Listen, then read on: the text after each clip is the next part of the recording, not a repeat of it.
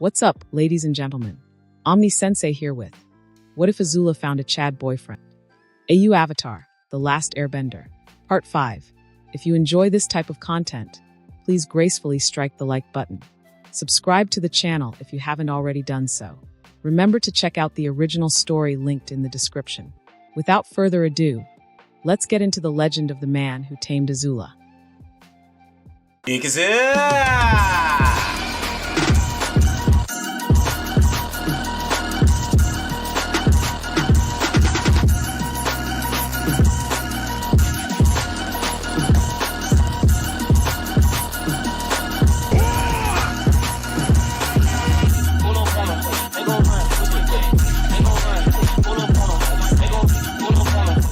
The journey back north would have been fast, if not for the little detour Xing decided to take.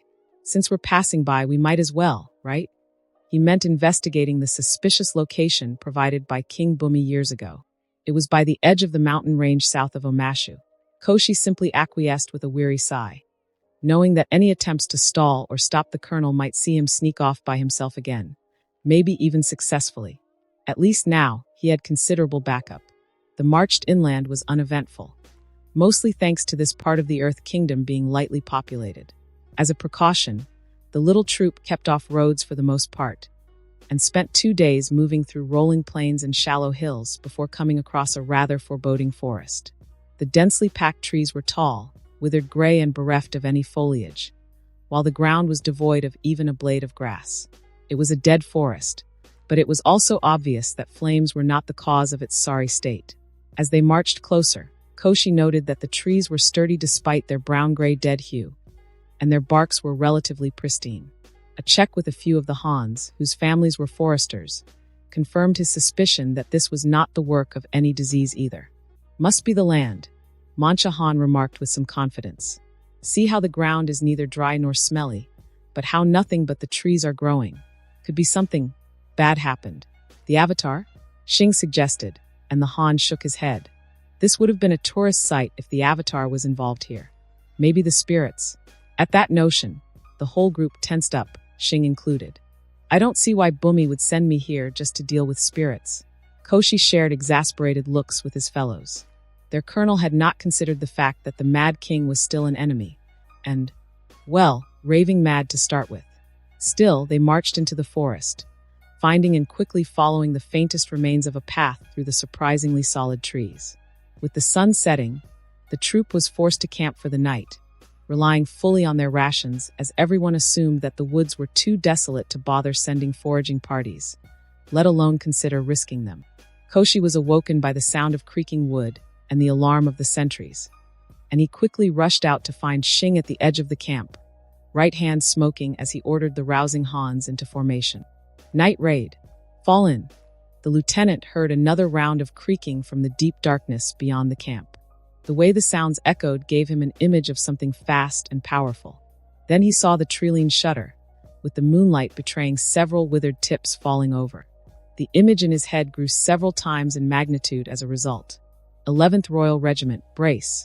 Combat instinct drove Koshi to fall in line with the others behind Xing with his sword ready. There was no attempt at subterfuge from the hidden enemy. It was coming straight at them from one particular direction. Xing was in a stance, ready to breathe fire at the first visual sign of the intruder. The whole troop was not prepared for their foe's arrival. Koshi had expected a feral beast, or at most a rampaging spirit. He'd not expected a torrent of purple flames to surge out from the depths of the forest. Xing clearly didn't either, but he reacted quickly by releasing his own fire.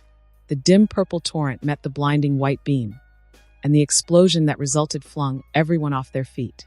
Koshi had to consciously remember his duty and reach out with his arms to grab onto the boy, who was sent almost flying above their heads.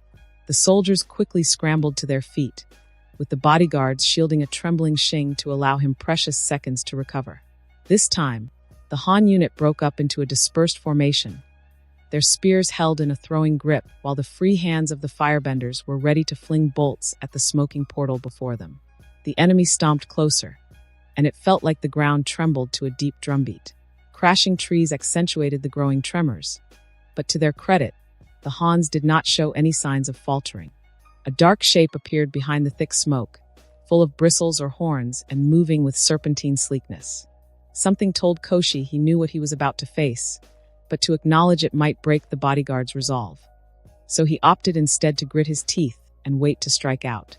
A harsh, smoky snarl sent smoke rolling towards them, thinning the smog just enough to confirm the details. Koshi stared at a reptilian head glimmering under the moonlight, full of fangs and crowned with horns. A pair of eyes, glowing with furious malevolence, sat above its snout, sweeping through the soldiers with a primal disgust. "Dragon," somebody whispered shakily. Koshi heard himself gulp, and his body felt heavy and numb. Weren't the dragons extinct? Why was one here?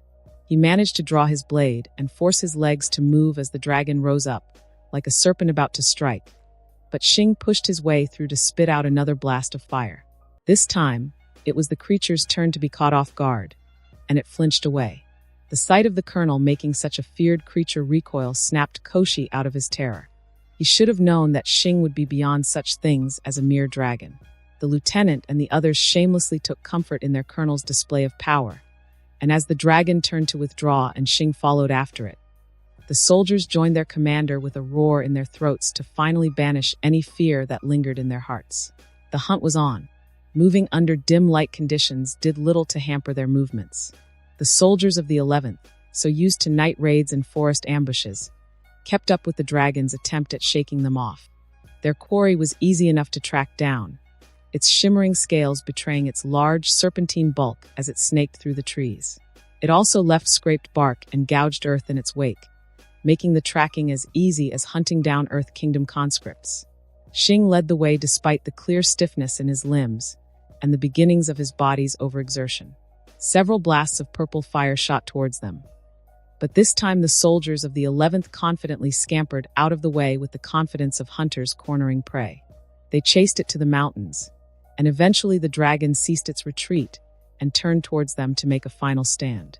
Perhaps it decided that its advantage out of the tree-line and in the open was far more favorable. Out here, the dragon had the advantage of its mobility to swoop in and run circles around them, but it would also make for an easier target.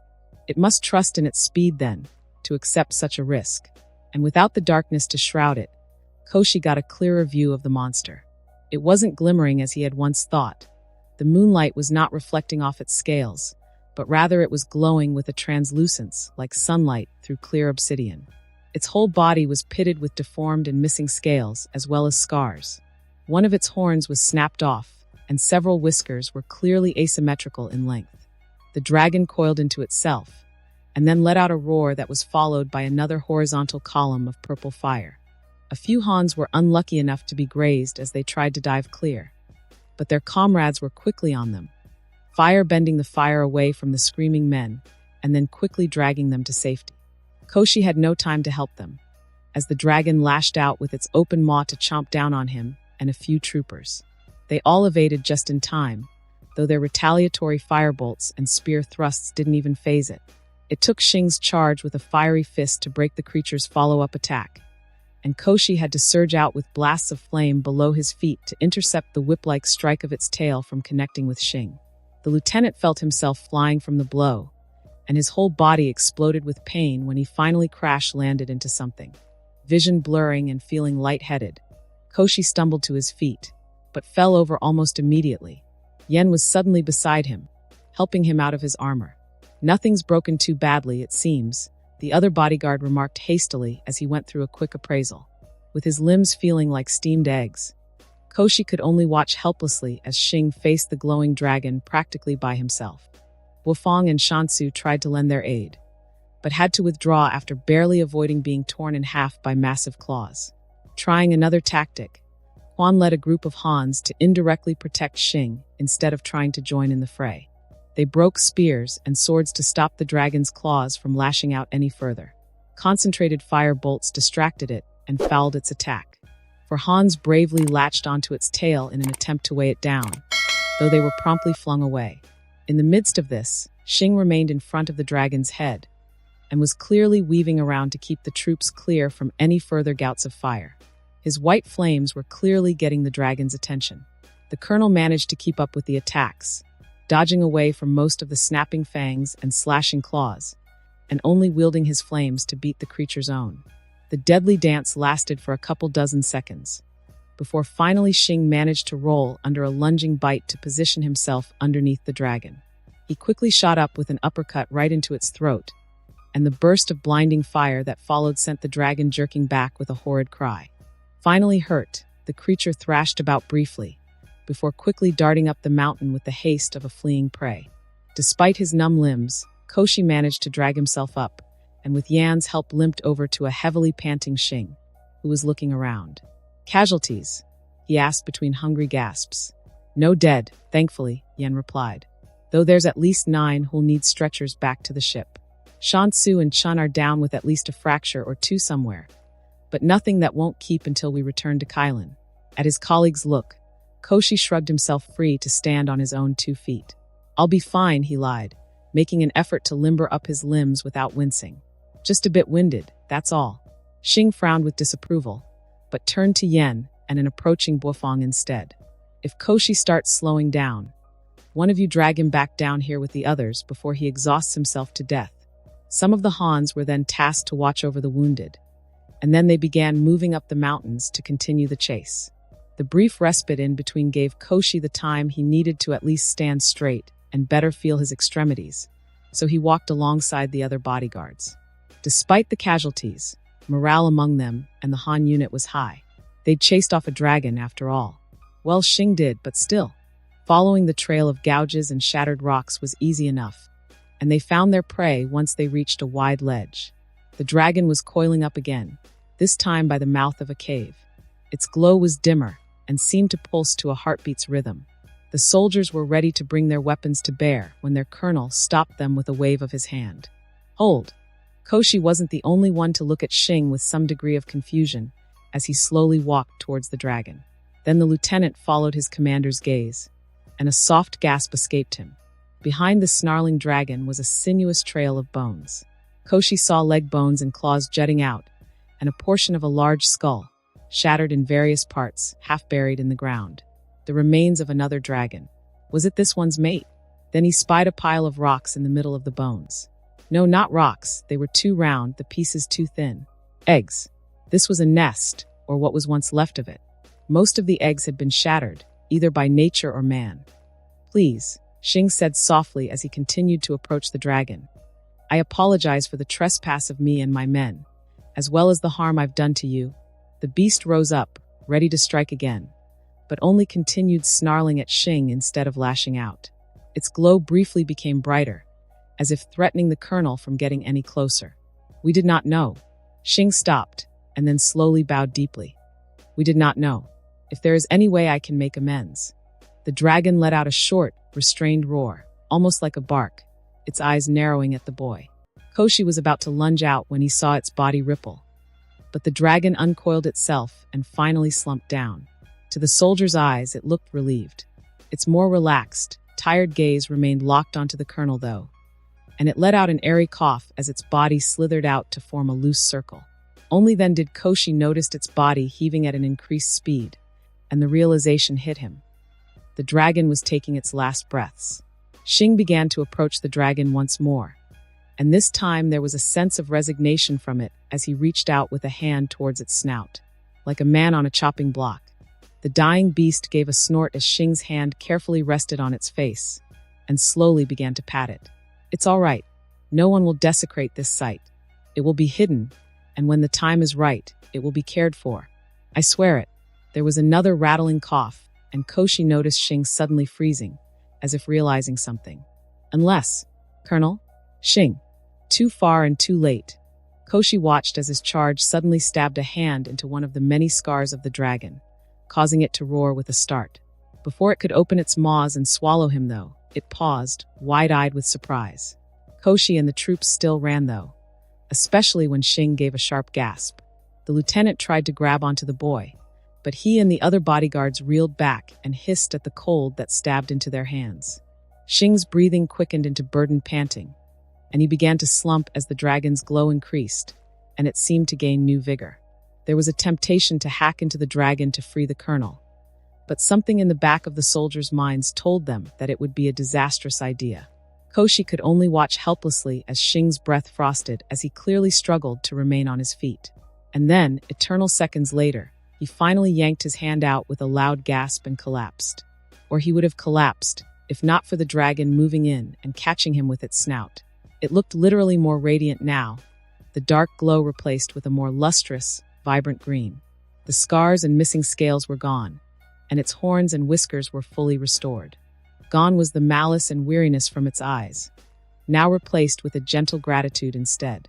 The dragon let out a comforting snort and slowly lowered Xing to a sitting position. Still stunned, Koshi and the others dumbly noticed how it seemed to smile at their commander, and then bowed its head to press its massive forehead against his. Then the dragon pulled back and swam away, pausing only to glance over its shoulder in the universal gesture of asking to be followed.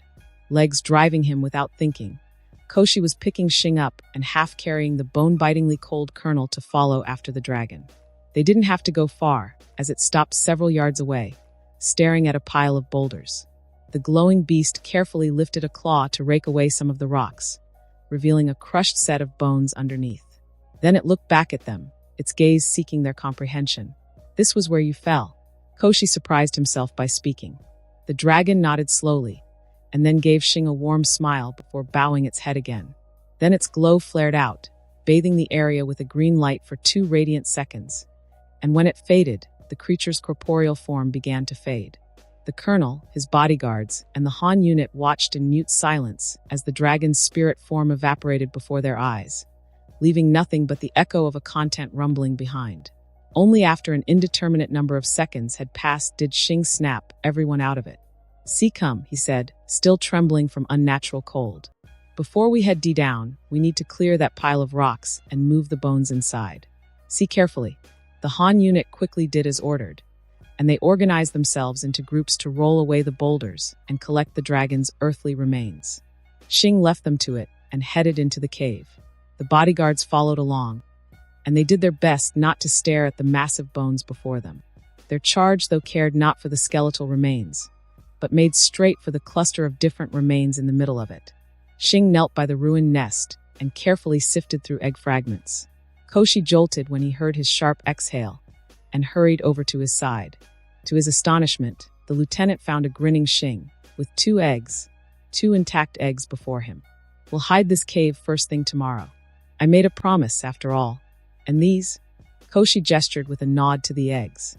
"Surely after all this time they'd be nothing but hollow rocks by now?" The boy grinned. "It made me make another promise." He pressed a hand on each egg and visibly trembled with effort for a fraction of a second, before leaning back with an appraising gaze. Koshi was not the only soldier gasping in surprise when the eggs rattled in place. "Looks like the 11th Royal Regiment might have to change its emblem to match its new mascots." The marching of boots not too far away caused the earthen walls to tremble and loose dirt to fall away. Mosey reigned the bubbling claustrophobia as he and the soldiers of 1st and 2nd Battalions waited in the near darkness of their underground chamber. Thanks to their earthbenders, the job only took half a night of shaping the earth, and with their skill they were able to create the void far closer to the enemy army's route than before with wooden covers. Xing's training regime for them had made the loyal earthbenders of the 11th just as knowledgeable and proficient as their Earth Kingdom counterparts, even if they might not be as powerful. That competence allowed them to falsify ground density to fool Earthbender scouts with impressive effectiveness, while building a far more comfortable and ventilated hiding hole. As usual, they hid underneath rougher terrain like islands of shrubs or rocky outcrops to further minimize detection. Redesigned periscopes gave a discrete view of the surface. Smaller and lighter than those used in the Navy, Mosey found these devices rather useful, even on the surface. The scouts were definitely happy about owning them, allowing them to not stick their necks out as much. The 3rd and 4th Battalions were on the opposite end of the marching force, so essentially the enemy was moving between them right now. But a pincer ambush was not the goal here. It'd reveal the regiment's trump card unnecessarily. Instead, they patiently waited for the army to march past before the Earthbenders carefully created a ramp up to the surface. Now safely in the enemy's rear, the majority of the 11th Regiment regrouped in the safety of a trench, but not before taking their time to prop up the wooden boards they brought with them in their hiding holes and roughly hack at the dirt walls with shovels. A red herring, as Xing would say. Mosey didn't know why it was called that, considering that there was nothing about red herrings that were misleading or cunning. As far as he knew, they were caught rather straightforwardly like most other fish, and showed no remarkable skill. Maybe it's because Xing got fooled by their taste? The gathered battalions waited for evening and the Earth Kingdom army to set up camp, and only when their earthen walls rose did the soldiers breathe a sigh of relief. The more speculative part was over. Now they could move forward to far simpler things. Captain Sungo and his scout units broke away from the battalions to disappear into the dusk, while Mosey finalized the orders with the captains.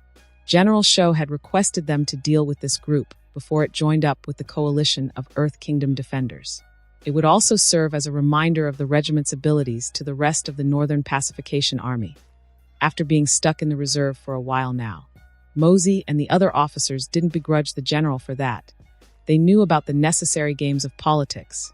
Even within the supposedly meritocratic Fire Nation Army, reputations must be cultivated, and merits and honors dispensed fairly to not only placate the colonels and captains, but also win them over to the princess side. This was officially her operation, after all. Allowing the commanders to gain commendations here would leave them at the very least more favorable to her, or at best wholly tie them and their influence, however little it might be right now, to her fortunes simply out of gratitude. So the main army would be preparing to face and break the gathered defenders of the Earth Kingdom in a few days' time, while the 11th would deal with minor details like this. It'd probably be a bloody but decisive battle, with plenty of feats to sing about. A shame that Mosey and most soldiers of the 11th never liked those kinds of songs. And it's not like there wasn't any honor to gain anyway. They were about to assault an army at least 4 times the regiment's size. And even at night, it was nothing to scoff at. The important part was to ensure that casualties remained light, to shut up the court generals back home, before they could spout excuses of desperate gambles and reckless bravado. Cricket songs began chirping, bringing back a clearer picture of the enemy perimeter. There were heavier patrols, but that would not be important tonight, not with how they'd be attacking. Ruffin's battalion was only slightly off course, but the main initiator of the plan would still work. The Earthbenders began to slowly tunnel their way closer towards the camp, keeping to a zigzagging pattern as Xing's doctrine dictated. It minimized visual detection somewhat, but also gave the troops some cover in case of retaliatory fire. All but useless in conventional sieges against enemy Earthbenders, or even waterbenders, if they had enough water to flood the trenches. But definitely good for surprise attacks like this. As the soldiers crept closer, they finally heard the cricket chirping that signaled the 5th Battalion's deployment. The tunneling ceased, and the soldiers of the 4 battalions prepared themselves. Soot and dirt was reapplied on their armor. The integrity of naphtha jars double-checked, and reminders were dispensed in harsh whispers. "Any time now, Ruffin," Mosey muttered, never liking the churning anticipation before a fight. And then he heard the first signal. Improvised megaphones hidden underground, along with the choir of soldiers, roared out a song on the opposite end of the camp to draw the attention of the defenders. "Stand up all the night and call the fight. Let your mind go wild before the light. Here we come, the army of the night, Mater Maria."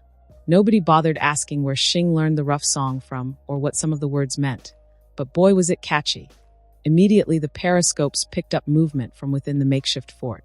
The patrols froze in confusion for a moment, before running back into the safety of their walls. Smart folks. At least this enemy commander learned not to offer up their squads piecemeal to the darkness. Lined up side by side and bound to prey, sent to die and fight the final day.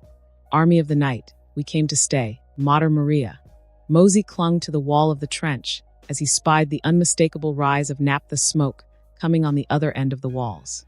The slingers were probably fleeing after their volley into their hiding spots before the enemy found them, or luring any pursuers into ambushes. Hopefully the former. Less chances of casualties. The song continued to echo into the darkness, and the first hints of the enemy being spooked showed in their sallying up. More columns of smoke rose up. Ruffin's slingers must have either remained comfortably undetected, or they'd silenced any nearby enemies. Regardless, the building chaos suited Mosey's liking.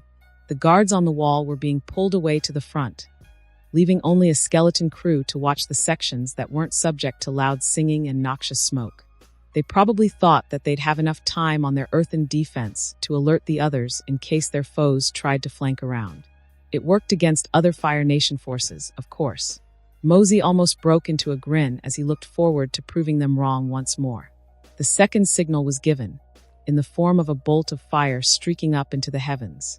Ruffin should be feinting a siege now, laying down concentrated fire on the walls from some distance away. If the defenders didn't sally out, their earthbenders would be stuck repairing the bulwarks throughout the night and risk getting exhausted if a follow-up attack came. Another stream of fire shot up into the sky.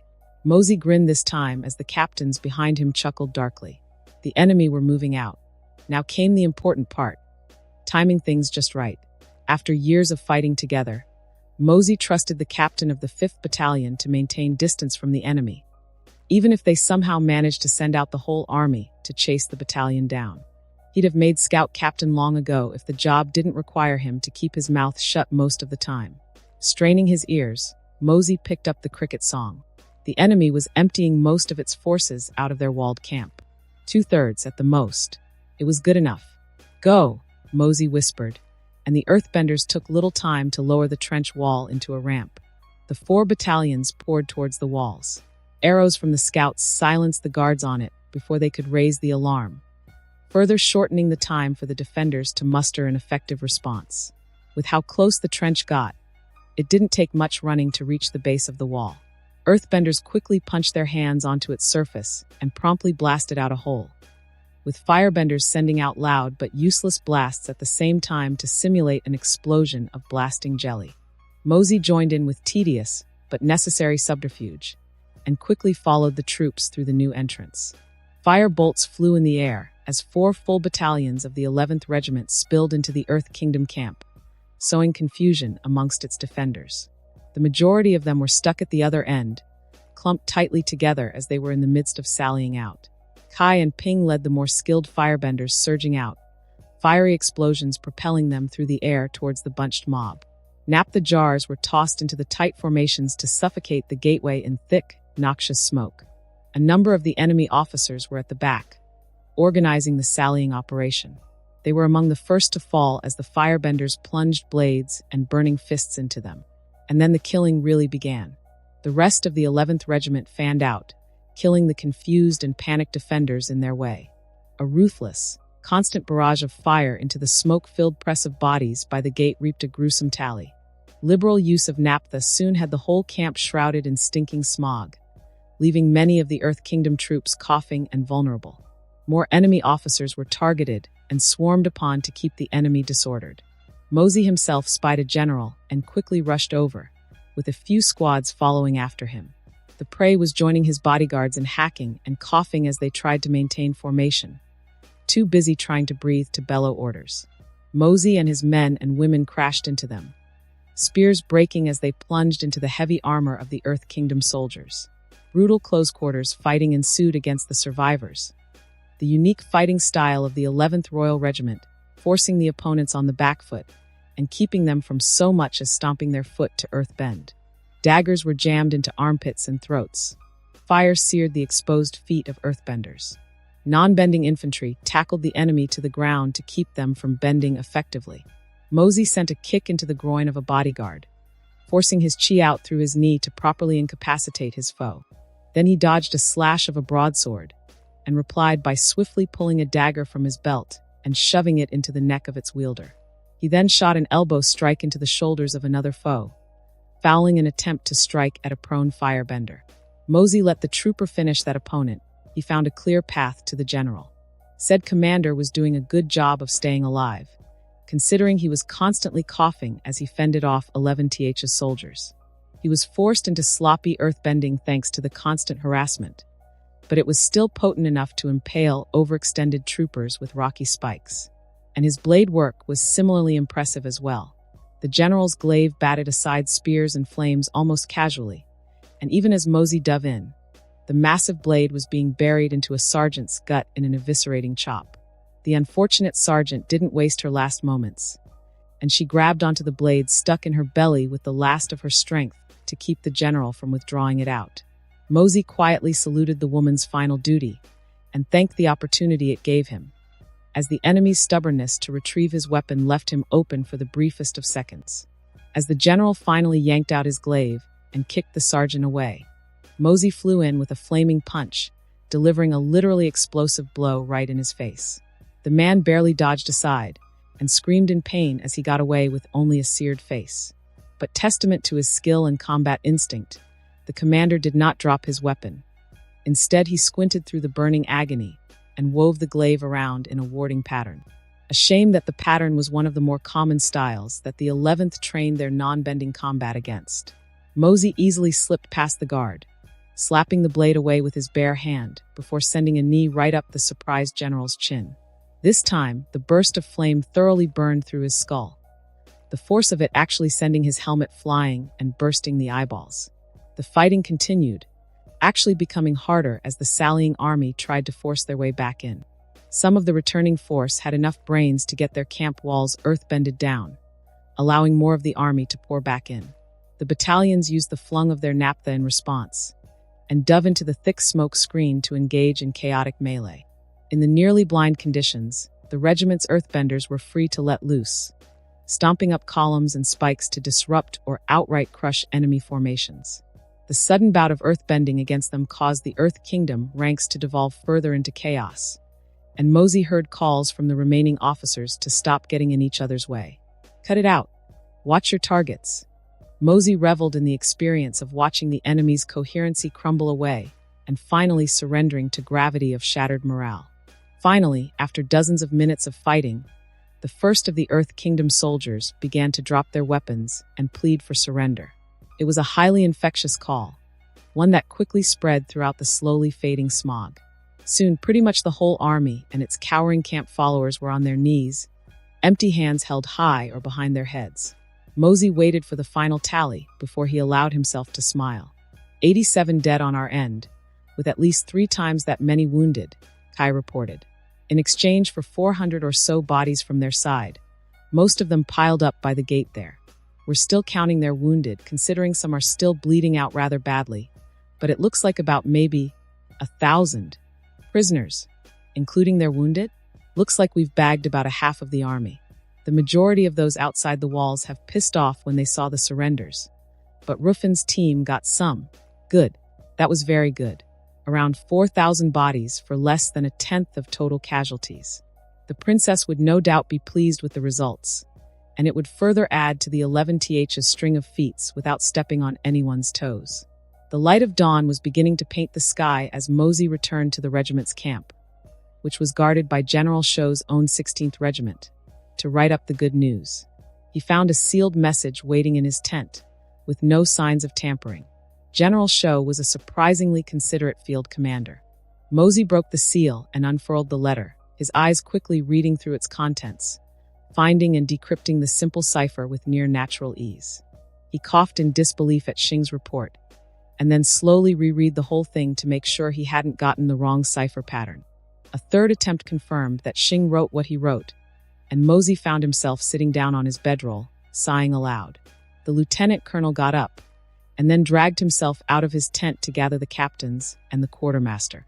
Hopefully between them, they'd be able to figure out the logistical and political challenges of hosting and hopefully hatching dragon eggs.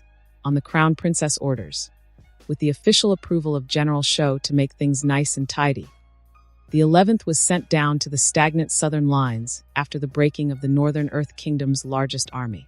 The Northern pacification armies would now have the luxury of besieging multiple settlements at once without fear of the supply lines being left too vulnerable, and such undertakings would serve as a good chance for the colonels to prove their worth.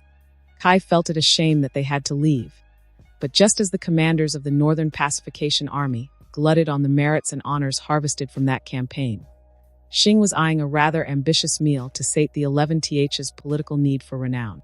He had promised Omashu to the young princess, and unlike many outside the regiment, Kai had little doubt that his little brother would fulfill that promise. Xing had felled a dragon by himself and found dragon eggs. After that, what would be so hard about taking a city? It was all a badly kept secret, of course. Rather than trying to stop the rumors completely, Xing had opted for regulating the gossip that flowed out from the returning Han unit. The unanimously accepted news was that Xing had visited Kyoshi Island to warn them from meddling now that the Avatar has returned. Then he visited a place that informants had gleaned out of the Mad King, and found a cunning trap in the form of a maddened dragon spirit. Several wounded soldiers had bore the practically unique scars of dragon fire on them, which were left by the healers as proof for the inevitable court official to investigate. Those unlucky Hans were sent back to the regiment's home base to rest and present some of the evidence to Princess AZULA. The discovery of dragon eggs was left vague, and since only Xing, Koshi, and some of the other bodyguards actually saw the eggs up close, crafting the right tale wouldn't be too hard. Not that it'd be easy, either. They were still working on the finer details to present back to the palace. It'd be nice to keep the eggs for themselves, but everyone knew it'd be impossible. Not unless the Fire Lord decided to be far more magnanimous than he currently is. Hopefully, Omashu would help earn Xing some clout to maneuver in court with. Colonel Wa's 51st Grand Company accompanied the 11th in their task, to serve both as allies and as outside witnesses. It was about the best choice for the roles, considering the stern commander was known for her blunt reliability, and more importantly, she was outside of Xing's social circle, though that was slowly changing. So sacrificing the advantage of range would reap greater benefits, so long as the momentum is maintained. The colonel was a surprisingly keen learner of the 11th's approach to war, and Xing and Mosey spent a good chunk of the cruise south briefing them about things that weren't regimental secrets. Colonel Wa even joined in some of the drills to get a hang of it herself, and would then bring up new questions or offer her own suggestions. It might sound like a nuisance, but Kai and the others happily welcomed her open mind and eagerness to learn. It was good to see another commander taking the 11th Regiment's style seriously, and one that fully respected and strove to understand the decisions Xing made. Kai wouldn't say it, but Dao was right. Colonel Wa was far from the frigid frost fire that some whispers made her out to be. By the time the 11th Royal Regiment and the 51st Grand Company landed on colonial shores and began marching south, camaraderie between the two groups were all around warm and friendly, with Colonel Wa offering far more respect to Xing than many others outside of Colonel Li Dai's group of friends. Kai took some spiteful joy when she presented the princess orders and read them aloud to the sputtering general in charge of the Southern Front. By order of Crown Princess AZULA, with the approval of Fire Lord Ozai, her 11th Royal Regiment will soon conduct a breakthrough towards Omashu. The 51st Grand Company will aid them in this task, as well as serve as the Fire Lord's witnesses to the conduct of the Crown Princess soldiers. The aid of the Southern Division in this endeavor is unnecessary, but welcomed, which meant that the general all but threw his own men to join in the operation, no doubt seeking to gain some renown for being involved. Kai noted how the man had only offered the services of a few other regiments, probably belonging to his more favored or friendly colonels. They had a small army preparing for the breakthrough mere days later, more than enough to send the Earth Kingdom lines into a bit of a panic with a concentrated assault. Losses from the aggressive move-out were light on both ends. Only after passing the first line of forts and trenches did Kai and his friends notice that the Earth Kingdom garrison was far lighter than anyone had expected. In some areas, there were more banners than men. The taking of the north and the push east must have cut off a considerable amount of support here, Mosey remarked thoughtfully, saying what everyone was thinking.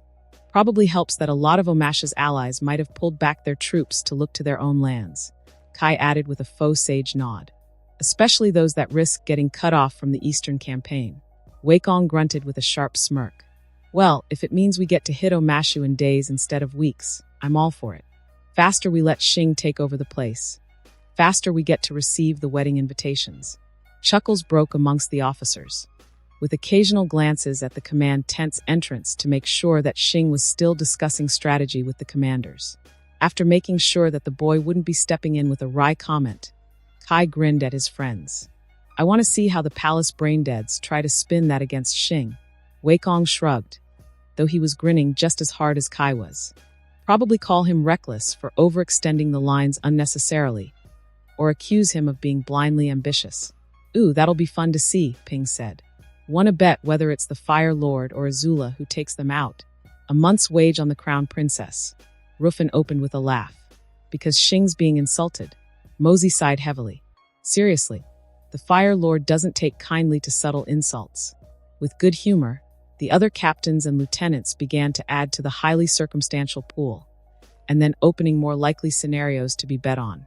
Kai didn't have money on it, but he really hoped that Xing would call out the bastards to a duel somehow. That'd make for fun times in the capital. The Fire Nation is making another push. King Bumi stared at the fidgeting messenger for a moment before breaking into a grin. Well, it's about time. General Gulong wore a worried look. Do we reinforce, Your Majesty? How best to play this? They'd managed with the bare minimum at the front lines until now, leaving Omashu and its allies free to reinforce and reorganize. If they wanted to, the whole southern region could be mustered to break the incoming thrust. But beyond the exorbitant cost of lives, it wasn't part of the plan.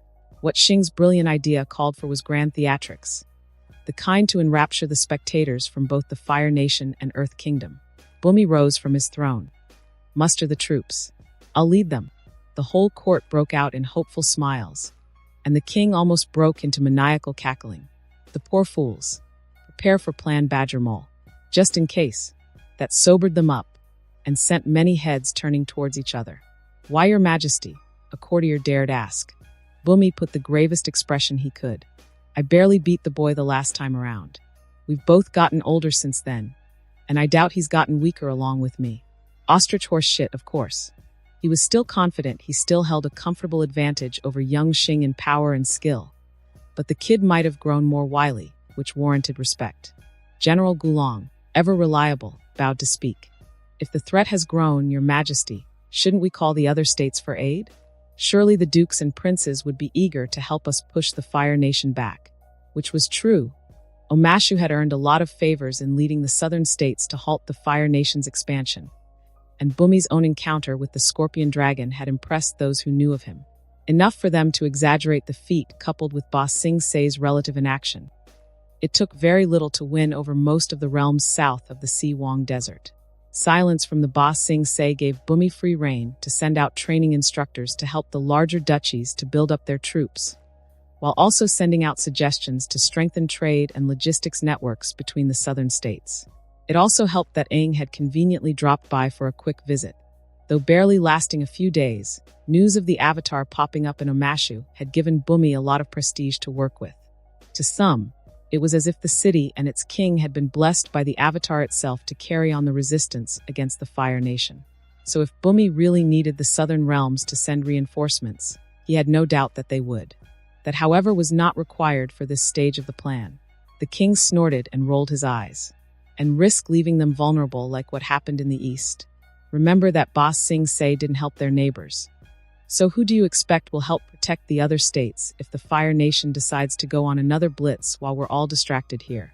Again, pure ostrich horse shit. But nobody knew that there was actually enough manpower to both guard the borders and muster a repulsion force. It needed some ingenuity and politicking, but the time was not right. Not yet. And since nobody else but Xing and Bumi likely knew about it, the whole court unsurprisingly became pale and grim at the idea of facing the Fire Nation unassisted. Deciding to act his role, Bumi put on a reassuring smile. Don't worry, my lads. We'll remind the Fire Nation why they kept clear of us for nearly 100 years. Omashu will meet the worst the Fire Nation has to offer, and we will not quail behind our walls like those in the impenetrable city. The officials and commanders straightened with defiant determination, and Bumi could almost feel their resolve radiating outwards. It's good to know he still got it. He grinned, this time a little more genuinely. And besides, the boy still owes me a rematch. It took 2 weeks before they met with proper resistance. Practically all of the castles and cities they came across were devoid of their lords and fighting men, and sometimes women. From what Kai understood, the moment their line broke, the Earth Kingdom quickly began migrating their forces to the south or east to consolidate their military strength instead of wasting them in futile piecemeal resistance. That was about the smartest thing Kai had heard come from their strategists in a while now. The captain hoped whoever thought up that plan got paid well enough. Though not too well, considering that the 11th and its allied division had to eventually meet a rather large army head-on. Trying to draw them out or harass them would be too risky this time. The damned mad king himself was leading the blob of earthbenders. Xing had tried to put up a brave front, but Kai could see that his little brother was nervous, probably trying to fight off the memories of almost getting crushed by the mad king. with how overwhelmingly strong King Bumi was. It was no wonder that Xing was very apprehensive about using the regiment's standard tactics against this enemy army. Koshi and his fellow bodyguards had made it clear that the insane earthbender could have dropped a whole mountain on them without breaking a sweat if Xing hadn't gotten him to leave. Having to run into that kind of madman at night, or be stupid enough to try Hitandran harassments on him. Yeah, Xing was right to stay away from the usual tactics. If Kai got hurt or worse, Ren would never let him hear the end of it, even from beyond the veil. So the 11th Royal Regiment had to form up with Colonel Wa's 51st Grand Company and other forces. And Xing and Mosey had to spend 2 whole days hammering out the details for the battle to come. With the way the voices from the main command tent spilled out, it sounded like this whole operation would have to rely on the momentum of the first engagement to carry it to victory. Otherwise, the parasites from the Southern Division that hitched along might just flee the moment the Earth Kingdom stiffened their backs. When the day of battle came, the 11th held the center of Fire Nation's army as it squared off against the Earth Kingdom. The enemy line was clearly larger, at least double in size, and they were all enlisted soldiers to boot. That was worrying. King Bumi must be really serious about fighting back. As customary, Xing raised a flag of parley, which was replied in kind by the king of Omashu. Kai joined him, along with Mosey and a gaggle of colonels, majors, and captains. On the other end, the Mad King marched with his own group of commanders and advisors. They met in the middle of the field, with Xing offering a polite bow first. "Greetings, King Bumi." The madman only grinned in reply. "Good to see you again, Squirt. Brought a big crowd to see our rematch." "I suppose," the colonel replied, and Kai could hear the faint amusement in his voice. "I'd say the same for you.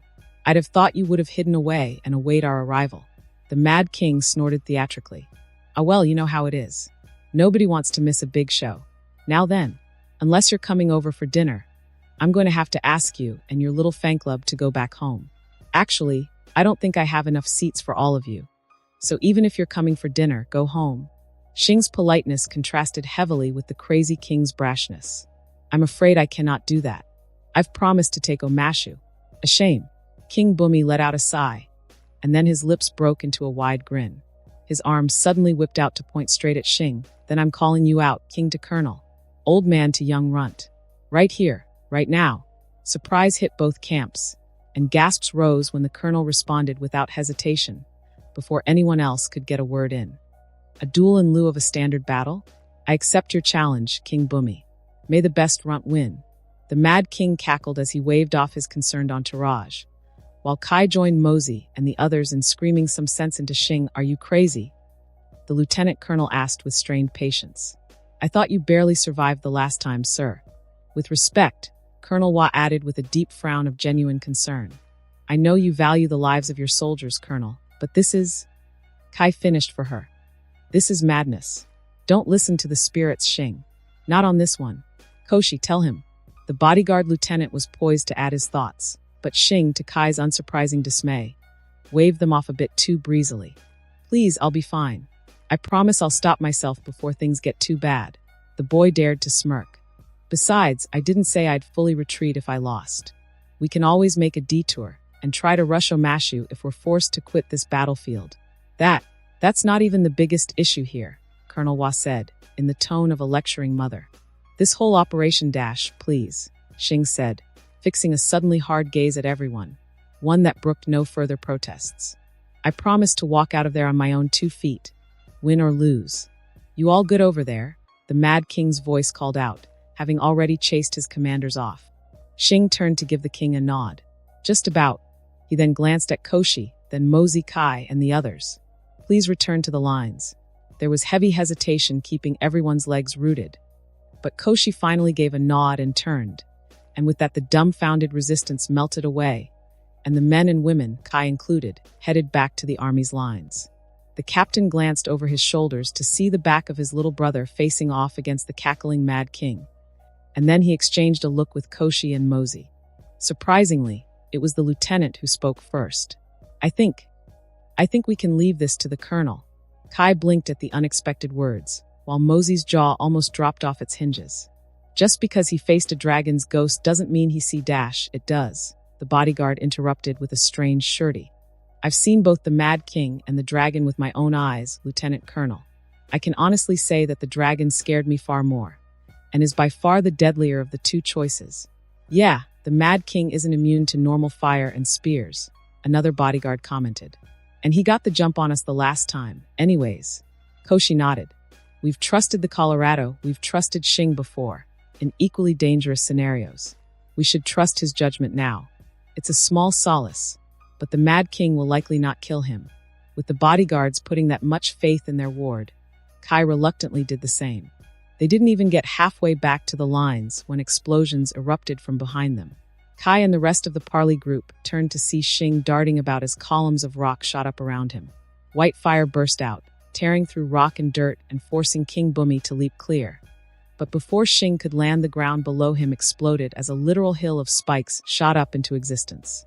Thankfully for Kai's beating heart, the boy blasted aside any of the jagged tips from getting close to him, and sent out a volley of streaming bolts to pin in his opponent.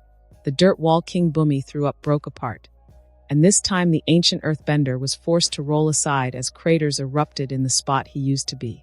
The exchange of firebending against earthbending was akin to watching two elemental storms crashing into each other. Building-sized boulders and columns shot up, only to be shattered by blinding gouts of flame, which then broke against thick earthen bulwarks like a wave against a coastal wall, which was then breached by a torrent of fire. On and on it went, and Kai was left standing in place, staring with dumb awe at the scene. He felt dirt and ash began to rain down on his head and shoulders. So great were the forces being thrown at each other. It went on seemingly forever, the young colonel darting about with all the fury of a lashing flame, while the Mad King remained as resolute and unyielding as the earth that he bended. And then Xing shot to the skies and dove down, blasting through boulders and walls with his fiery breath. His opponent seemed ready to welcome him, but he got the timing off. Xing blasted himself upwards right before another forest of spikes could clamp down on him like a monstrous maw, and then landed on the surprised Mad King with a falling axe kick. Such was the force of the blow that the earthbender actually crashed to the ground and rolled away for several yards.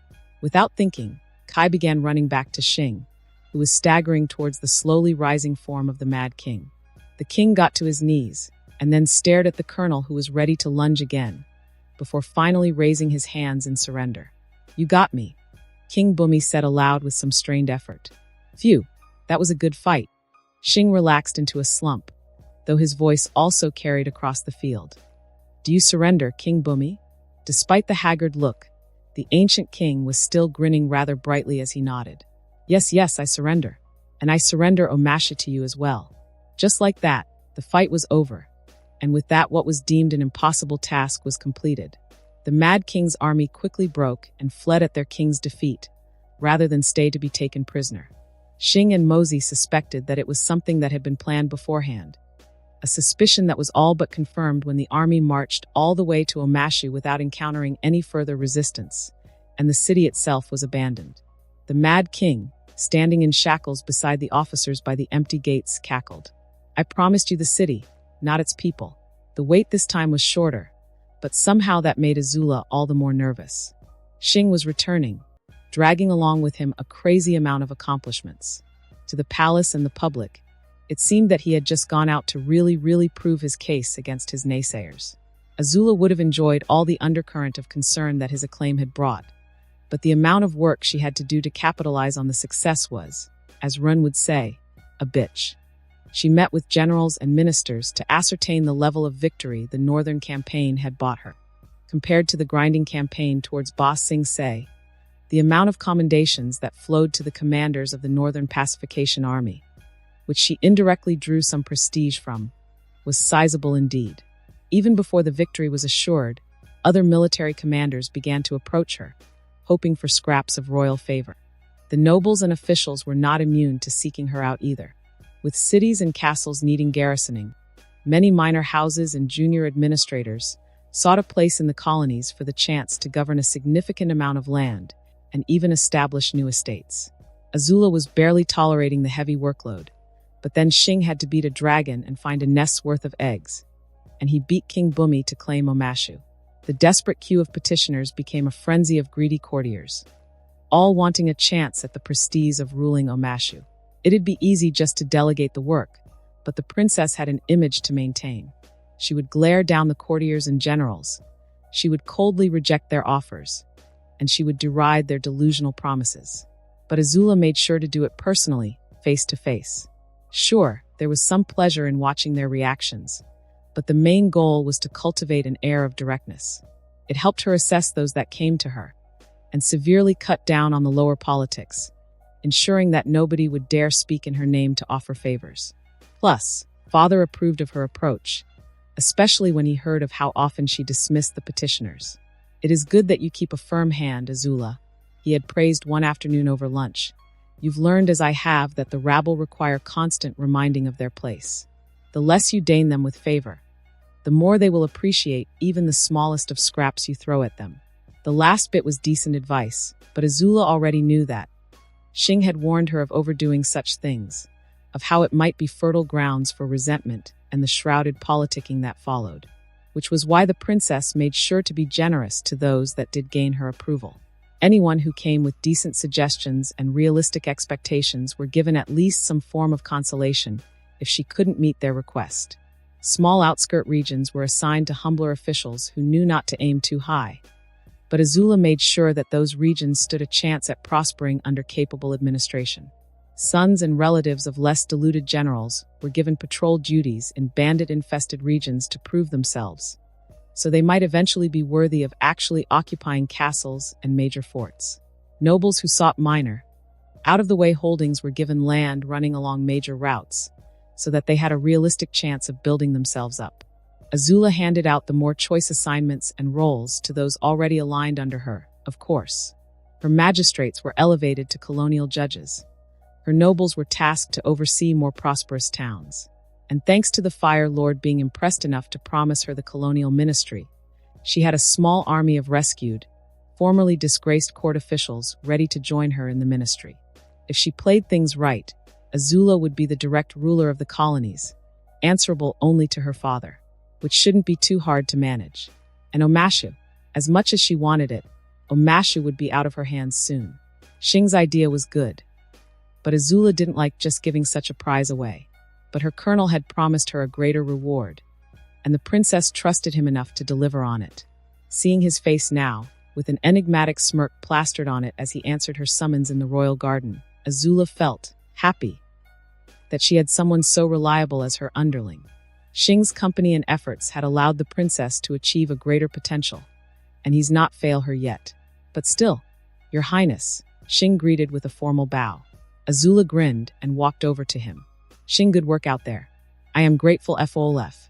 She stepped back from him, withdrawing her fist from Xing's stomach. Her hand hurt far less compared to the first time. Unsurprising, since he was here only in a nobleman's robes instead of brigandine armor. And that's for Omashu, AZULA remarked dryly. What were you thinking? You could have been hurt, she didn't say. Couldn't say. Not here, not now, where uttering the words risked giving in to the urge to grab Xing and hug him. I found it a risk worth taking, the boy said with his trademark smirk as he straightened and recovered from the hit. I hope you can forgive me for my recklessness, my princess. AZULA startled a bit when she barely picked up the last two words, muttered just soft enough for her and only her ears. Her cheeks felt a bit warm, but the princess fought through the bubbling awkwardness. We'll see, Xing, she managed, and then quickly shifted topics. You don't have the dragon eggs with you? I have sent them to the royal alchemists and archivists to verify their authenticity. How pragmatic. Quite so, she replied with a frown of distaste. It'd be nice to see the eggs for herself right now. But Xing was right. Better to have the reveal be done and over with in one instant than allow for whispers to control the narrative. The palace had too many eyes and ears in the walls, after all. Walk with me, Xing. She'd have preferred a spar, but the day was filled with more meetings. As you wish, my princess. There it was again. Much as she wanted to tell him to cut it out, AZULA really liked the tingle of delight when she heard those two words. Now tell me, with the north secured, what next? Xing easily fell into a more serious and formal tone as he walked alongside her. Well, we secure it even more, Your Highness. The natives would require placating while the region's logistics network is updated to support the Fire Nation's needs. Ugh, AZULA rolled her eyes. Damnable compliance tending. At the very least, the implementation of Xing's softer methods resulted in remarkably lower sabotage rates and overt protests. Who knew that treating the conquered with a touch of lightness made the peasants more cooperative than if they were terrorized into submission? The two teens continued talking for a while, and then AZULA had to return to receiving petitioners and going through reports. She saw her colonel again 2 days later, in her father's court. There was a thicker sense of apprehension and excitement among the courtiers than Xing's last appearance, mostly because of the rumor of dragons. AZULA stood by the side of the flame-shrouded throne, out of sight and free to stand and appraise the rest of the kneeling court. Colonel Xing, her father personally summoned instead of using a herald, a privilege that didn't escape anyone. AZULA grinned at that, already picking out the odd glances from the envious. Xing was garbed in full armor, sans his helmet, and marched to present himself with his usual sharp motions. Colonel Xing of the 11th Royal Regiment kneels before the Fire Lord. The silhouette behind the flames leaned over. "It seems that each time you return, you bring more outlandish news for us, Colonel." "I apologize for the trouble, Your Majesty," came Xing's immediate reply, and AZULA rolled her eyes. Snarking really was a default stance for him. Her father didn't deign to pay any attention to it. "Yet you've returned with feats that would have been unbelievable, if not for the proof that came along with it." The Fire Lord raised a beckoning hand, the flames fluttering higher along with the gesture. Chief Alchemist, an old man, almost hunched twice over, made his way to kneel beside Xing. Despite his age, Chief Alchemist Zhuang sounded far stronger than he looked. "At your service, Fire Lord. What have your tests concluded? Are the kernels gifts as they seem to be?" "Fire Lord, due to the lack of available stock to compare them to, we had to rely on old manuals to ascertain the authenticity, with the aid of the royal archivists." The ancient official gave a cough before continuing, as if acknowledging the anticipation in the room and letting it ferment a bit more. "We had to dig deeply to find reliable sources of reference, but once we did, it is undeniable that the colonel did manage to come into possession of dragon eggs." There was a pressure in the room, a bubble of excitement that wanted to burst, but was held back by the Fire Lord's presence. AZULA herself exhaled with a relief she didn't know she was holding on to. "The dragon horn, too, is authentic, much easily verified thanks to the many trophies around. After some tests, the damage from it is consistent with the colonel's unique fire." Zhuang's words were particular, but as careful as he tried to be, it became very hard to deny that Xing did fight a dragon to get himself a clutch of dragon eggs. The Fire Lord leaned back in his throne, though AZULA rather frustratingly couldn't read her father's emotions. "Colonel Xing, it seems once more that you have proven yourself far superior to your peers. And to think that my brother dared to boast of slaying the last dragons. That was rare." Father was genuinely pleased and amused at the same time. "Tell me, how did you manage to keep your men alive against a maddened dragon?" He wasn't trying to test Xing. The Fire Lord was genuinely interested in hearing of the boy's exploits. Xing gave a stiff nod before glancing up. "Fire Lord, after it was clear that my men would be incapable of beating back the dragon, I risked a reckless attack to drive it back. Luckily for me, I landed a mortal wound on it and caused it to flee. We chased it back to its lair, where it finally let go of its spirit." The Fire Lord tolerated the rising murmurs, and Xing waited for it to peter out before continuing. "We found the nest of eggs there as well. Many were broken, but fortunately not all. Something guided me to attempt to revive them, and it showed some signs of working. On realizing that there was a chance, I had the restored eggs brought back here, as tribute and further proof of my loyalty to the Fire Nation." AZULA frowned. She knew Xing enough to be confident in reading his tells, and right now something told the princess that he was being very careful with his words. Father nodded slowly, actually more pleased than he was in ordering Zuko's exile. Quite so. Bring forth the eggs." At the order, a quartet of palace guards appeared, each holding onto one leg of a large standing tray. On its silk-cushioned surface sat 4 large eggs, each almost as big as AZULA's head. From where she stood, the things looked like they were chiseled out of stone, save for the abnormal smoothness to their surfaces. The tray was laid down between Xing and the curtain of fire, and for the first time since AZULA could remember, the flames separating the Fire Lord and his court were lowered as he rose up and walked over to it with some apprehension. Without breaking his gaze from the gift, Her father asked almost absently. You've not requested to keep any of these? No, Fire Lord. I know the value of these eggs is worthless for someone like me. AZULA watched her father almost painfully break away his gaze to give her colonel a questioning look, prompting the boy to explain himself. As you know, Fire Lord, I tried reviving a couple of eggs by circulating chi into them. It showed promise, and the eggs rattled to life. Xing paused with just the right amount of hesitance to make him look rueful. But then they exploded. It seems that my poor fire-bending form overdid it. A shame, came her father's reply, though he wore a tight smirk. But we shall forgive your laxness at losing 2 eggs. Now, the Fire Lord looked back down at the clutch of eggs, and then gestured with a hand. The 4 guards picked up the tray and lifted it to his waist level. Tentatively, the Fire Lord hovered a hand above the eggs. You said to circulate chi through the eggs, Colonel? Xing nodded, but it was Zhuang next to him that answered. There are old texts that write of powerful lords that incubate their own dragon companions, Fire Lord. It matches in essence the method used by the Colonel, though it is more heavily ritualized. Supposedly, it takes days of careful tending. Fire Lord Ozai looked to his royal alchemist, and then swept his gaze across the attendees of the royal court, who were now practically holding their breaths in anticipation. So I suppose I should be more careful than the young colonel, then, he muttered aloud, and AZULA saw the eggs actually glow as her father channeled his energy into them. Mosey did his level best not to scream as the false eggs audibly cracked, and then promptly exploded in a mess of ancient eggshells, wax-like goo, and puffs of sulfurous smoke. Silence filled the great hall as the Fire Lord stood stunned and dirted by the explosion. There was not a hint of humor to be found at the sight. Nobody was suicidal enough for it. Explain, the Fire Lord simply said through gritted teeth.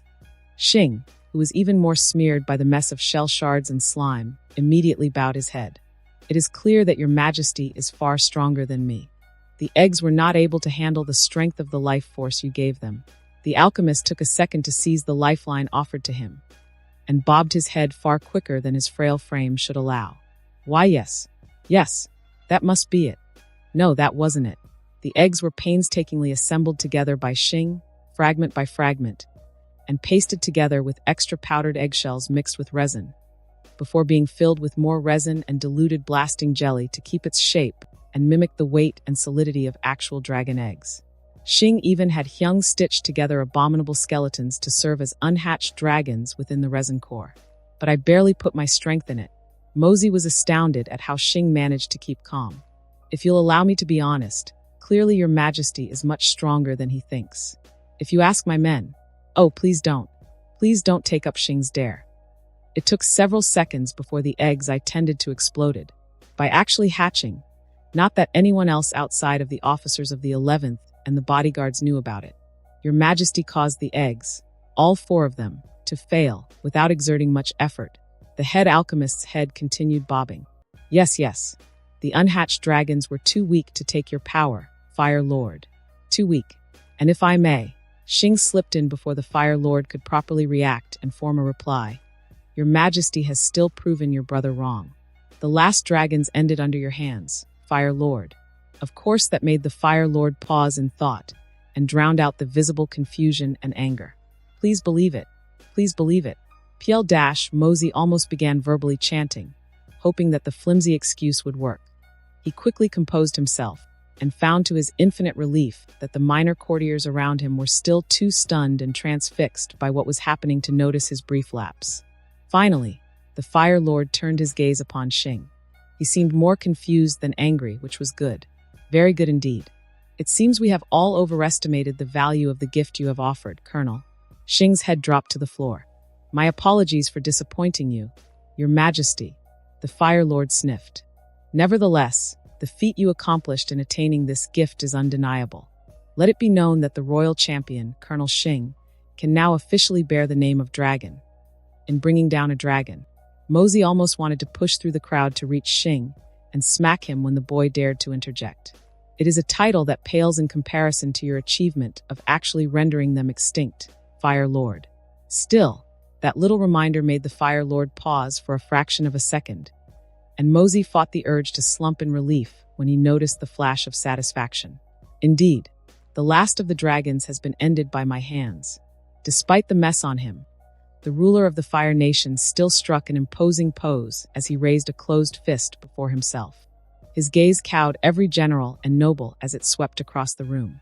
Mosey could imagine how many of them were actually entertaining the notion that the Fire Lord's firebending was truly that much greater than anyone had known.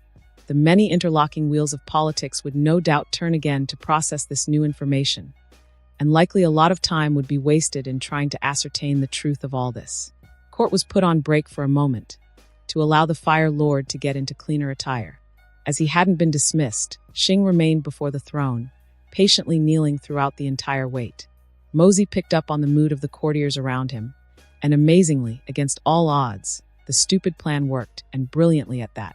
There was nobody crying foul, no calls of suspicion. Xing didn't even need to defend himself or string together some dragon moose shit to sway the court. They'd fully believed in the forgeries, and there were already whispers floating around about finding more dragon eggs after this. The spirits must truly be with Xing. When court restarted, the curtain of fire rose up once more, and Xing's appraisal continued. Fortunately for you, there is far more veracity to the fact that you have brought down the king of Omashu.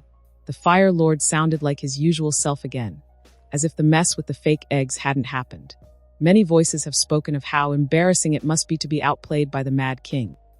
But the point stands that you did defeat the much-feared King Bumi, and you have captured Omashu against all odds. This time, Mosey let himself exhale with some relief. The Fire Lord wasn't holding the earlier mess against Xing. My daughter tells me that the city is a gift to me personally, that you would have it renamed New Ozai in my honor. That little fact had annoyed the captains of the 11th, ruining their betting pool. Now everyone had to figure out all over again what exactly Xing was aiming for as an engagement gift. I suppose that alone should warrant you a great reward, Colonel, even with the earlier accomplishment aside. However, the flames masked the silhouette of the Fire Lord leaning forward in interest. Know that we still cannot elevate you to General, Colonel Xing, but we are generous, and we are willing to elevate you instead to a Baron. That was generous. The Fire Lord really did buy into Xing's dragon moose shit. If your Majesty allows, I would like to forego that offer. Oh, attaining the rank of Baron is not enough for you? Xing shook his head. Your Majesty is far too generous to award me the rank. To avoid being seen as abusing your magnanimity, Fire Lord, I hope that you would allow me an alternative. You may, came the amused reply. Xing saluted as he looked up and gazed through the flames. If I may, Fire Lord, I wish to be able to claim any one Earth Kingdom realm that I personally conquer in the future, so that the effort proves I have earned it, rather than undeservingly receiving the land out of generosity. That is a bold request, Colonel. Something about the voice told Mosey that the Fire Lord was at least smirking. But we will accept your request. After this, you may claim a single Earth Kingdom state that you have captured. Xing was dismissed after that, and Mosey saw him headed over to the princess, who once again buried her fist in his gut before half-heartedly berating him. The lieutenant colonel had to wait until court was finally adjourned, and he hurried back to his inn room to fully vent the day's tension by screaming into his pillow. Contrary to expectations, the so-called seedy merchant's pier was devoid of any Fire Nation presence despite being deep inside its territory. It also lived up to its name, giving off a lawless, untrustworthy vibe that made staying here overnight a risky prospect. Of course, Aang didn't think so, ignoring the scarred brutes scowling his way and finding the vendors a bit too interesting. Sokka heaved a sigh as he followed after the gullible avatar. At least Katara could be trusted to stop him from doing anything reckless, like getting duped into buying useless baubles, while Sokka restocked on lost essentials. Seriously, Aang's sudden panic over the coming comet was understandable, but he and Katara shouldn't have been so reckless with their water splashing. Most of the supplies given by the friendly folk up until were gone now, including a weighty pouch of Earth Kingdom currency King Bumi had given to them, and the foodstuffs from the villages and the grim folks of Kyoshi Island. Well, considering that they somehow knew about the Avatar's return, and that he was being hunted, Sokka probably couldn't hold it against them. The Kyoshi warriors that greeted them had been coldly polite, being unsubtle in hinting that Aang should move on as quickly as he could. Okay, so maybe Sokka's unwise, insulting assessment of them hadn't offered a good first impression either. And maybe he should have taken the hint about their prowess instead of interrupting their training. He really shouldn't have called it dancing in hindsight, and getting his ass handed over to him by their leader, Suki. The lady was in no mood to play, simply challenging Sokka to a duel, and then handily making him kiss the floor in a blink of an eye. His contrite apology was curtly accepted, but the Kyoshi warriors proceeded to ignore him in favor of continuing their training. They were really serious about expecting an attack, and as a means of showing his remorse, Sokka offered Suki everything he knew about the Fire Nation prince that was hunting Aang. Zuko. His name is Zuko, Suki had asked, looking very weird for that moment. At his confirmation, the expression of the Kyoshi warriors hardened as they exchanged glances. Then they trained harder, but at least Sokka was allowed to literally watch and learn from them. They were preparing to leave on the third day when the alarm was sounded. Zuko arrived with an intimidating force, but Sokka watched from the alleyway as Suki met the invaders defiantly. The other Kyoshi warriors were hidden similarly, or on rooftops. Zuko of the Fire Nation, she announced fearlessly. The Scorpion Shing asks that you compensate any damage done to this island. Whoever Shing was, the guy must have been important enough to make the prince and his small army pause with surprise. Zuko promptly dismounted from his Komodo rhino to walk up to Suki, and Sokka had to risk his concealment just to strain his ears to pick up their exchange. Shing was here. The leader of the Kyoshi warriors nodded. He says that AZULA has plans for this island, and she doesn't appreciate it being ruined. The prince's face scrunched up for a second, before reforming into a scowl. Where is the avatar? I cannot tell you that, Suki said, and then fell back into a fighting stance, her fans suddenly appearing and unfolding in her hands. Zuko's scowl grew as he too took on a hostile pose. Then know that your village will be generously compensated. Suki acted first, launching herself with fan blades leading the way. The prince dodged and sent a knee up to her side, but she dodged with an agility that Sokka knew he could never achieve, and then used her fans to pin his arm and foul the flaming punch that would have followed. As they dueled, the rest of the Fire Nation soldiers began to move in. Sokka followed after the Kyoshi warriors as they ambushed the group, doing his part while Aang and Katara hurried up doing whatever it was they were doing. In hindsight, Sokka realized that the defenders and the invaders were not fighting in earnest. It took days of idle traveling for him to pick out the strange details.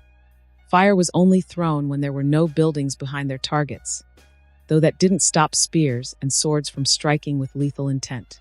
Watching the two groups fight served as harsh enlightenment that Sokka shouldn't be too confident about his abilities as a warrior. The painted Kyoshi warriors were nimble and precise with their attacks, somehow effortlessly matching spears with their war fans.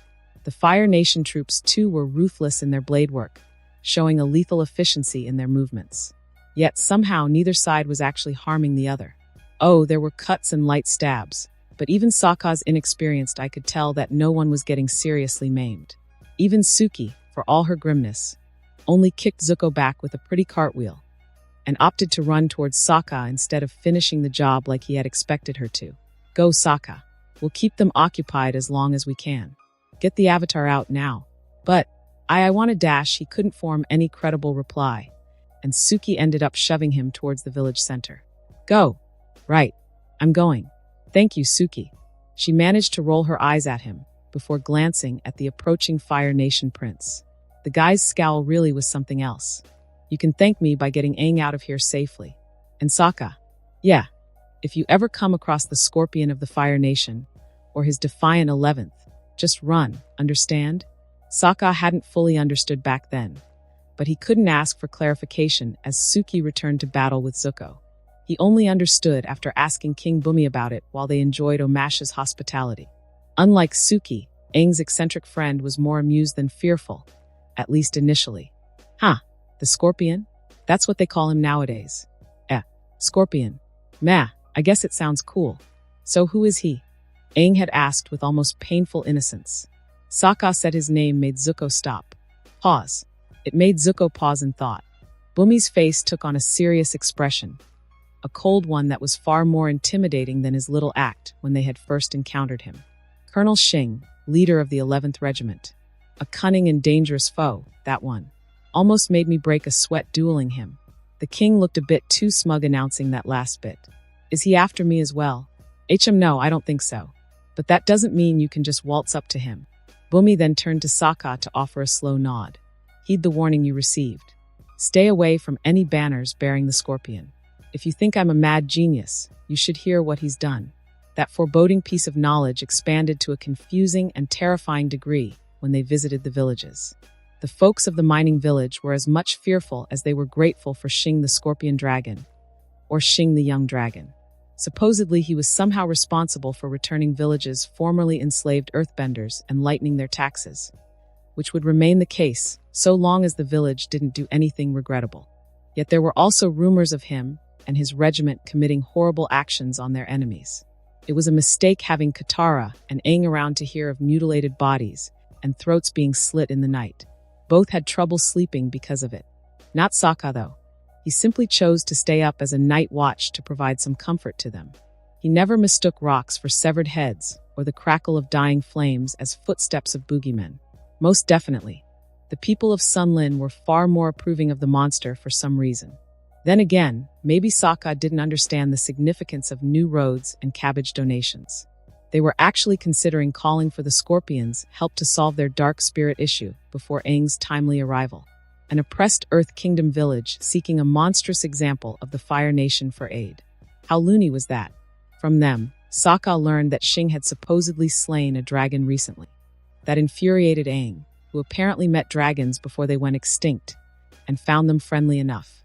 Even here, in the rough and tough lawlessness of seedy merchants' pier, Sokka found that Xing was a properly feared name. A casual mention to try prying more news about the scorpion dragon had earned him harsh glares from the stall vendors and their customers within earshot. Here's a free tip, kid, the grocer Sokka had engaged with snarled. Keep that name, and anything related to it, to yourself. Everyone's trying to get on with their lives here. Understood? Bad news only comes if you go looking for it. Why, yes, sir. Understandably, Sokka's mood after that was soured for the rest of the day, made worse after his sister's really unwise decision to steal from pirates. Maybe after she's had her fun learning how to better splish and splash, he could convince her to return the scroll somehow. They already had one angry prince on their tail. Adding pirates to the mix wasn't going to make things better. Zuko reined in his temper as he followed his uncle through the smuggler's port. Bad enough that it was a wasteful detour. The aptly named seedy merchant's pier was not a place that made him comfortable at all. Its existence within Fire Nation territory was tolerated simply because as a trading hub it opened access to goods and information that would otherwise be impossible to find. It came at a price, of course, but it only required a stupid fad to sweep the home islands for the nobles to empty their vaults just to secure Water Tribe scrimshaws or Earth Kingdom vases. And nobody cared that the goods would likely be counterfeits. He'd have preferred just taking an extra day to reach a friendlier colony to buy a whole new pie show set for his uncle. But the older prince had been stubbornly adamant. Judging from the amount of useless trinkets Prince Iroh had carried into the ship, Zuko felt that his uncle simply wanted to stretch his legs and go shopping as a break from the monotony of the Avatar hunt. With that little consideration, the exiled prince reluctantly gave his diligent crew a day of shore leave. He almost rescinded that when he overheard some smugglers mentioning the familiar descriptions of his quarry. It was too good of a coincidence. Maybe Uncle Iroh had been unknowingly guided by the spirits?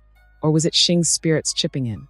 Regardless, Zuko studiously kept a neutral expression as he continued to eavesdrop while his uncle obliviously emptied the shelves of the boat shop, and then hurried back to his ship to organize those soldiers and marines who were still on shift. Roping in the smugglers would be a significant boost to manpower, especially considering their local familiarity. But Xing's lessons about working with unknown quantities stuck with Zuko. Better put in extra work with his men than deal with potentially unreliable mercenaries. The spirits that guided his uncle must have also been with him, because it only took the late evening for Zuko to find the Avatar's accomplice. The waterbender had noticed their arrival of the boat, of course, but she didn't catch Zuko and some marines who had waded to the riverbank long before it beached. There was some satisfaction to watch the girl back away from the bushes, only to find Zuko and his troops when she turned to begin fleeing. The prince quickly caught her wrists to stop her from bending. The Avatar. Where is he? Tell me, and you will not be hurt. Credit to her. The Water Tribe girl refused to answer, and instead struggled against his grip. Zuko almost grinned to see her sloppy resistance. She didn't try a sweeping kick or going in for a headbutt.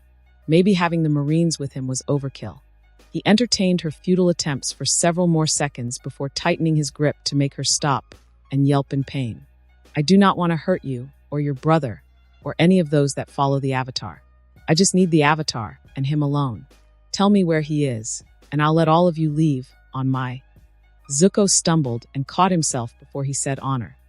On my word, he couldn't swear by his honor, since he had none. Go jump in the river. Zuko sighed. What would Xing do? This waterbender was basically a non-combatant, so heavy interrogation was out of the question. Not that it was a reliable source of information anyway. At Xing's suggestion, Zuko had seen the reports on testimonies earned by torture, and he'd been appalled at its reliability. With a second sigh, he let her go, earning the girl's surprise for long enough for him to produce a cloth necklace. My mother's necklace. Zuko casually tossed it to her. Here, at least one of us will have something important returned to them tonight. The girl gripped the trinket tightly in her hand as she regarded him. I'm not going to betray the Avatar. Zuko managed to shrug loosely. It's no matter. I have my men scouring the area. We'll find him eventually. Maybe he'll put up a fight. Maybe he'll run. He glanced over his shoulders at the troops behind him. Secure her. Until we find the Avatar, she'll be bait. Do your worst, she replied immediately, no doubt bracing herself for horrors her own imagination brewed up. As if Zuko would stoop so low. He was dishonored, but he was still a prince, and there were standards he had to maintain. So he had the waterbender tied to a tree, and waited with some men to guard her. Spirits be kind, the Avatar would show up, and Zuko could exchange the girl's captivity for the airbender's freedom. The spirits had been helpful, but they were not kind. A squad sounded the alarm further down the river. Zuko grinned with anticipation. He'll not be caught off guard this time. He immediately led his men towards the sounds of groans, roaring flames and stormy winds. And sure enough, the young air nomad was in the middle of a crowd of firebenders, handily keeping them at bay. Off to the side, the other water tribe accomplice was slowly getting pushed back by some soldiers. Zuko wasted no time in making himself known. Avatar, I have your waterbender. Surrender, and I will let your friends go. The boy reacted in surprise, followed quickly by anger. Zuko saw the telegraphed attack and easily dodged a powerful blast of wind. Let Katara go. The soldiers tried to exploit the brief vulnerability, but the Avatar's reaction was fast, blowing them all aside with a downwards burst of air that tore up grass. Zuko lunged in, fist first, and almost caught the air nomad right in the face. Again, the boy was faster, not only twisting away, but jabbing his staff at the prince's abdomen. Forced to back away from the attack, Zuko traded firebolts with near-invisible torrents of raging wind. The grin he wore grew tighter as he kept up with his prey. Zuko's training had paid off, and he was able to keep up with the rapid, twirling motions of airbending. Now if only he could find an opportunity to land a telling blow. Loud yelps almost distracted him, but he easily zoned it out. He was this close to deciphering out the airbender's moves. He just needed some TI, Zuko grunted as a growling mountain of fur and bone and meat slammed him into a tree and blasted the air out of his lungs. He blinked away the spots from his eyes as a sky bison barreled through the Fire Nation troops and knocked everyone clear of the Avatar, who then climbed up the beast along with the Water Tribe boy. They flew away as the prince got to his feet, leaving him to grit his teeth and scowl at his own careless mistake. He'd been too focused on the Avatar and forgotten about his entourage. Silently berating himself, Zuko wasn't surprised when the soldiers reported that the Avatar had found and freed the waterbender. Of course, she'd be freed. The spirits had generously guided Zuko here, but he'd botched the chance they'd given. Trying hard not to verbally vent in front of the men, the exiled prince stomped off back to the boat. The hunt would continue, and he'd have more lessons to study from his uncle. Zuko would learn from this mistake, but hopefully it'd be the last one he'd make in this hunt. I thought. Xing, damn him, grinned at AZULA's stuttering. What did you think, your highness? AZULA tore her gaze away from the surprise to glare at him. I thought you said your attempt destroyed the eggs? The boy bowed with mock formality. I said that the eggs exploded after I channeled my chi into them, your highness. Perhaps I should have added that the explosion was caused by the hatchlings within. Words failed the princess, and she could only turn her attention back to the two creatures that shouldn't exist. Right now they seemed like small serpents with legs and a head that was a cross between a dragon moose and a mongoose lizard. One was colored in scales of vibrant iridescent red, its feline eyes a softly glowing amber. The other was a shimmering shade of midnight blue so dark that it could be mistaken as black, with misty blue eyes. The baby dragons curled up on their respective cushions inside a crate set sideways. The sackcloth serving as a simple curtain had been fully pulled away to reveal them and allow the hatchlings to fix their wide, keen eyes on AZULA as their heads tilted in a most definitely uncute fashion. She returned to glaring at Xing. "Why are you hiding them from my father? You sacrificed 4 eggs for these 2. There was no life to sacrifice." That made AZULA reel back. "Those eggs were duds. You lied to my father, to the whole court." "I did not lie, my princess," he answered smoothly. Too smoothly. "Everything I said was true. I merely left out some parts." The eggs offered to him were pieced together from the shells I found from the nest. I'd say I did a pretty good job of restoring them to an intact state, all things considered. I never said that they were live eggs, and I did say that the eggs were worthless to me. This boy, lying by omission, especially to the Fire Lord, is a grave crime, you dolt. Surprisingly, Xing bowed his head. "Then drag me to the Fire Lord, your highness." "I will not resist." AZULA's mind came to a halt for a few confused seconds before she finally managed to whisper out a single word. "W.I." Xing's head rose to meet her gaze, fixing the princess with a chilling stare. "If I may be frank, your highness?" After she managed to nod dumbly, he gave a tight, grim smile. "I do not trust in the abilities of the Fire Lord in tending to dragons. However he rates as a ruler, however capable he is as a duelist, he is ill-suited to raise dragons." He flashed a sneer of utter disdain, startling AZULA. "I only need to look at the monstrous treatment of his children as proof. She should hit him, burn him for his treacherous words. She should call in her bodyguards to break every bone in Xing's body before dragging him to her father."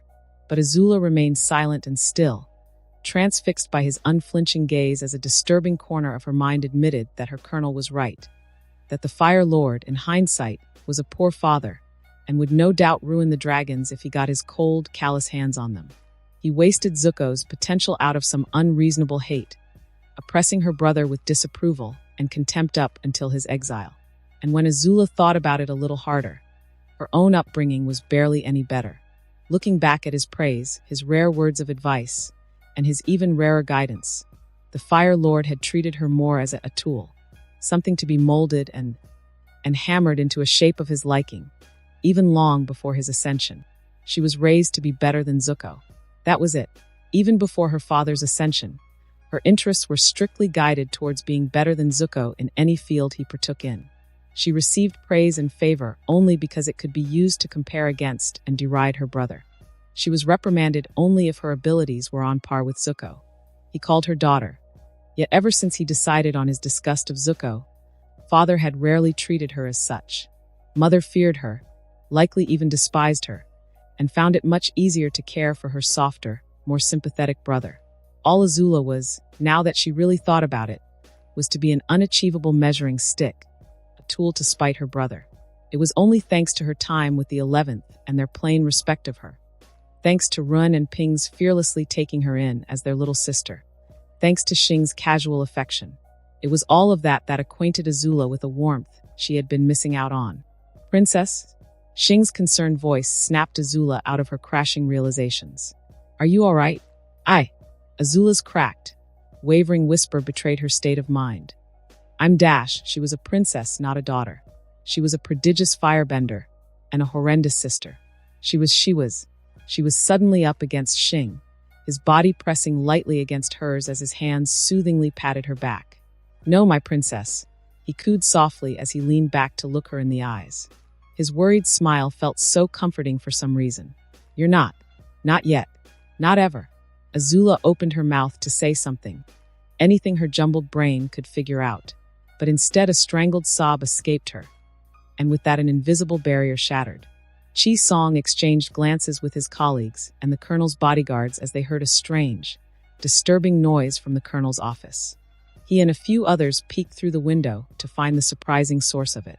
The colonel was gently embracing the crown princess, soothing her as her shoulders heaved and she sobbed into his shoulders. She grabbed onto his robes as if hanging on for dear life, and it seemed like it was only his arms that kept the young princess up on her feet. Out of the corner of his vision, Chi-song absently noted how the cloth on one box fluttered, probably whatever was on it falling over from the scene before him. One silent glance from Colonel Xing was all the men needed to stop peeking and return to their posts. Another brief exchange of looks amongst the coalition of bodyguards, and they all wordlessly agreed to widen the protective cordon, to give the two young leaders some space, and sweep the area clean of anyone who risked looking into something they most definitely should not. Everyone also agreed that this incident did not happen. AZULA eventually regained control of herself, enough to quietly appreciate the warmth and reassurance Xing offered. She didn't know how long she shamefully broke composure, but it must have been a while, judging from Xing's burnt and shredded sleeves and the visible damp spot on his left shoulder. "I'm sorry, Your Highness. My intention was not dash." AZULA shook her head, rumpling Xing's robes as her cheek rubbed against it. "It was a necessary thing," she said with a sniff. Better now than later, I guess." "Thank you," the princess whispered a little hoarsely. "There's nothing to thank, my princess." "Not now, Xing," AZULA muttered. "Not now. As you say, my princess." She pulled back, and Xing's arms fell away without resistance. "Thank you." She didn't need to tell him what for. The look he gave her as he nodded told AZULA that he fully understood. The light pressing of his lips against hers for a brief few seconds was all the reply she needed. "We can talk more about this later if you'd like. Give yourself more time to think things over." AZULA nodded. That's probably the best option." She then glanced at the obscured crate and forced herself to change subjects. "We have to return back to the main topic." Xing didn't bat an eye and moved to uncover the crate again. The two dragons greeted them with curious gazes, their heads turning together to look between Xing and AZULA. Reining in the last of her composure, the princess nodded at her colonel. "You are right. The Fire Lord cannot know about them. Not now, at least. If they're going to be weapons, they'll be her weapons, not his. He'd likely waste the potential of these dragons to further humiliate Zuko." "Thank you, Your Highness." "AZULA." Xing froze in confusion. "You can call me AZULA," she told him plainly. "After everything, you deserve at least that much." Despite all that had happened earlier, annoyance wormed into AZULA as she saw a smirk creep into his features. "Do you prefer I call you by your name? Or if I called you my princess, my princess?" "Either works," she answered with a roll of her eyes to cover the lie. She much preferred the latter, so long as they were alone with no one else to listen in. Thankfully, Xing did not waste more time teasing her, and instead had AZULA extend a hand towards the still curious, still silent hatchlings. The creatures sniffed at her fingers inquisitively, and then darted out with a soft flap of wings to spiral up her arm. AZULA startled a bit from the sudden movement, but the dragons did not seem to mind, and continued to fly up towards her and rest on either side of her shoulder. There was a delightful tingle down her spine as the dragons pressed their snouts against AZULA's neck and cheek, and nuzzled against the princess. Her hands went up without her thinking, and they carefully stroked the creatures. Out of the box, the princess could pick apart some of the more distinct features on each of the dragons. The red-scaled one had 2 pairs of wings, with a series of small bumps at the back of its head that promised to be a crown of horns. On the other hand, the back of the dark blue one split into multiple tail, each curling and flexing independently, and it only sported 2 pairs of bumps on its head. Both were equally wondrous in their own way. Not cute. Well, maybe they were somewhat cute. Regardless of their differences, both dragons were rumbling contentedly as they continued to rub their heads against the princess, and their tiny claws flexed on her shoulders in a soothing massage. "You'll keep them with you?" Xing shrugged. "I was thinking of leaving one of them with you."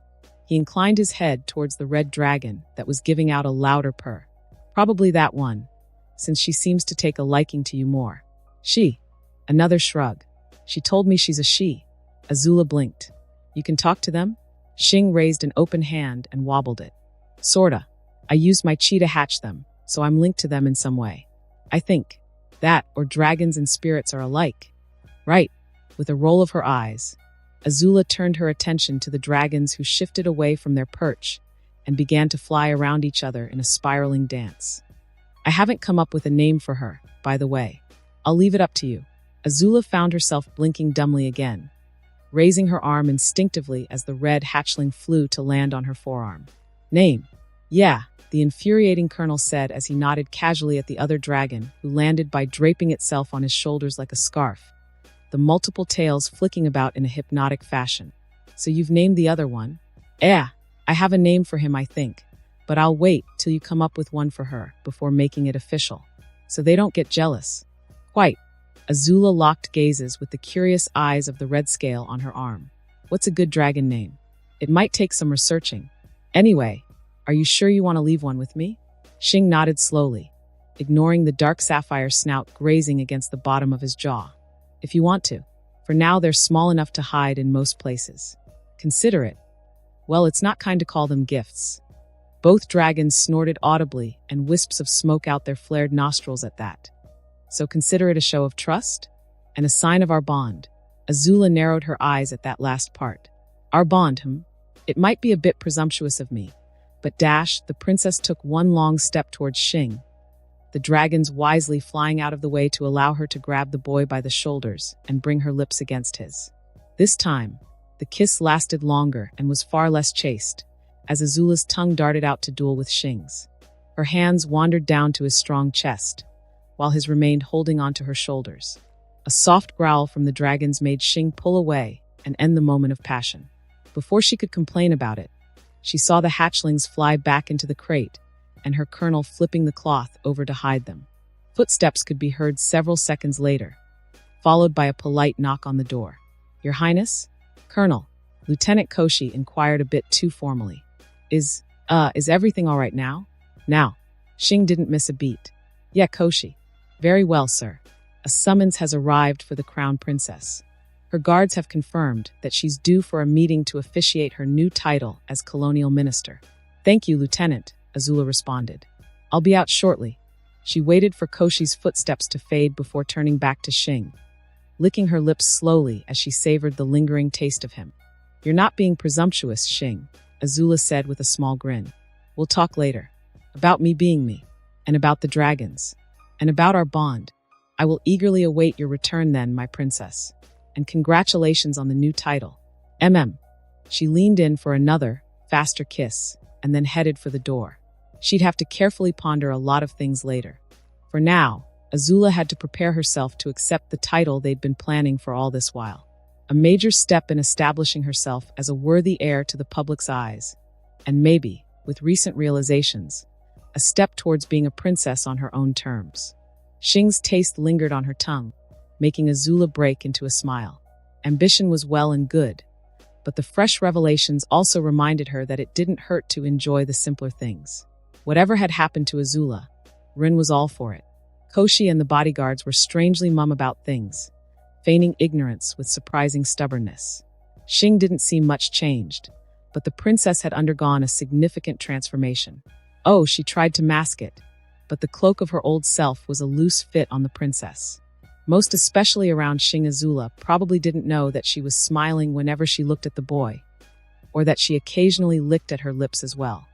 Way to go, Xing, Rin had muttered to herself when she had first noticed. There was hope for the two of them after all, and the massive betting pool that had accumulated around them. By now, Ren's many bets would amount to a hefty enough sum to buy Fan into the capital's school for noble girls.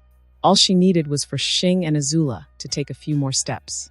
Oh, they weren't trying to sneak about or find some excuse to get some privacy, but it was only a matter of time, which reminded Ren to keep a closer eye on her daughter. The last thing the princess and the colonel needed was for their burning passions to be snuffed by the child stumbling into them. At least her spouse was around to help monitor their little girl. Kai might be busy training up the new batch of officers, but the big lug was always ready to drop things for Fan. Not that he cared any less for Ren, though. She only needed to give him a particular grin to get her husband to quickly finish up his briefings or tie up social conversations before they both snuck into the nearest empty room to quickly scratch each other's carnal itch. Occasionally, they'd run into Ping and her prey of the month, usually the princess off-duty bodyguards. Other times it was the other men and women of the regiment. Hopefully, they wouldn't have to interrupt AZULA and Xing, or Xing and AZULA. Ren had a bet on that too, in the near future. So dragons, huh? The training captain asked through soft, heavy breaths as she lay beside Kai on the ruins of their bed. It lasted 8 days. This carpenter was a master of his craft. She'd been made privy to the regiment's biggest secret, Xing's plans for a new home and Shilua's death taking second and third place respectively. Mostly because Xing knew that Kai couldn't keep a secret from his wife indefinitely. Quite true, too. All Rin needed to do was tickle him just right for as long as she needed to. The big turtle duck always gave in within minutes of her edging sessions, which Rin carefully used to secure some extra comforts like getting Fan her own room or promising to cover some of her training shifts. Xing was wise to keep Rin in the loop. "You'll see them soon," the captain of the 1st Battalion said with a wide smile tinted with exertion. "He's just preparing for contingencies." "What contingencies?" Kai shrugged, and Rin knew that he truly didn't know. No blue balls for him tonight, then. She did find out a day later, and it was not what anyone was expecting. "This is for Fan." Xing handed over a pair of rather cute stuffed dolls. Dolls that were made to look like dragons, one in red silk and another in blue. "Get her as attached to these as possible. That way, if she happens to run into the real ones, we can lower suspicion if she runs around talking about dragons." That was rather ingenious and surprisingly far-sighted, just as expected of her cunning little brother. Keeping aside the stuffed toys, Rin followed Xing, Kai, and Mosey into the colonel's room. Inside, AZULA was sitting on the bed, while Ping, Weikong, and Rufin stood nearby and watched as two creatures, one a brilliant, glittering red and the other a deep sapphire blue, each the length of Ren's arm and dancing like ribbons in the air in front of the princess. Both sported wings, though the red one had an extra pair. The blue one had far more tails to compensate, though, whipping about like, well, a multi-tailed whip. Their wings fluttered with the delicateness of butterflies as they swirled about before the entranced princess, yipping and sending out small tongues of flame. Rin had seen the sculptures and drawings, but to see a dragon in the flesh. "They're beautiful." The two magnificent creatures stopped their dance to turn towards the captain, and for a moment she felt a flash of panic about interrupting them. But their keen gazes held only curiosity, and together their heads tilted adorably to one side. "Run, meet the dragons. Dragons, meet Rin." Rin almost squealed with delight as the two serpentine beasts let out soft yips and flowed towards her. They brushed up against her, nuzzling at the captain's neck and face briefly before flying towards Xing, who was nodding at something. "Well, they like you." I'm glad they did," Rin managed, and then noticed the other captain smirking at her. "What?" Kai chuckled. "Nah, it's just fun to see someone go through what we did as well. I dare say Fan might have some competition." AZULA of all people snarked. "Oh, hush you," she returned, though her gaze remained locked onto the dragons. The way the light sparkled off their scales was almost hypnotic, and their cute little yips gave Rin a protective impulse she'd never felt with Fan before. "Anyway," Xing interrupted, "meet Kain." Rin turned to the red dragon that actually nodded slowly at her, wings flapping laconically. "And Orochi." Its sibling nodded as well. Xing then glanced at AZULA, and the two exchanged silent looks. "I'll be taking them with me for a while, until AZULA has completed her preparations. Keeping them here would also be problematic, so the plan is to build up a suitable place for them in our Zilong barracks." Rin nodded at that, quickly understanding the risks of having the two dragons on the home islands. Before her thought could go any further, the colonel grinned at her. "Don't worry, I'll have you rotating your work over there as well, so you get to play with them." She snorted at that, though the nod she gave right after was one of gratitude. Xing was as considerate as ever. "In any case, AZULA has agreed that this remains a secret for the time being, and we'll be making preparations towards the time we cannot keep it anymore. Hopefully by then, we'll be able to properly protect our two new members of the regiment." They all nodded seriously at that, reminded of the dangers harboring these wondrous creatures would bring should they be discovered. Likely charges of treason being probably the most serious of them. Still, Rin would do her part. After everything she'd seen and done, what's a little bit more of secrecy from the higher-ups among the veterans of the 11th? Speaking of secrecy, Rin gave Xing a leery glare. "So, when did you go from your highness to AZULA?" The other adults quickly caught on to that, and their attention zeroed in on their colonel.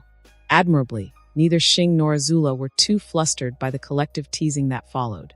The princess instead surreptitiously snuck out a hand to wrap around the colonel's as she half-heartedly retaliated with sharp words and dismissive snorts. They made a cute couple.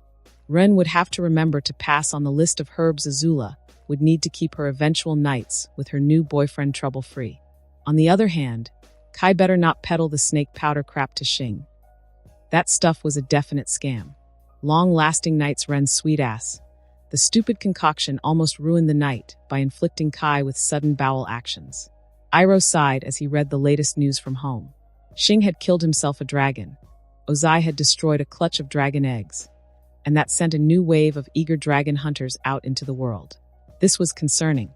If the reports are true, then the boy had managed to face down a restless dragon spirit that Iroh and the other nobles before him had avoided at all cost. The eggs, though? That was new to the prince. Along with the whole tale of resurrecting them, there was much to consider. This Xing once more proved himself to be a highly talented boy. He would have to ask Piandao to reach out and further discern the colonel's ambition, especially since he was a potential White Lotus recruit. Xing's path should be monitored with some degree of caution. With Bumi brought down and Omasha lost, the war was taking on a second wind. What the prodigious earthbender saw in allowing himself to be defeated was still beyond Iroh. But the prince was certain that it was not Bumi's idea alone. Whatever Xing had planned, it had been interesting enough to get Bumi to play along. That alone was something to deeply consider. A shame that the hunt for the Avatar would not be going anywhere near Omashu. Else Iroh could sneak in some time with the eccentric king to hopefully draw out more details.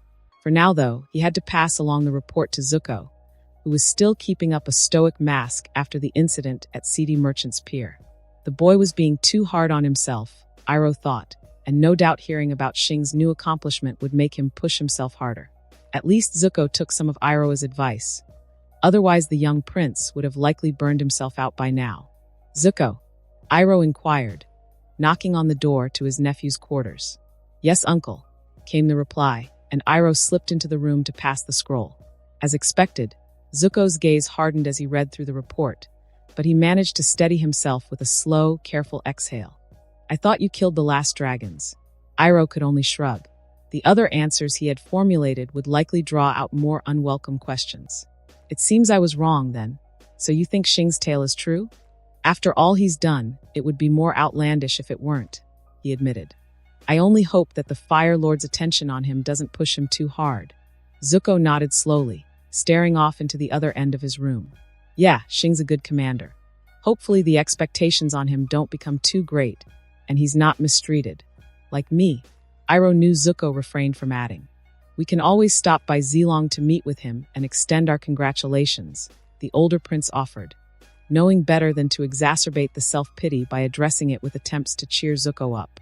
I'd rather not, Zuko answered with a shake of his head. Not now. We've lost sight of the Avatar, but I'm sure he's close by. We'll continue searching until our supplies run low. Then maybe we'll drop by Zilong. Iroh sighed. As you say, my prince. I do, Zuko replied resolutely. I know I cannot match Xing, but I must at least try my best, uncle. The boy's face twisted briefly into an amalgamation of shame and disgust. I've disgraced my father. I'd rather not lose what little credibility I have left with the closest thing I have to a friend. I'm sure Xing will not see you in such petty light. He won't. Zuko snapped, almost shooting up from his seat. You think I don't know that? The young prince then slumped, almost melted down into the chair. That's what makes it worse. I don't deserve his respect, but he gives it so freely. Iroh held back a sad sigh and simply laid a comforting hand on his nephew's shoulder. You know that Colonel Xing does not hold anything against you. He does not see you in any bad light. You should do the same, Zuko.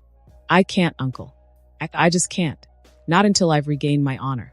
Not until father welcomes me back again. Iroh could only sigh again.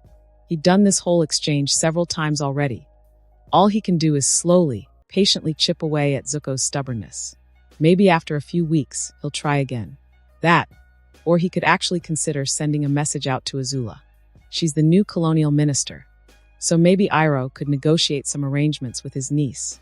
After the Scorpion's arrival and the news he brought, the Kyoshi warriors had gathered as a whole to discuss the potential return of the Avatar, as well as the troubles that would follow along. Nobody liked the fact that the Fire Nation commander seemed to have plans for Kyoshi Island. So preparations were made, and when the Avatar did show up, in Suki's village too, no less, those preparations were ramped up. Hidden shelters were constructed for each village, to allow for the island's whole population to hide in if push came to shove. The The Seoul trading port began undergoing renovations to both reinforce and allow for quick sabotage if it was captured. The Kyoshi warriors underwent a more intense training regimen while training up the adult villagers into respectable militias. None of those tasks were completed when Zuko, Prince of the Fire Nation, made landfall and turned the Scorpion's words from an omen into a prophecy. Suki had gambled and used the monster's name, and surprisingly the words had bled off most of the prince's hostility. They still clashed though, but by the time the invaders left to chase after the Avatar, no lives were lost, and the village was relatively intact. Suki and her fellows suffered some wounds to their pride, but they'd get over it. Zuko and his soldiers were well trained, and it took the Kyoshi warriors all their martial skill to both fend off and occupy the Fire Nation for as long as they did, even if the enemy had been holding back. Suki had ended up being tripped by a sudden leg sweep, and found the prince's hand hovering close to her face, glowing with the threat of a blooming flame. His scowl carried a mix of respect and annoyance. "You fought well. I can see why Xing wishes to keep this place intact." He left with his troops, leaving the Kyoshi warriors to deal with the light aftermath. Incredulously, a Fire Nation boat beached on the next day, packed with sacks of Earth Kingdom currency. Suki then came to realize the sheer influence the Xing, the Scorpion Dragon of the Defiant 11th, held to be able to make a prince play nice. With the village restored and the defense preparations continuing, Suki made the decision to head for the Earth Kingdom to gather more information. Xing had promised to seek them out again for some purpose.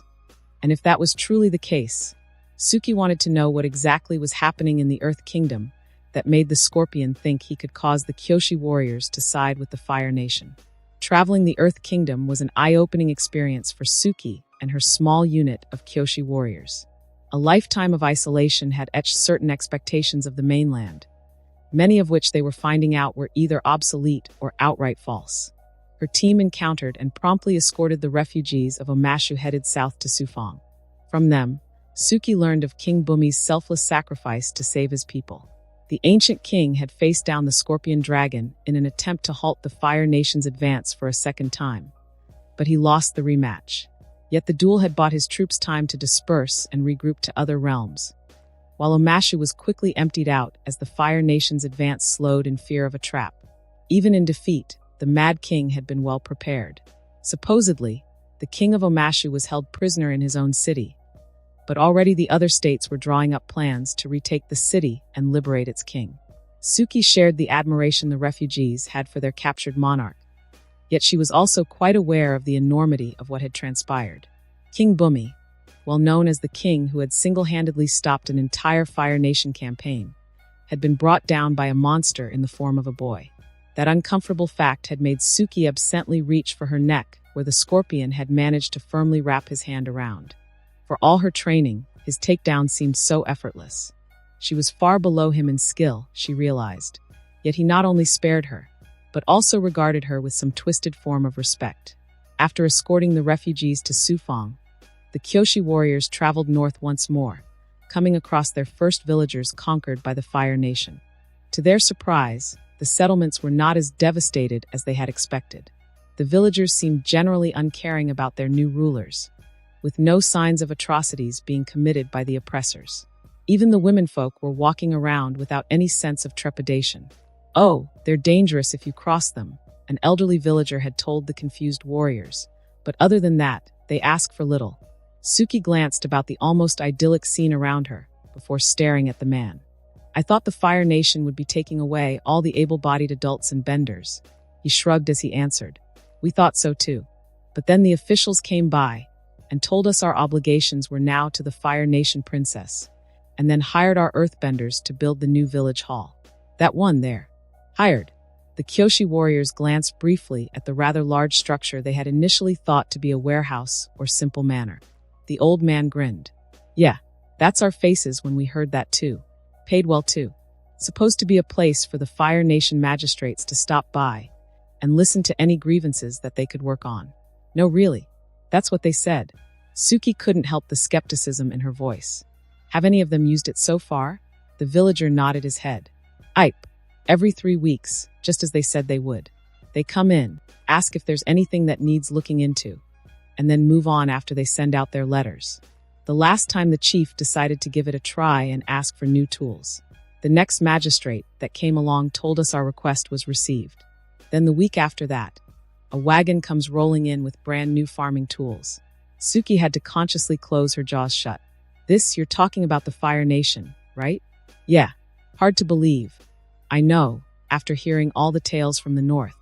The other villagers shared similar sentiments, and Suki felt as if Kyoshi Island had missed out on some major upheaval after all this time. Then they heard of the exploits trickling down from the north, and things felt more familiar again. For all the supposed benevolence, the Fire Nation princess was the one who held the leash of the scorpion dragon. And almost everywhere he went, horrid results were left in his wake. He led a campaign of terror that had brave Earth Kingdom soldiers either fleeing or butchered beyond recognition. A duke's brother was spared for his insolence, but had his hands and feet burned off to live a pitiful existence. His first duel with King Bumi was ended because he dishonorably broke from the duel to land among Omasha's soldiers, ransoming their life for his.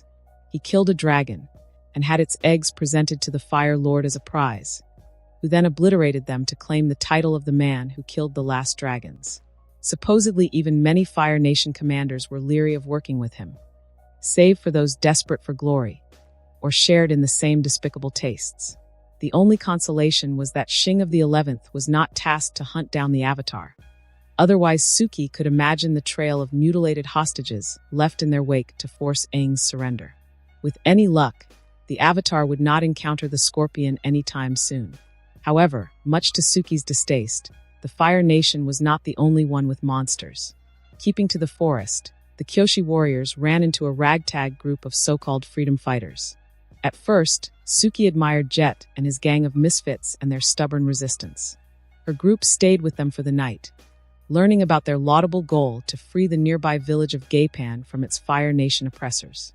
She and her sisters almost pledged their assistance, until they saw how Jet and his band eagerly preyed upon a lone, elderly man clearly passing through their forest. Despite the old man's obvious Fire Nation attire, Suki and her unit quickly intervened to stop the guerrillas from beating the prone man. "Why are you protecting him?" Jet had demanded angrily, suddenly snapping. "He's Fire Nation. He's an old man who's unable to harm you." "He's Fire Nation," the young man repeated. "They're all the same." Suki half-turned to her Kyoshi sisters, not keeping her eyes off Jet. "Search him." Miyu and Lucci carefully helped the elderly man up before carefully patting him down, finding a small sack and a rather light coin purse. "Rations, a knife dash, see? He's an assassin." The Kyoshi warriors collectively rolled their eyes. "You brought him down and almost killed him right then," Suki retorted sharply. "Let him be. He's clearly not a soldier. He's Fire Nation." Jet shouted once more, as if it explained everything. "They're responsible for countless deaths and destroyed homes." Suki felt her temper rising slowly to catch up with the man's tantrum. "That doesn't mean he's personally guilty of it." Her opposite number fumed and took a threatening step forwards, brandishing his hook swords.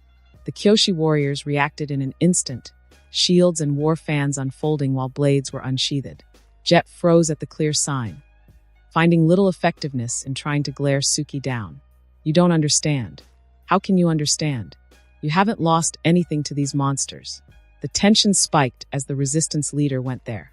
Suki leveled her war fan at him as her eyes narrowed dangerously. "I understand that there is a clear difference between righteous vengeance and wanton destruction for the sake of unjustified entitlement." She then gave a sideways glance to the old man. "Elder, leave. Now, we will protect you."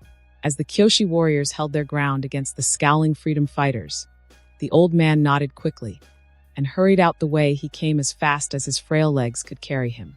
Once he was gone, the tension bled out, with Jet spitting on the ground between him and Suki.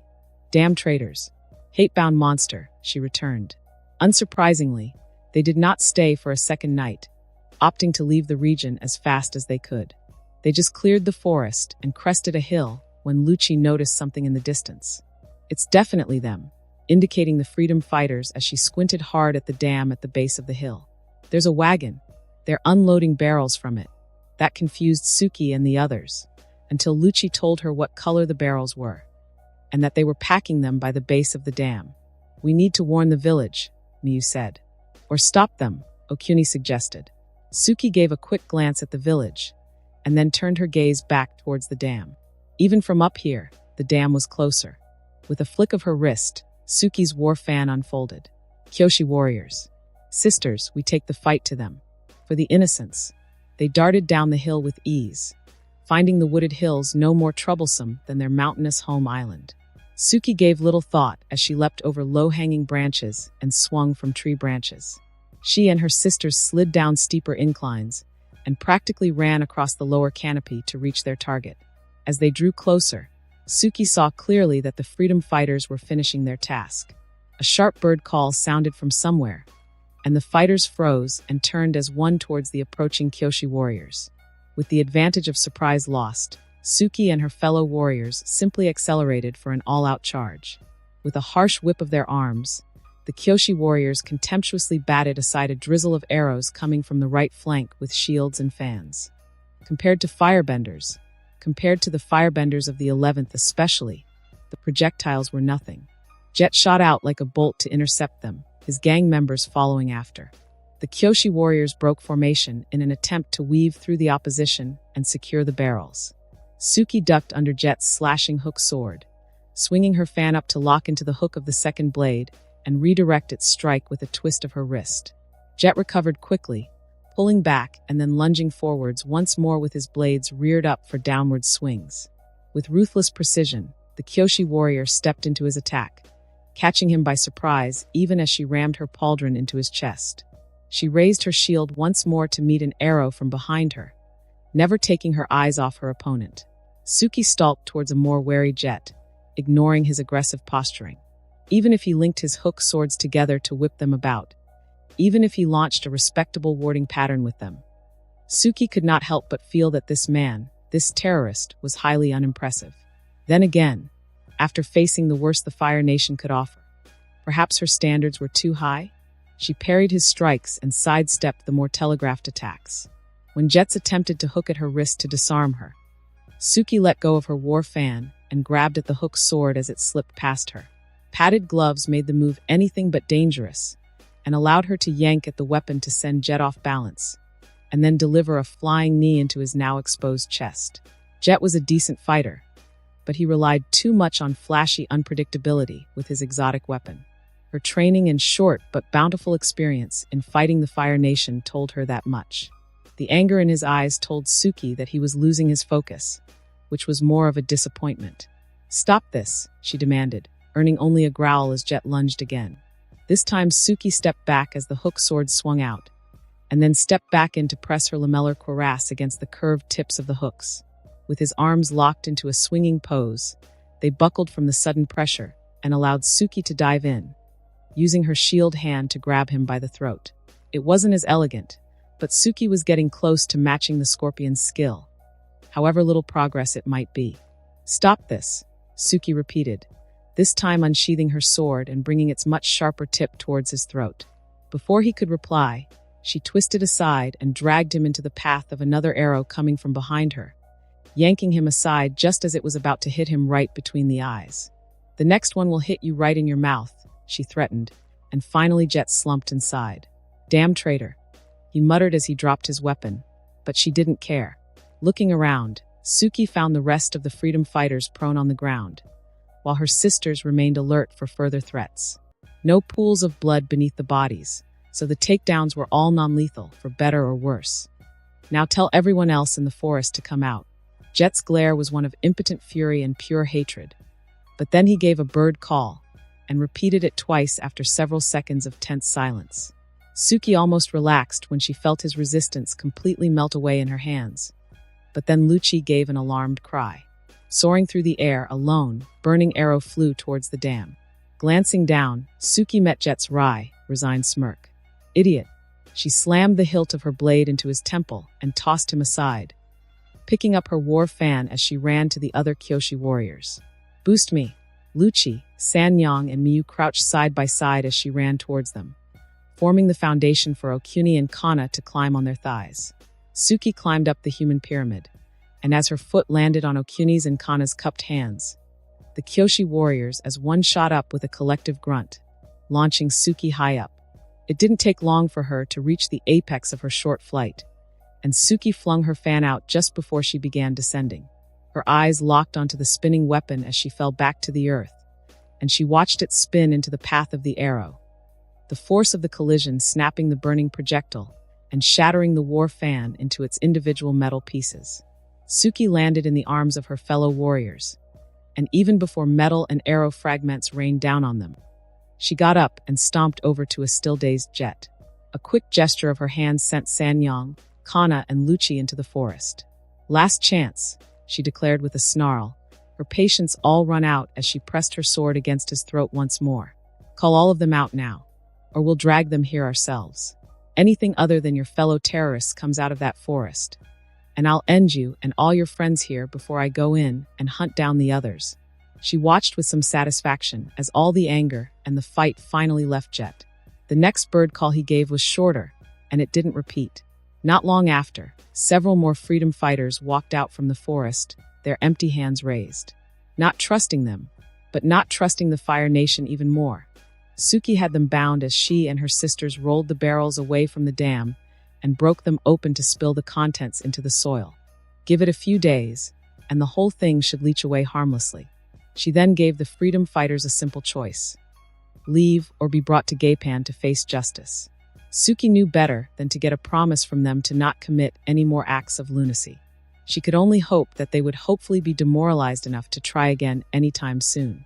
Naturally, all of them chose to leave. If your idea of freeing your people means killing them, then I suggest you work for the Fire Nation instead, Suki coldly offered, ignoring the flare of rage from Jet. Otherwise, learn to actually fight your real enemies, rather than settle for sulking in the shadows and bullying the helpless. Whether they took her advice or not, Suki didn't care. Not until she ran into them again. Hopefully, that wouldn't happen anytime soon. The Kyoshi warriors tossed the freedom fighters' weapons into the river before leaving. They could untie themselves eventually. As they continued their journey, Suki dearly hoped that Jet and his gang of madmen would be a unique exception to the Earth Kingdom. Returning to the front after a short break was not as disappointing as before. Xing's request to have the 11th stationed in the north for pacification missions even sounded great. Sure, it made it look like Princess AZULA was reining Xing in from claiming too much glory to keep the royal court from raising too much of a fuss. But more importantly, it gave Kai more time to spend with the dragons. The captain made sure to etch every moment he could with the wondrous things, because once the secret was lifted, he would heartily enjoy the envy of his peers by retelling every single moment spent with them. Plus, they were utterly adorable, almost on par with Fan. It was a great shame the dragons had to be hidden, but they seemed all right with curling up in Xing's personal trunk for short periods. Who knew that the kid's austere lifestyle meant that he could fully allocate a personal chest to serve as a comfortable nest for Orochi and Kei-in. Hyung's handiwork gave the interior a rather luxurious padding, probably taking off most of the bumps of traveling for the two winged serpents. Not that they liked the trunk so much that they didn't take the chance to spread their wings. Xing gave them free rein of his tents most nights, and unsurprisingly the more discreet command meetings shifted there as well, so that the captains could unabashedly fawn at the regiment's two hidden additions. Like patient turtle ducks, both dragons accepted the affections of Kai and his colleagues. Even the more reserved Mosey was eager to lavish them with pats and gentle tickles. Ping utterly spoiled them like a girl introduced to her new pet, and the dragons were rather tolerant of her cooing and baby talk. They showed no real preference to any of the officers, save of course for Xing. Kai noted the creature's intelligent eyes, showing far more affection when they were turned towards the colonel. Orochi in particular seemed content to wrap around Xing's neck and purr contentedly during meetings, while Kei-in situated herself underneath his left hand, to allow for near-constant stroking while Xing discussed strategy, politics, or logistics. At times, with how still the dragons could be, it made the boy look like he was wearing one dragon as a scarf, while using another as a fidget toy. Like right now, with Xing frowning over a recent piece of news. The whole tent was frowning, such was the nature of the report. Dragons only went so far as morale boosters. So the sighting is confirmed. Mosey nodded curtly. Colonel Shainu and some middling officials verified it. Admiral Zhao had caught the avatar, until some interloper released him. Unsurprisingly, Xing didn't care much about the interloper. On whose authority was Zhao working under? Kai held back the urge to snort. It was rare for Xing to talk about a stranger without his rank, even in private company. He must really be pissed. Apparently, the Fire Lord has approved of the Admiral's attempts. His recent promotion was earned even after his loss to Prince Zuko in Agni Kai, which normally would be a significant black stain on one's record, even if the defeat was at the hands of exiled royalty. So the Fire Lord is indirectly sponsoring someone else to sabotage his son's quest. When put like that, it did sound bad. The officer's frowns deepened at Xing's words. Mosey gave a polite cough before replying. It seems so. Xing gave a slow, disdainful nod. I'll discreetly relay the message to the princess, in case she hasn't gotten it yet.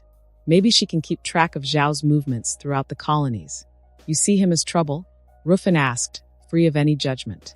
It's one thing for the Avatar to be stupid enough to land among our armies and get captured. But Zhao has taken it upon himself to actively interfere with the prince's penance. Prince Zuko deserves a proper chance at redeeming himself. Weikong nodded and slowly drew a line with his thumb across his neck. Should we? Xing shook his head. No, Zhao hasn't done anything to us that warrants that, at least not yet. Plus, I doubt we'll find the right opportunity, even if we cross paths with him. So we can only watch from the sides.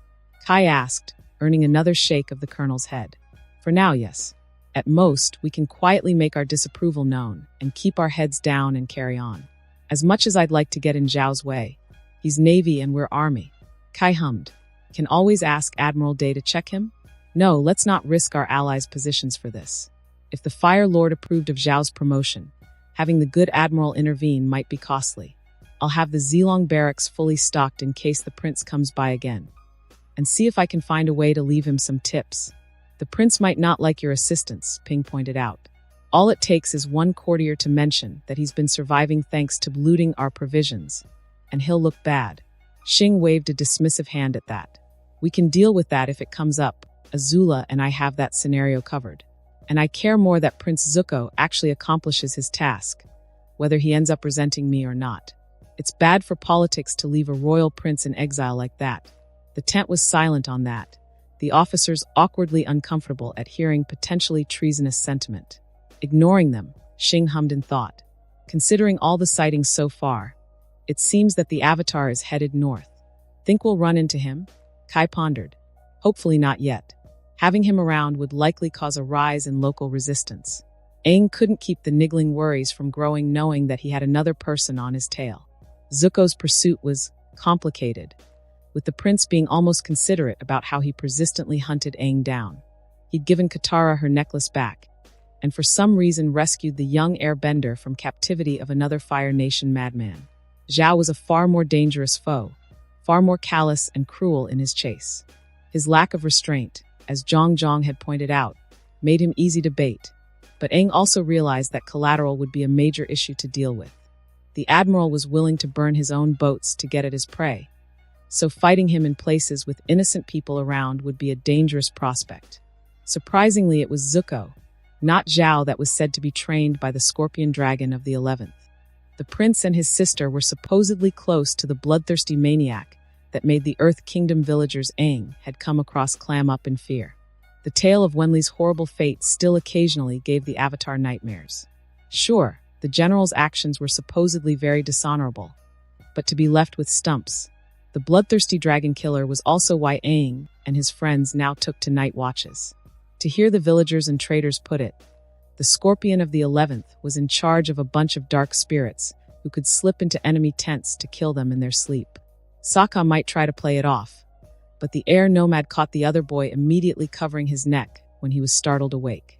Yet for all the dark acts, for all the nightmarish trail they left, some villagers much preferred the terror of the Scorpion Dragon than the lazier Fire Nation garrison, or even their old Earth Kingdom lieges. They scare the piss out of us, but at least that's all they ever do, one aging mayor had explained. They leave our stores and people alone, so long as we leave them alone. Everyone up here knows that. Just let them pass through, and you'll be fine. His wife nodded sadly as she added her own insight. Yes, apparently the Scorpion of the Fire Nation has a dark weapon that could entrance any woman.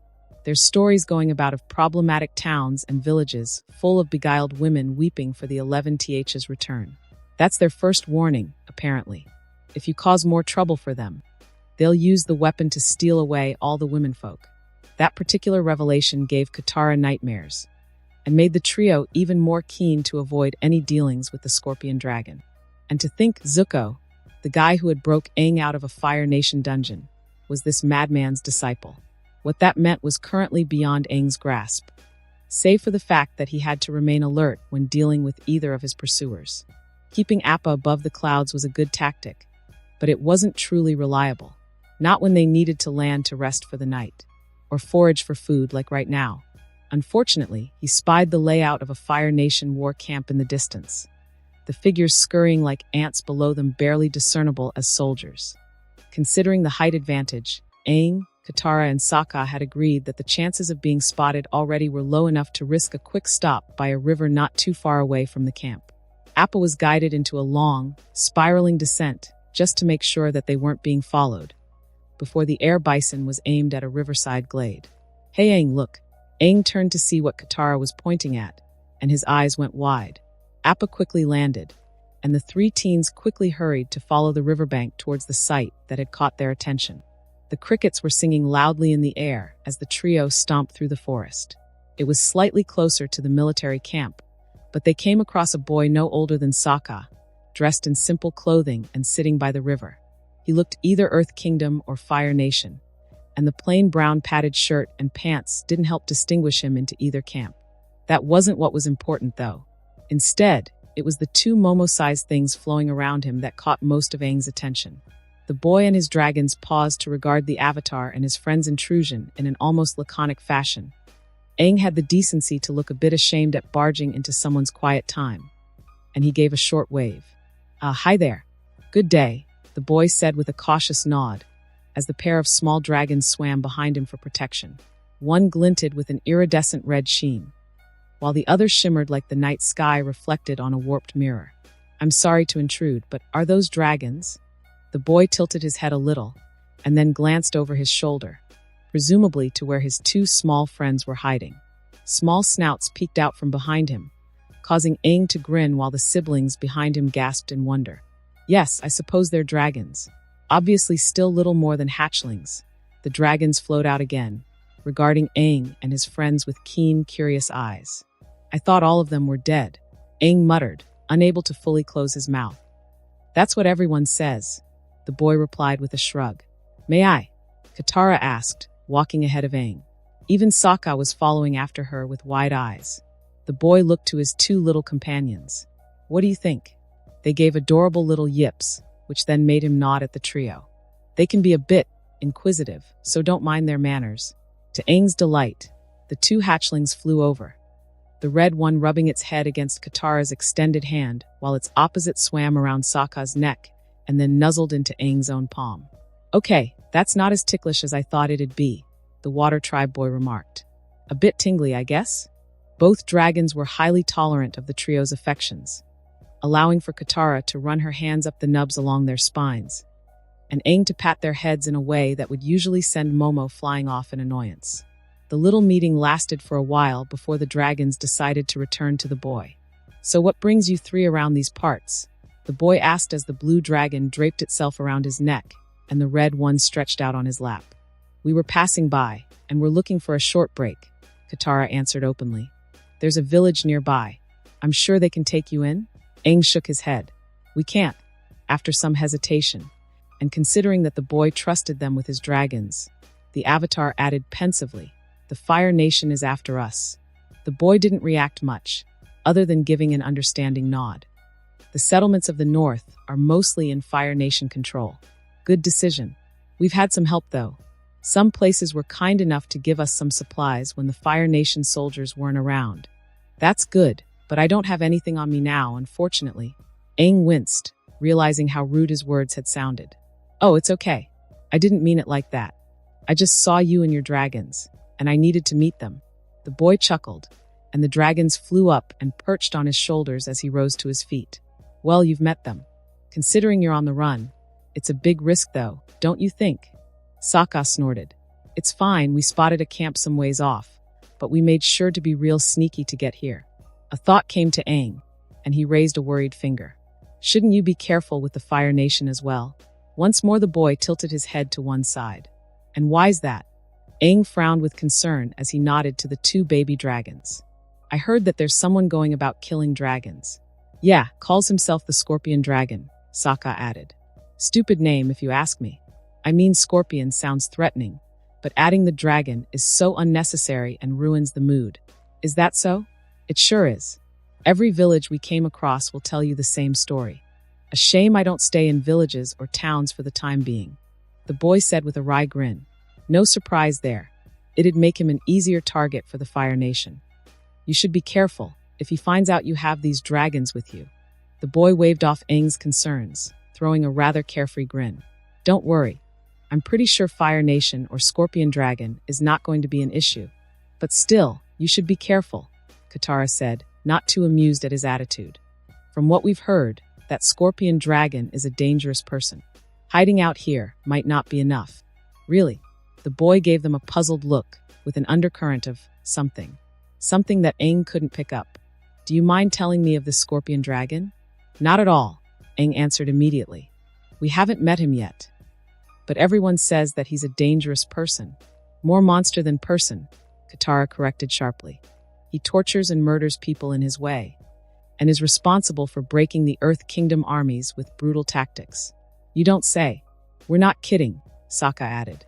The guy's supposed to be this great firebender that's gone crazy. So crazy that the Fire Nation princess has to do some sort of magic doohickey to get him under control. That, or she did other stuff to keep him in line. Aang didn't really need to hear the details of that one. He sounds unhinged. PFT, you better believe it. He maims people and gets his people to kill his enemies in their sleep. He's a raving lunatic that kills other Fire Nation generals for getting in his way. The boy was frowning now, and Aang did his best to back Sokka up. As unbelievable as it all sounded, that every village told more or less the same story told him that there was some disturbing truth to all of it. Please, I know it's hard to believe, but you have to be careful. He killed a dragon, and then presented the eggs to the Fire Lord to be destroyed. Every village we've met has told the same story. After a second, the boy nodded, while the dragons merely yipped shrilly at him. Maybe they understood the danger as well. I see. I suppose I should be grateful for your warnings. Hopefully he had some trust in their words. Aang would dearly like to see the dragons again in the future. I'd invite you to stay longer, but unfortunately I don't think my place would be comfortable for you. Despite the chance of spending more time with dragons, Aang managed a smile. It's all right, we'll be headed off anyway. His manners finally returned to him, and the Avatar quickly corrected his rudeness with a sheepish bow. Ah, I'm sorry. I'm Aang. Katara and Sokka followed suit, and the boy nodded at each proper greeting. By the arrows on you, I take it you're an airbender? And the Avatar too, Katara excitedly added.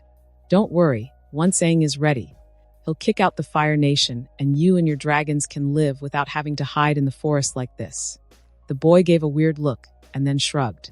I guess considering dragons should be extinct, airbenders and avatars breaking that trend as well shouldn't be too surprising. Aang grinned at the wry sentiment. They parted ways, happily accepting fishes that the dragons caught from the river and thoroughly cooked with their fiery breaths. Only as they returned to Appa and took flight again did the trio realize they did not get the dragon tamer's name. Ah well, we can always find him again, Sokka offered. After all, how hard can it be to spot a guy with 2 whole dragons? With the intruders gone, Koshi and the bodyguards, along with Scout Captain Sungo, broke out of the forest cover to join their amused colonel. They followed his gaze to the treetops in one direction. And sure enough, after several minutes of patient waiting, a 6-legged sky bison broke through the tree-line and flew up into the heavens. We could have taken them, Sungo stated blandly, earning a shake of the Shing's head. No point. Prince Zuko is still quite a ways off, and waiting for him while we hold the Avatar might be more trouble than it's worth. We have nothing yet that can reliably stop an airbender from flying off without killing him. And using his friends as hostage would not sit well with Elder Kylan and her fellows. It'd ruin our attempts to keep a low profile too, Sungo mused. Yup, can't gain goodwill from the generals if it looks like we purposely sat out the fighting to bag the biggest prize yet. Gotta make us sit out the fighting so that we don't show up the others. Shing sighed and then shrugged his shoulders, while his dragons danced in the air around the group. The colonel then flashed a grin at everyone. Besides, we're here to keep the peace among the conquered lands. And I didn't see the Airbender or his friends breaking the peace just now, did you? They were a bit loud, Sungo offered with a smirk. Remind me to send a quiet message to Prince Iroh once we return to camp. Also, we'll be packing up and trying to follow after them. Koshi frowned. I thought we weren't hunting them. Xing's grin was much sharper this time. We aren't. We'll be picking after the trouble that they'll inevitably drag along. Trouble like Admiral Zhao? Sungo posed and the boy shrugged. Who knows? Koshi's frown deepened. The spirits are probably talking again. But then, they've been very helpful so far. So perhaps he could stand to trust their guidance a bit more, even in the case of the Avatar. Anyway, looks like I'll have to pick more secure locations for dragon outings. War Minister Qin fumed as he left the temple. To think, not only had the Avatar appeared in this spirits-forsaken corner of the world, but he had severed the Mechanist from the Fire Nation's grasp. Still, the minister had to admit that this would be a good proving ground for the new weapons. The tanks had been kept under wraps for long enough, and he had the authority to finally put them to use. He'd like to see the faces of the Fire Lord and his daughter when he revealed this latest form of warfare to them. It would strengthen his liege's waning faith in Qin, while reminding the Crown Princess that ingenuity was not limited to savage barbarism and creative torture methods. Really, Colonel Xing showed such talent for nonlinear thinking. It was a shame that the boy had to direct it to such theatrically bloody tactics. Such a waste of a good intellect, to be paired with a primitive hunger for violence. War Minister, a soldier called out as he ran, drawing Qin's attention. News from the supply convoy. The minister kept his patience as the man saluted before actually delivering his report. The 11th Royal Regiment has entered the region. They were following after the Avatar. Oh, now this might be. No, Qin huffed. He would not use the Crown Princess toy soldiers. This was the chance to prove himself to everyone. Plus, the Fire Nation has dealt with their nomad temples filled with airbenders before. This temple full of refugees should be an easier task. Take me to them, and tell General Laoyang to ready the troops. Qin met with the young colonel of the 11th, who offered a polite bow and an overly courteous voice. War Minister Qin, I did not expect such an august minister as yourself to be out here.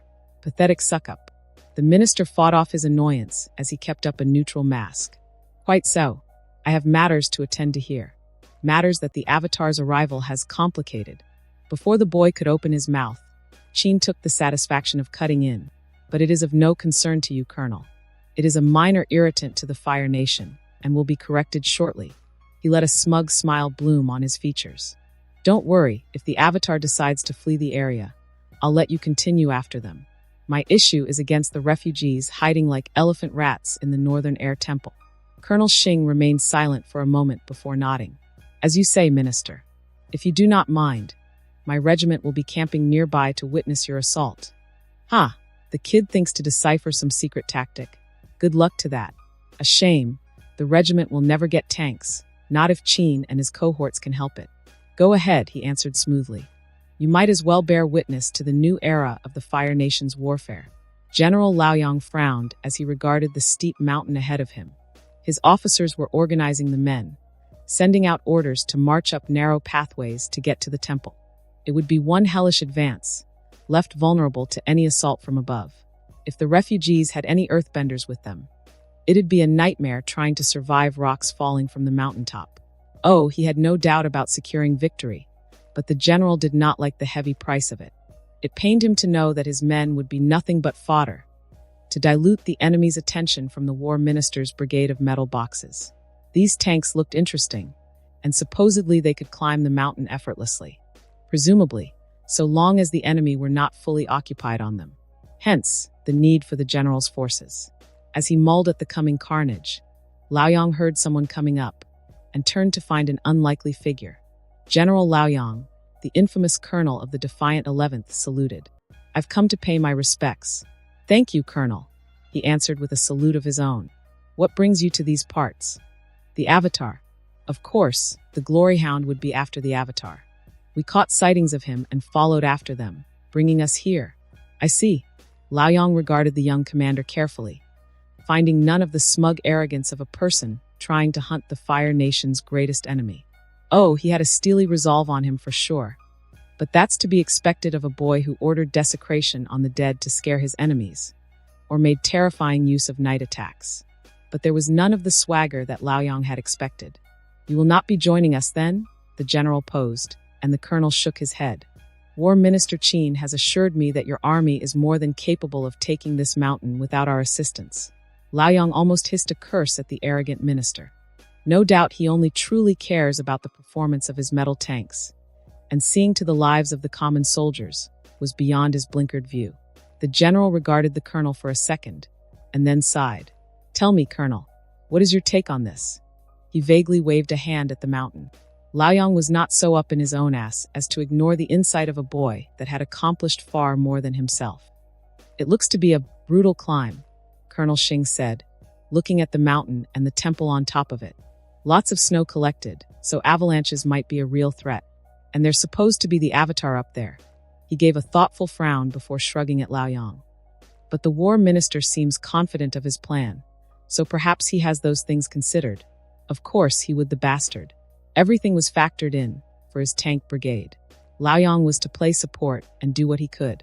He has confidence in his new weapons," he carefully admitted. "You might not have seen them, but the new vehicles that the war minister has conjured up are rather capable things. But not capable enough to take the mountain by themselves," he silently added. "Pardon my rudeness, General, but not capable enough that he needs your men?" Laoyang snorted. Whatever they said about the scorpion, nobody could claim that he was dumb. He carefully pieced together his reply. "Quite so. No matter how well armed or armored, one always risks being overwhelmed by numbers." As expected, the boy got the hint immediately, a disapproving frown on his face. "I see." Laoyang forgot that particular virtue of the colonel, that he disdained the callous expenditure of Fire Nation lives, even if that virtue was tainted by dishonorable tactics. There was a heavy pause before the scorpion spoke again. "I would not dare to suggest knowing more than yourself, General. But if I may ask, how are your men distributed?"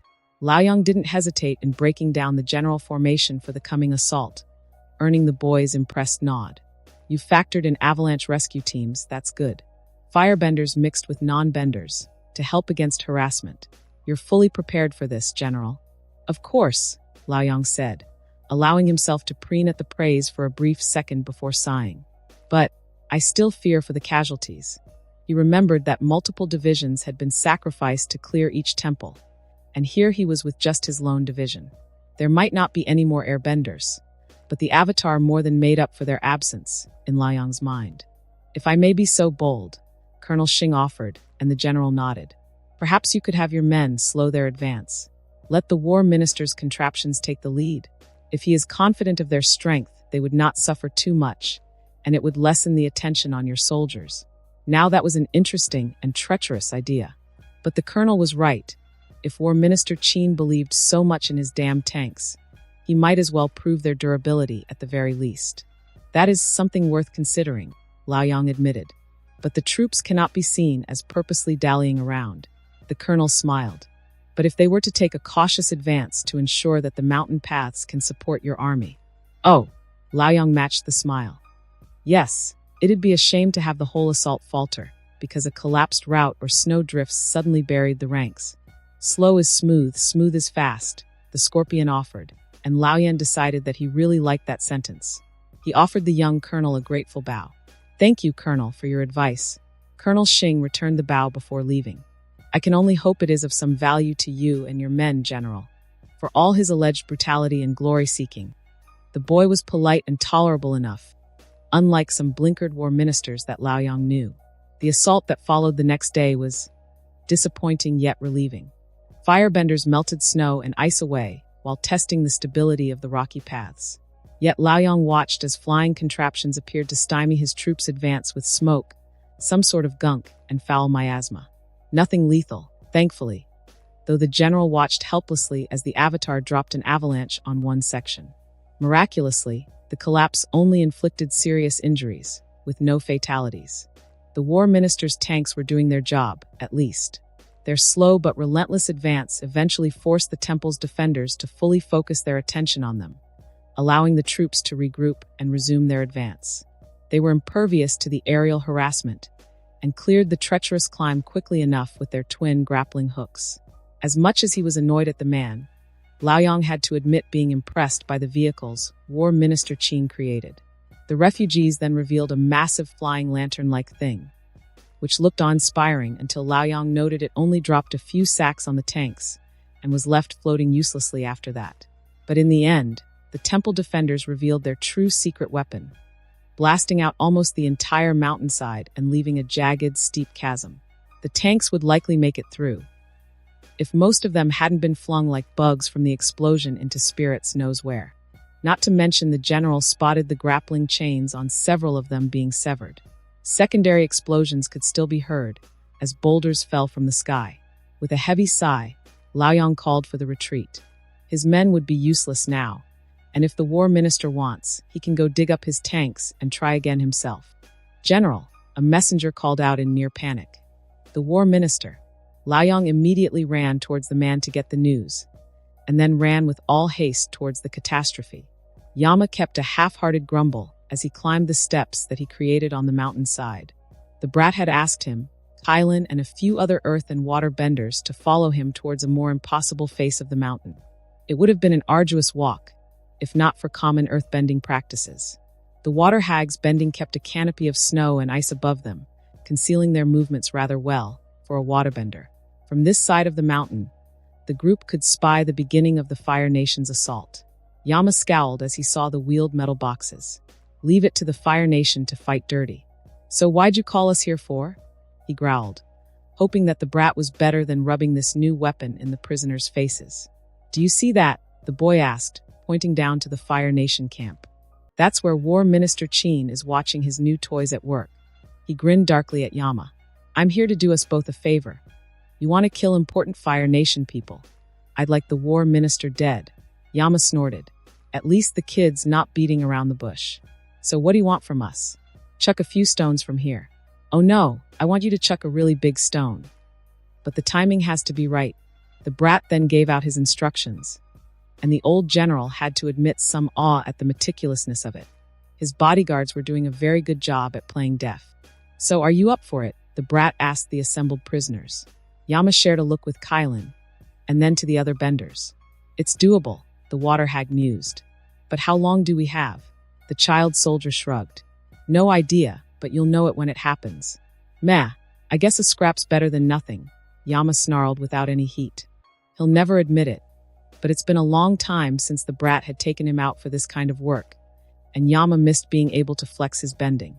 The group worked and watched silently as the battle progressed, showing off the defenders' desperation and ingenuity, and the tank's durability and tenacity. They might even be a problem for Boss Sing Se in significant numbers. And then out came a massive flying bladder with an underslung basket, which did pummel all. But then, the explosion that rocked the entire mountain almost knocked Yama and the earthbenders off their feet. It was an impressive thing to carve out an entire chunk of rock like that. Another potential weapon to threaten Boss Sing. Now, the brat suddenly called out, snapping Yama out of his thoughts. The general gave a scowl before nodding to his compatriots. As one, they stomped their feet, reaching into the pre-carved projectile on their side of the mountain to drag it out of its housing. Don't any of you screw this up. Yama groaned out with exertion as they collectively grappled with nearly a hill's worth of compacted rock and earth, and held it in the air for an excruciating few seconds as the waterbenders quickly added ice to it. Then it was flung with a choir of grunts, and thankfully nobody messed up their aim as the massive block of mountain soared through the smoke and debris towards its goal. Yama watched with unbridled satisfaction as the huge boulder crashed onto the camp and erased it from existence. The momentum made it disintegrate into smaller rocks that added more to the chaos as it rolled on its merry way. The brat still got good ideas in him then. General Laoyang came across a rocky outcrop that used to be the camp of the war minister. It was utterly poor luck that the explosion had sent such a big chunk over here. He immediately sent out his reserves to dig out through the rocks. It might be a slim chance, but an attempt had to be made. They mostly found mangled bodies or smears of what should be bodies amongst the new hill. Some were shredded into paste by sheets of ice. Thankfully, the losses were not complete. Some survivors were found among the rubble, mostly at the edges of the camp. They were mostly in bad shape, often suffering from crushed or torn limbs. A few unlucky souls had their armors jammed deep into their flesh from the force of the flying rockslide. Miraculously, War Minister Qin survived somewhat. Half his face had crumpled in, and his silk robes did not protect his body from the crushing weight, leaving him a disfigured mess. Liang couldn't even tell where the minister's arms and legs were on him. He had teams hurry the minister out for treatment, and then immediately called for a general retreat as soon as the rescue operations were concluded. With flying mountainsides about, it was best not to linger any longer. Nobody in the 11th Royal Regiment knew where their colonel took the prisoners, nor did they care to ask. When it came to things like this, the veterans had learned to enjoy blissful ignorance. At the same time, the newer soldiers wisely kept their curiosity to themselves when their colonel returned with a grinning Yama of all things. Everyone saw and heard the explosion from the mountains, and they also saw the stubborn and creative defenders fending off the war minister's contraptions. Nothing about that battle suggested any interference from their young leader. Not unless the combination of earthbenders, waterbenders, and firebenders somehow allowed Colonel Xing to firebend without his white flames. "The war minister's forces are retreating," the colonel said the moment he returned. "See if there's any assistance we can provide them." For battalions hurried out to help their withdrawing allies. They found General Liaoyang leading the operation, who delivered the tragic news of War Minister Qin's broken state. Colonel Xing offered the services of his waterbender healers the moment he was informed, but it was a moot gesture. The war minister breathed his last mere moments after he was recovered from the rubble. Ultimately, there was little to recover from the rocky remains of the war minister's camp. For what it was worth, most of the tanks had not been utterly lost, though many were damaged from being flung about by the explosion, and a significant number of tank crew were wounded or dead. But the machines were salvageable, and it was that task that kept General Liaoyang sticking around the Northern Air Temple for so long. The war machines could not be risked falling into enemy hands, so even the most crumpled of wrecks were dragged out on sleds, or the scrap pieces collected and put into wagons. The battalions of the 11th did not participate in the recovery operation, mostly as a courtesy to the war ministry's secrets. They focused instead on guarding their waterbender prisoners as they healed the wounded, or helping to build improvised sleds and wagons to carry out supplies and casualties. Despite the urgent haste, it took one full day before General Liaoyang could actually leave the area with his army and the war ministry's tanks. With their allies gone, the 11th was sent into the forest in a particular direction for a little treasure hunt. Lieutenant Kai of 3rd Battalion could only venture a guess why, but like many, she kept her thoughts to herself. Unless it's for setting up a pool, voicing theories often just led to the vets hushing everyone up sharply. "The less we know, the less we have to keep secret," they liked to say. Kai didn't disagree, but she also thought that her battle-weathered colleagues were just trying to be smug about things. So they combed through the forest in relative silence, carefully looking for the refugees' flying bladder thing that had disappeared into the treeline a couple of days before. As she scanned the forest around her, Kai prayed to the spirits that they wouldn't find the thing dangling in the trees above her. That'd mean they would likely have to take it down, and some of the crazy vets will likely spout some dragon mush shit, like cutting down the trees with their bare hands, just to show off how hard they are. Worse, the newer batch of recruits would fall for it and try to one-up that with something stupider, like gnawing through the trees instead like weasel beavers. Kai and her team found the machine on the ground. Thankfully, and other than the broken carriage compartment and some holes in the massive fabric, it seemed intact. Ah, great. The colonel seemed highly pleased when he came to inspect the thing, and the lieutenant felt some pride at being part of its discovery, until Colonel Xing backed away from the assembly of cloth, ropes, and wood and turned to the soldiers. "See if you all can pack the thing and carry it, then come with me." Even as a lieutenant, Kai was not exempt from wading into the mess to help free the war machine from the branches, or heaving the weight of the surprisingly heavy fabric to be folded. Other teams joined in to help, and it still took far too long for Kai's liking to get the job done. But in the end, they had a semi-neat pile of what used to be the enemy's flying machine. Colonel Xing and Lieutenant Colonel Mosey were trading whispers with the captains the whole time. From what little Kai could see, it was some sort of debate that kept going until the crashed contraption was ready to be moved. Improvised sleds were made to transport the whole thing, and troopers grunted and huffed as they followed after their colonel. Contrary to what Kai expected, They were headed towards the mountain rather than back to camp. Some of the earthbender and waterbender prisoners awaited them at the foot of the recently ravaged mountain. The ever-prickly General Yama gave an unimpressed look to the pile of cloth and ropes. "That's it." Colonel Shing nodded rather casually. "Yup, thought it'd be more impressive." The colonel shrugged at that, and then instructed the troops to push the sleds up close. Then most of the squads were told to return to camp, leaving just enough men and women to handle the sleds, along with the colonel, his lieutenant, the captains, and the prisoners. Kai was lucky, or perhaps unlucky, to be part of the exclusive assembly. The lieutenant didn't hide her mild puzzlement when the earthbenders formed a perimeter around everyone. Nor did she contain her surprised yelp when they buried their feet into the ground and lifted the whole patch of soil and rocks within the perimeter to define a platform. With synchronized movements, they bended the entire platform into motion, flowing across uneven terrain without so much as a bump in the ride. The platform met the sheer mountainside in no time, and the earthbenders gave another round of grunts to send it rising almost perpendicularly up the steep incline like an elevator. Kai wasn't the only soldier with her mouth open, with even the captains and lieutenant colonel looking about them with wide, marveling eyes. Only Colonel Shing seemed unfazed by it all. "See, told you it'd work." General Yama gave a snort of exertion. Yeah, now shut up, brat. Unless you want to take over." Kai watched the forest floor drop below her and treacherous, jagged terrain be glided over like it was nothing. Just like that, the treacherous climb that previously defeated the war minister's forces was overcome in less than half an hour. Some soldiers and waterbenders were looking a bit queasy, but thankfully nobody hurled by the time they made it up to the top. The platform kept going, clinging to the temple's walls to bring the group up to one of the shorter towers of the Northern Air Temple. The surprise on the refugees' faces on seeing a Fire Nation party was hilarious, and adults and children alike blinked uncomprehendingly until the colonel introduced himself.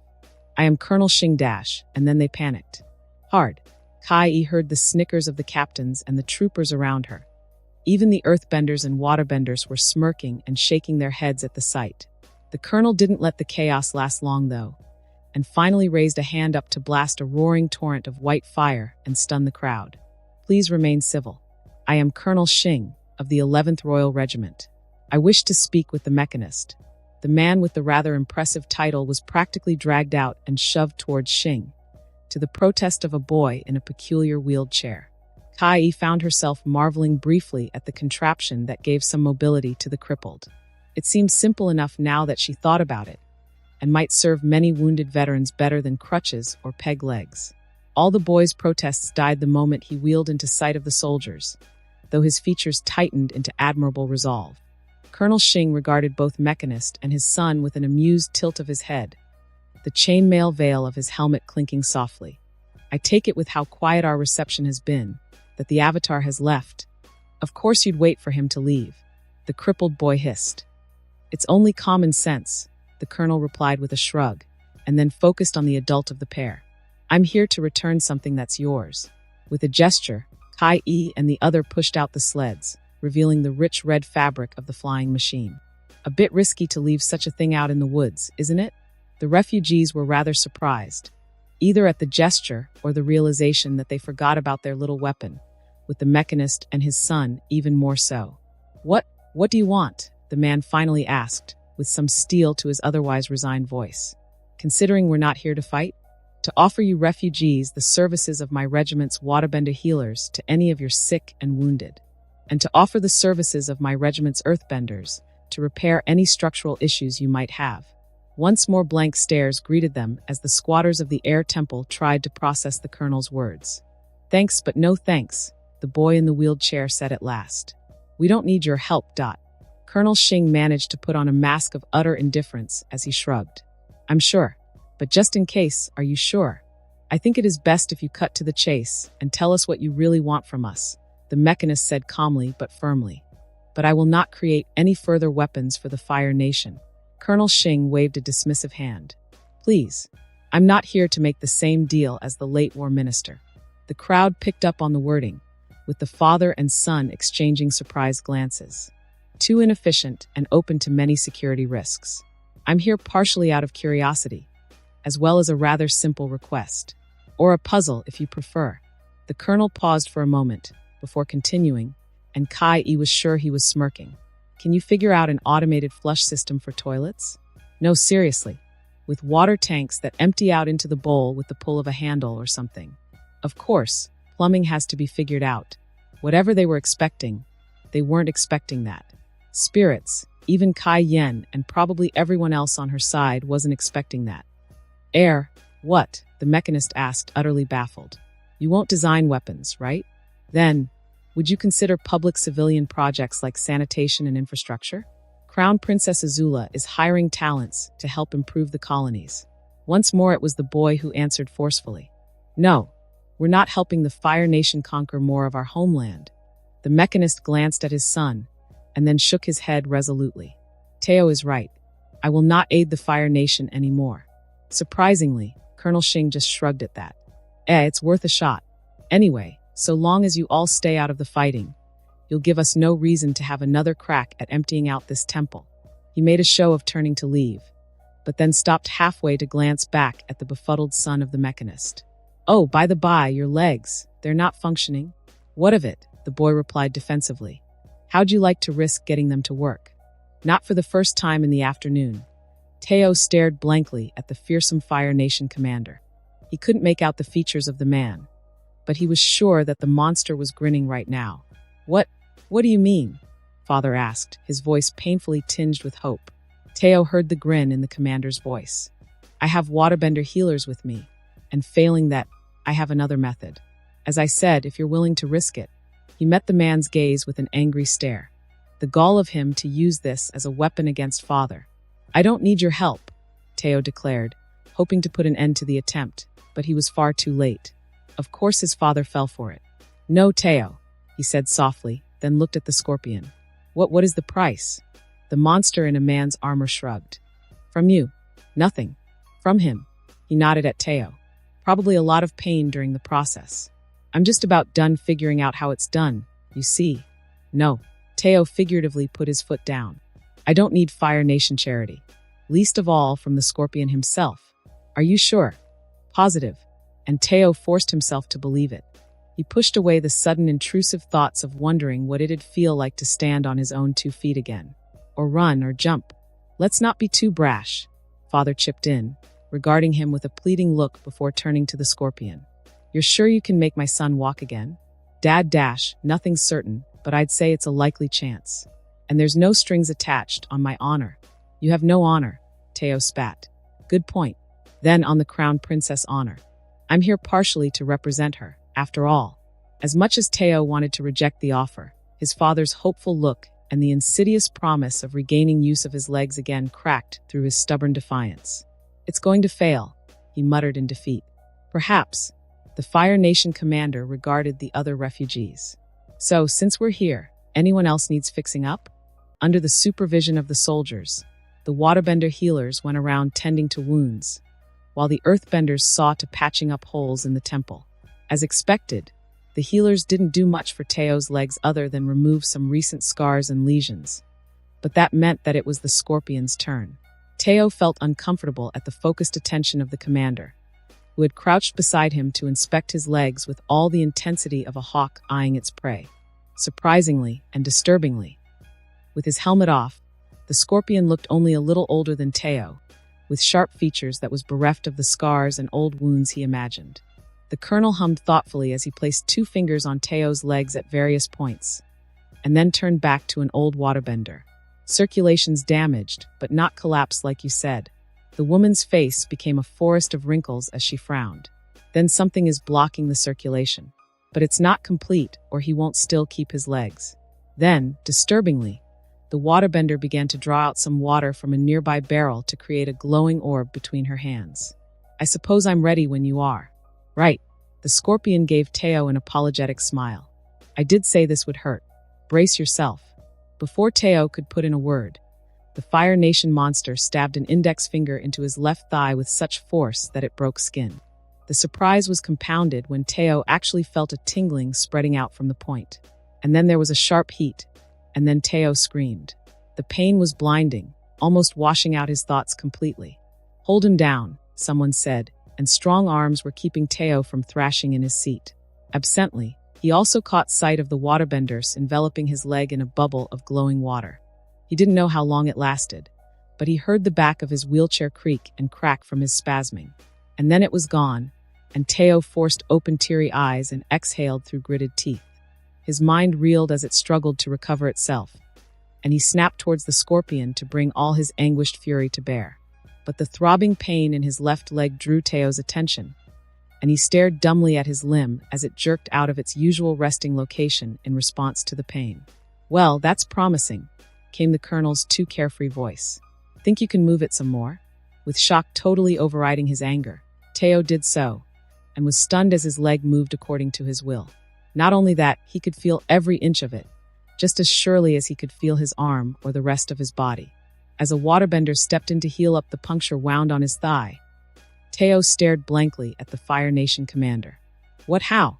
"Trade secret," came the grinning reply. "Now, ready for round 2? Oh, right. Only his left leg had been fixed.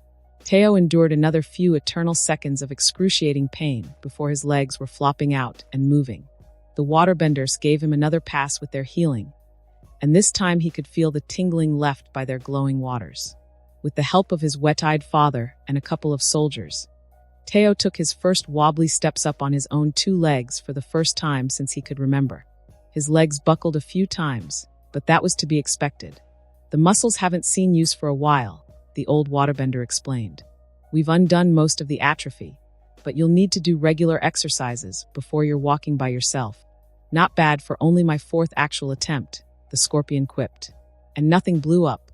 They then left him and his father alone to privately marvel at the little miracle, and to share an emotional embrace. And true to his word, the supposed dread monster of the Fire Nation did not ask for anything from Teo or his father, or the other refugees. They left in the evening after they were done with their aid, leaving the residents of the Northern Air Temple grateful and confused. For what they've done, Teo gave a half-hearted wave to see them off, and then immediately turned his full attention towards getting his legs back to full form. It was unsurprising that his father built him a rather snazzy walker to aid in that endeavor before the night was over. "You're pleased with yourself." Xing grinned rather happily at himself. "I managed to make chi channeling work, so I guess I have a reason to be." Kylan shook her head. "You risked the life of a boy back there, and I'm relieved that it turned out all right for him," the colonel replied, with most of his satisfaction bleeding out from the waterbender's admonishment. Kylan made sure to use her tutoring voice to show that she was not completely disregarding Xing's accomplishment. "So am I, but you were being too cavalier about it. The amount of chi you were forcing through that boy was dangerous, even if it was within his body's tolerances." If not for her continual healing as the spirit-touched firebender directed his own prodigious chi through Teo, the boy's chi pathways might have ruptured, and the legs might have disappeared in a messy explosion. Again, the worst part was, that was the fine line that Xing had to work with when dealing with this new line of medicine. In theory, it sounded ridiculous, of course. Firebending is about channeling chi, Xing had proposed to Kylan before. So what happens if we channel it into other people? It was a crazy question, and one that shouldn't have been able to be answered because of how most people worked. Everyone's chi pathways were supposed to be self-contained systems, and to open the system was tantamount to an agonizing murder. But Xing was different, and after his encounter with the dragon, he'd been keen on exploring that line of madness again. Kylan only agreed to help him with his research to at least ensure that he didn't go about haphazardly incinerating people.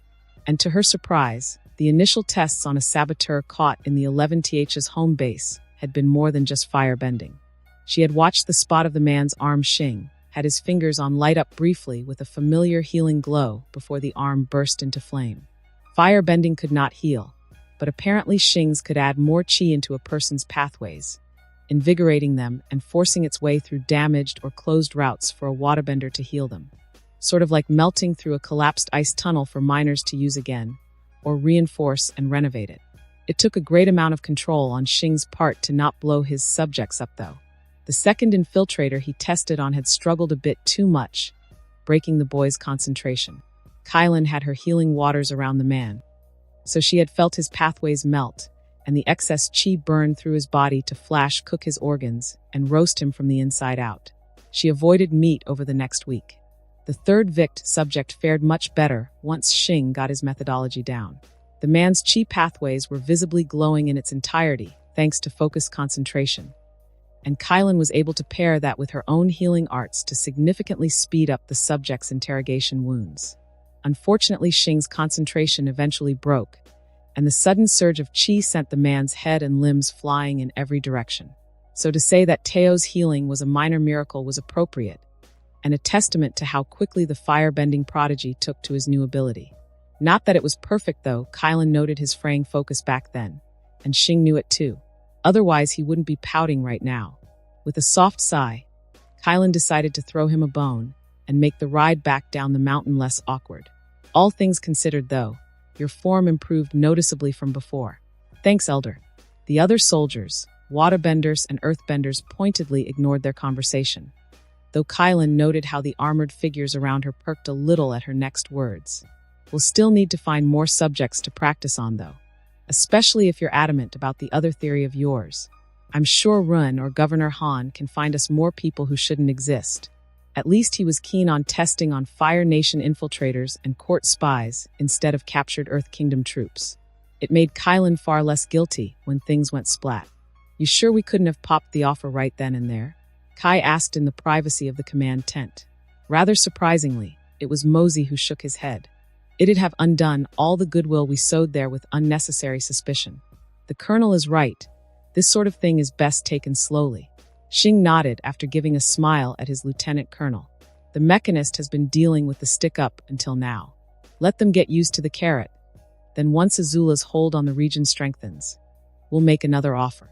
With careful information dissemination, he will hear of how she does things. And we could have him willingly working for us. As a civil engineer, though, Ping pondered. Their colonel shrugged. Baby steps. We can pick apart his civilian inventions and apply them to military use without his involvement. That way the point of failure is far less critical, like what happened with the war ministry. It still feels like a roundabout way. Kai couldn't help but comment. That's because it is. And sometimes it's the best option to take. What about the flying thing? Ruffin asked. It's a minor thing with its limitations. Besides, the surviving officials have already seen it in action. No doubt there'll be some of them working on replicating it once they return to the capital. They'd do a better job with a sample in hand. Xing grinned. Or references. A good thing we have a few people in the 11th who have seen and interacted with the balloon up close, no? We can offer the War Ministry what information we have on it. For a fair price, of course. Kai's face scrunched up to know that Xing was playing politics again. He and the Crown Princess were rather eager players in that dirty game. No doubt the Royal Princess already has plans in motion to deal with the new War Minister. It wouldn't surprise the captain to discover that she might even have a hand in determining who gets the post. The treacherous scheming of it all should be appalling.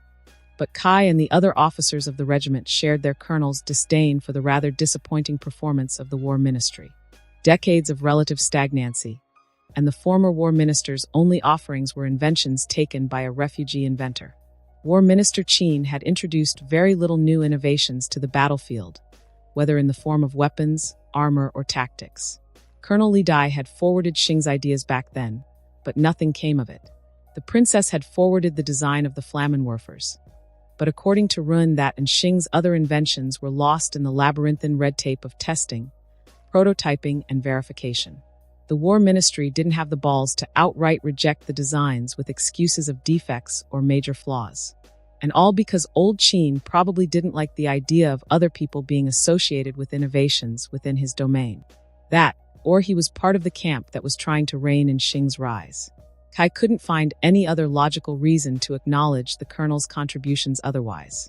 Having the mountainside drop on Qin might be the spirits giving a sign. Or it was Xing being Xing again. Kai was happy not knowing which was true. So, we'll be dealing with a new war minister sooner rather than later? Kai asked, and Xing shrugged his shoulders again. The moment they're appointed, AZULA will approach them about naphtha, repeaters and Flammenwerfers again, and I'll have her bring up the balloon as well. Really, these kids shouldn't be so avid participants in court intrigue. But it seems that Xing and his royal girlfriend were laying down the foundations for their eventual, official entry into higher court politics, with the Crown Princess recently taking the position of colonial minister, and Xing working on setting down roots. Kai was both disgusted and impressed at the amount of work they were getting done. Well, on the bright side, Fan's place in the more prestigious schools was more or less secure. Princess Azula's constant time with Run had the side effect of getting their daughter very well acquainted with her. And despite the supposed bare tolerance of Fan, the princess had a subtle protective streak towards the girl. According to Ren's letters, the crown princess would sigh with faux irritation, but would be among the first ones to stop Fan from wandering out of sight. She planned her visits around the girl's nap times once she learned about it, and on at least 2 occasions had helped rock Fan to sleep while Ren had to take care of administrative work. No surprise then that Kai had to lose out when Fan started speaking. She knew Mama first, but the next word she spouted was Zula. Papa was the 6th word she learned to say after sleep, number, and fire. It hurt his paternal pride, but Kai was consoled that it could have been much worse. Fan could have picked up Xing's spirit-touched vocabulary, for example, or been exposed to Colonel Dao. Shuddering at that thought, Kai returned to the present. So what's next after we return to friendly territory? Xing shrugged as he glanced down at the map of the continent's northern region. Either we'll be patrolling the borders or continue with native suppression efforts. General Shou should have something for us. It was rather considerate of Xing to still maintain the facade of being directly under the general's command, with the surprising amount of power his noble rank gave him. Everyone expected the 11th to do as it pleased. Chain of command be damned. Or the boy was probably too lazy to figure out where to take the regiment when he didn't have a definite goal in view. A messenger ran into the tent, the urgency of his task such that he only saluted after handing the scroll wrapped in red ribbon over to Xing. A priority message from the crown princess. The hawk was forwarded from Zilong, sir. Xing gave the trooper a nod to dismiss him, and then quickly unrolled the scroll to read its contents. Kai didn't like the way the colonel tensed up or narrowed his eyes. Change of plans, Xing finally said with a grimace as he broke away from the scroll to regard the officers. Mosey, once we get back to friendly lines, have Hyung stock up on cold weather gear. He offered the scroll to the nodding lieutenant colonel. Admiral Zhao has successfully petitioned for and is mustering the forces for an assault of the Northern Water Tribe. That sounds ambitious. Kai's thoughts immediately left his mouth as Mosey read through the scroll with an immediate frown on his face. Xing nodded as Mosey answered for him. He managed to convince several high generals to aid in his petition to the Fire Lord. Admiral Dayong, General Shou, and other commanders operating in the north are to provide their full cooperation to Admiral Zhao in this endeavor. Mosey stared up from the scroll to stare at the colonel. This level of mobilization hasn't been seen since Prince Iroha's siege of Ba Sing Se. That big? Ping asked with some worry, and Mosey passed her the scroll. Bigger. Several admirals have pledged their fleets to Admiral Zhao's cause, particularly those patrolling the waters between the home islands and the colonies. With the subjugation of the Northern Earth Kingdom realms, the Fire Lord and the War Council have agreed that there is no need for such a heavy naval presence guarding the seas between the home islands and the northern colonies anymore. Ping's eyes went wide as she scoured the message. They're stripping the north down to garrisons and border security? Almost down to that, yeah, Xing said wryly. Note that General Shou is only asked to contribute some of his forces, compared to the other commanders named. The captain squinted at the scroll for a moment. The regiments of Colonels Dao, Yashin, and Kota will remain with General Shou and the 11th to continue securing the northern states. Everyone else is being recommended to the invasion. Kai blinked incredulously. We're being left out. Quite obviously, too. Then why are you preparing to join in? Xing's eyes hardened dangerously, making Kai almost regret asking. Because Admiral Zhao is either about to make a big mistake, or he's suicidal and doesn't mind dragging everyone else along with him. There was a coldness in his voice that Kai had last heard when they found out Duke Chou's involvement in Sherlowa's idiocy. We'll make our way back with all haste. The faster we get back to friendly territory, the more time I'll have to work with the favors owed to us.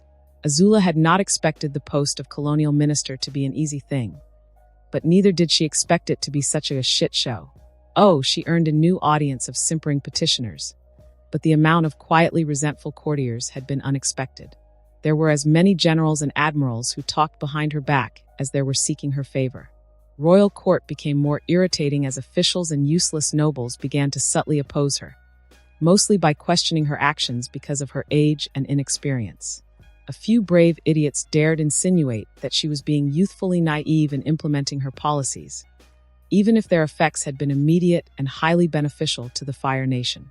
The corrupt fools only saw that their cronies and sources of passive income were being relieved of their posts, or finally forced to pay up after more stringent auditing from her loyal officials discovered an appalling amount of willful incompetence.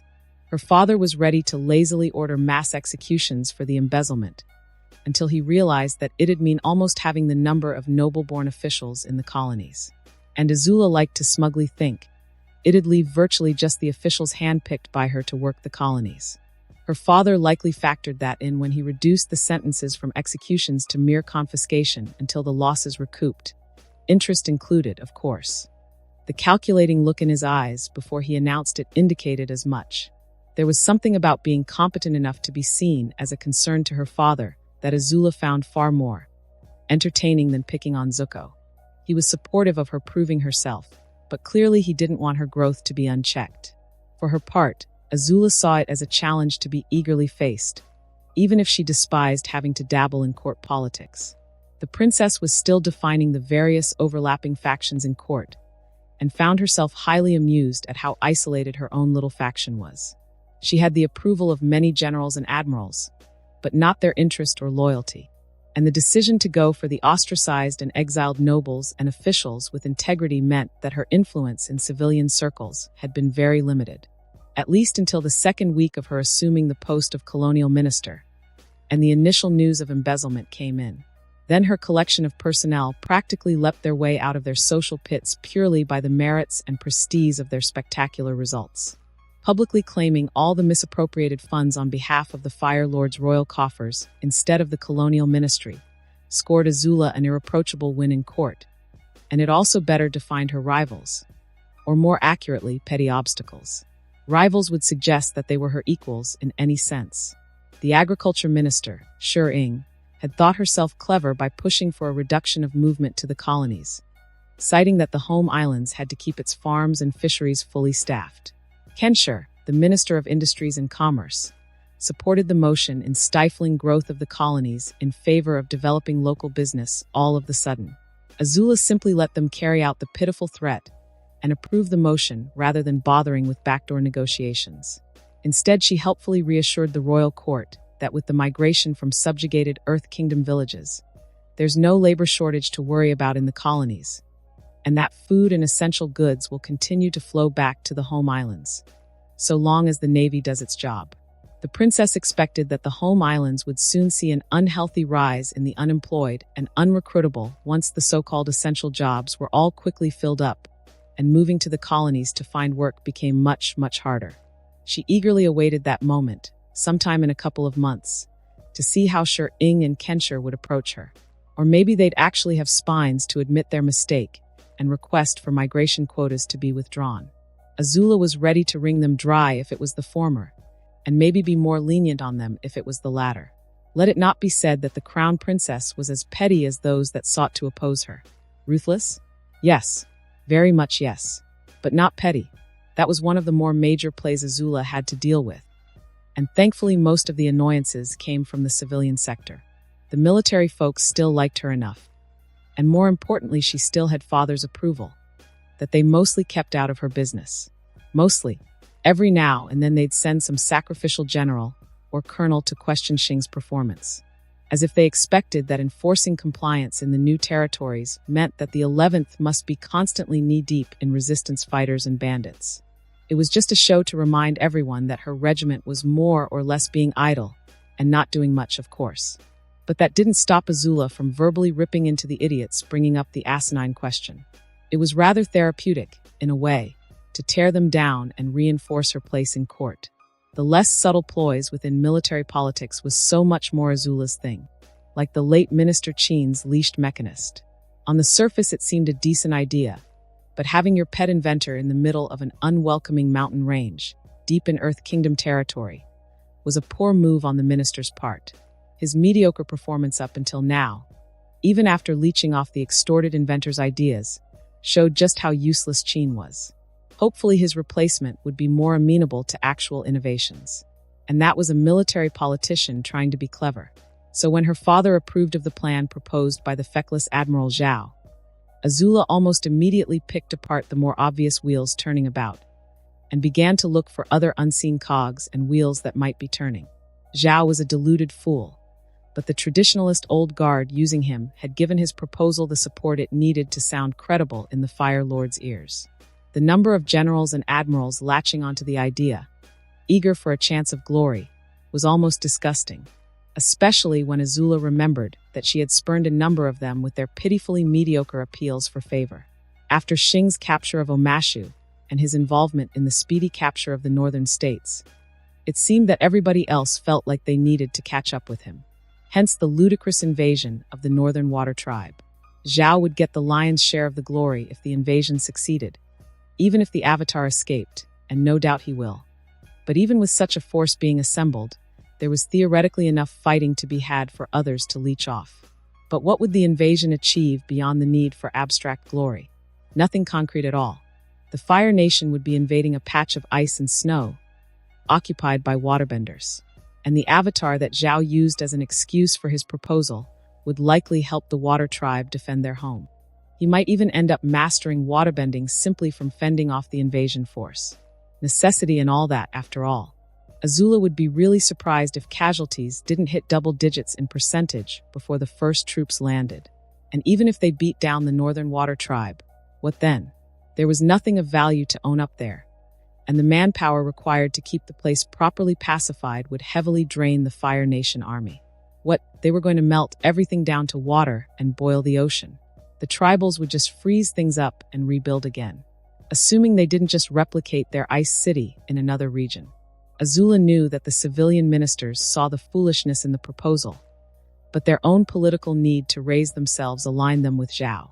Short-sighted idiots, the lot of them. But when Xing's reply to the invasion was a plan to join the invasion force, to stop Zhao from making a mistake, AZULA's disgust at the invasion turned into concern.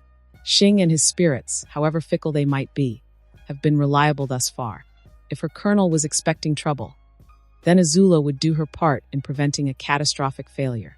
Through Overseer Day and her stable of colonial magistrates, the Crown Princess ordered the prioritizing the development of the colonial docks, as well as the quiet stockpiling of bandages, herbs and other goods that wounded soldiers might require.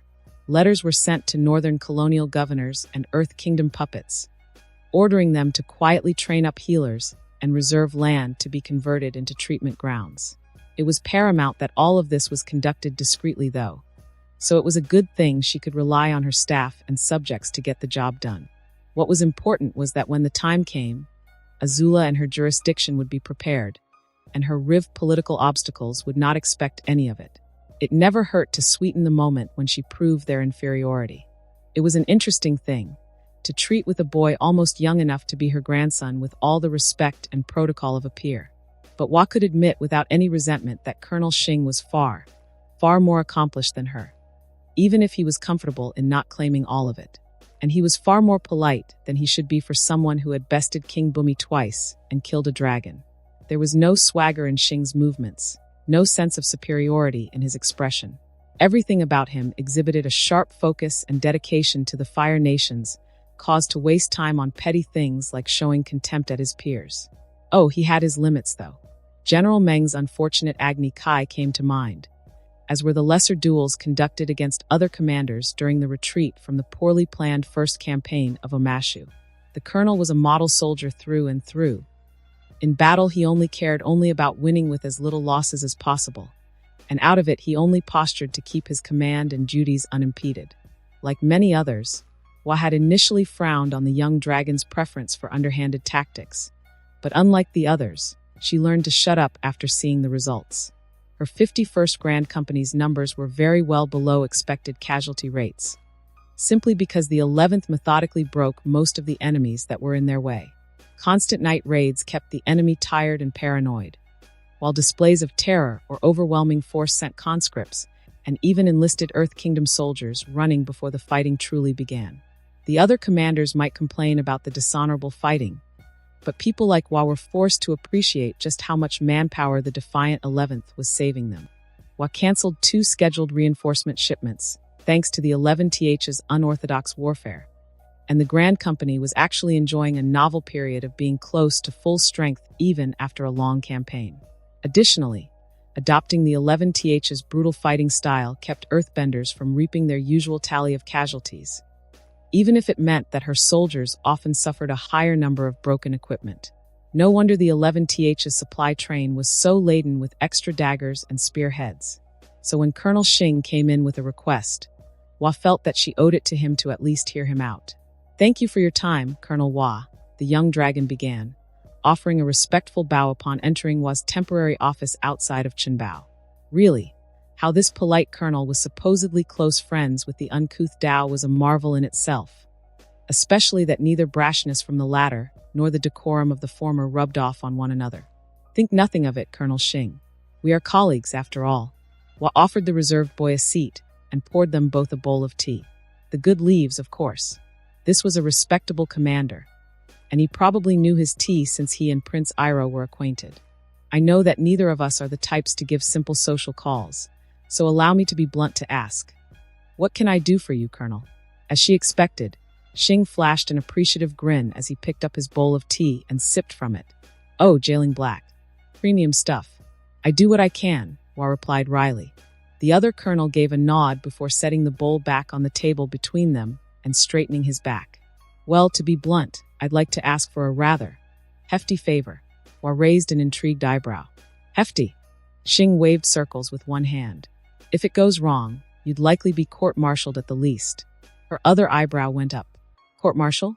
Now she was really looking forward to hearing his proposal.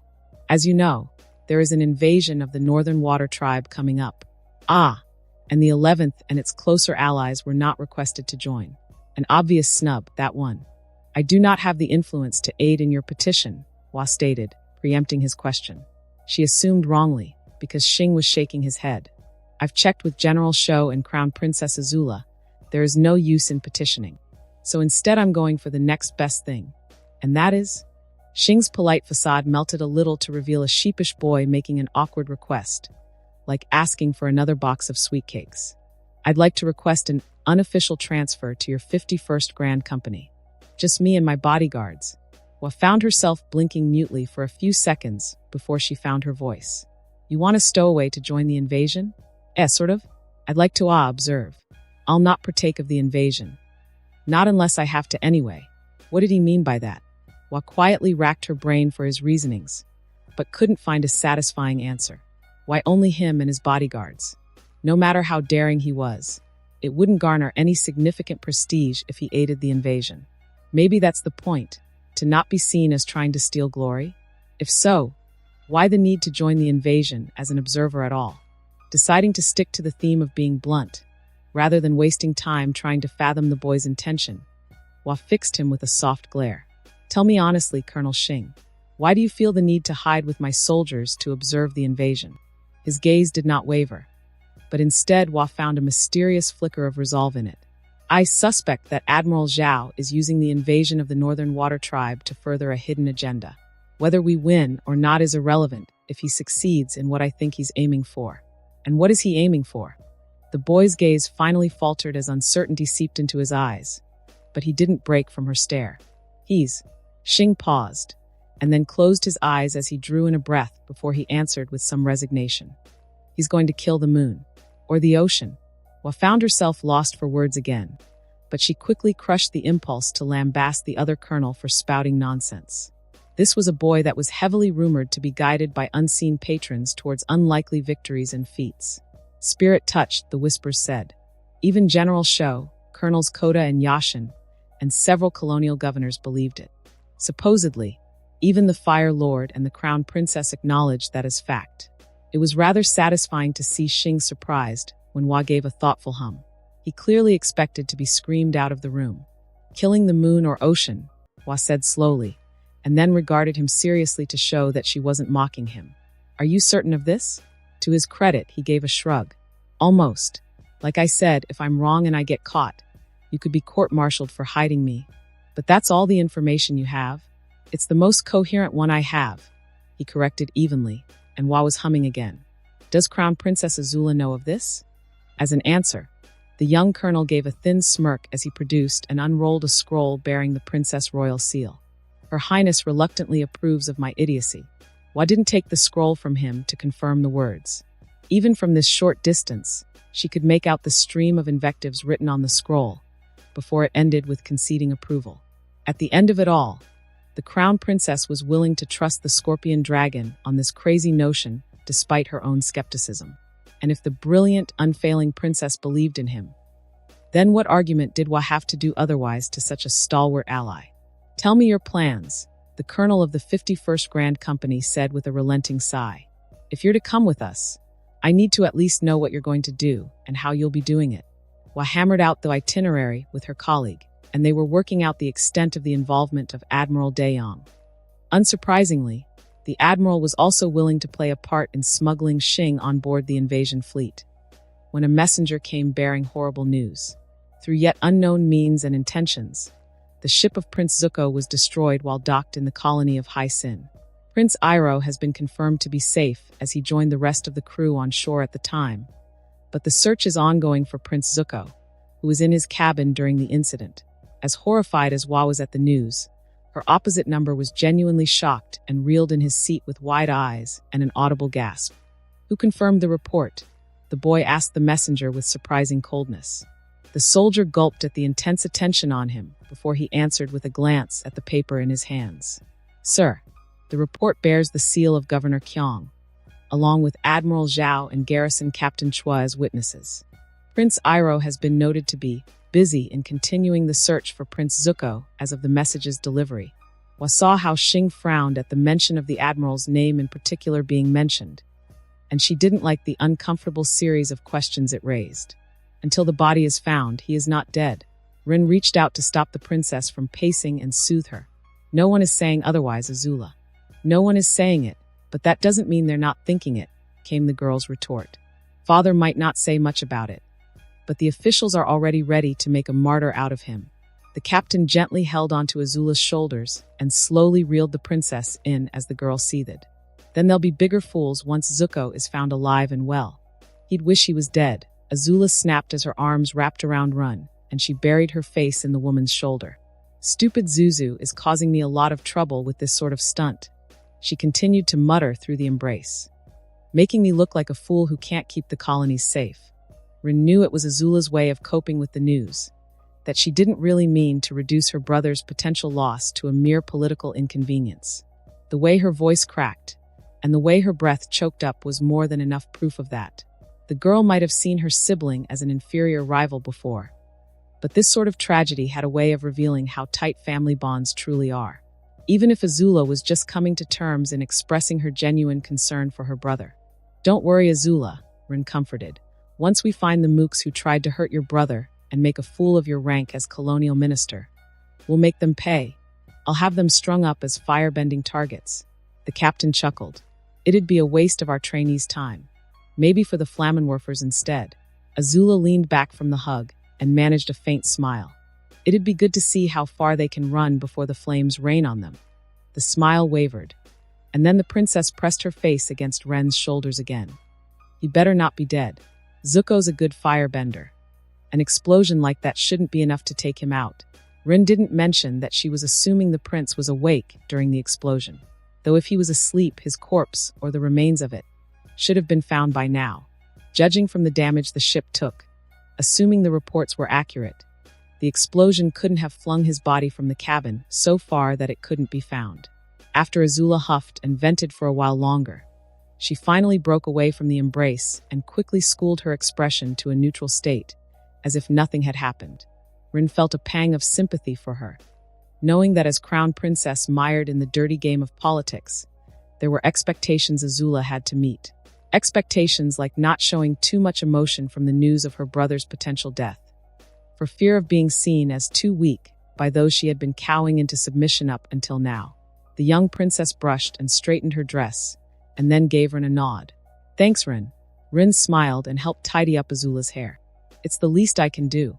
The younger girl sighed. It'd be nice if you weren't an instructor captain. With how it was said, Rin couldn't help but cock her head to one side. Why's that, Azula? Azula's gaze was one of steely resolve, as if she already made her mind on something.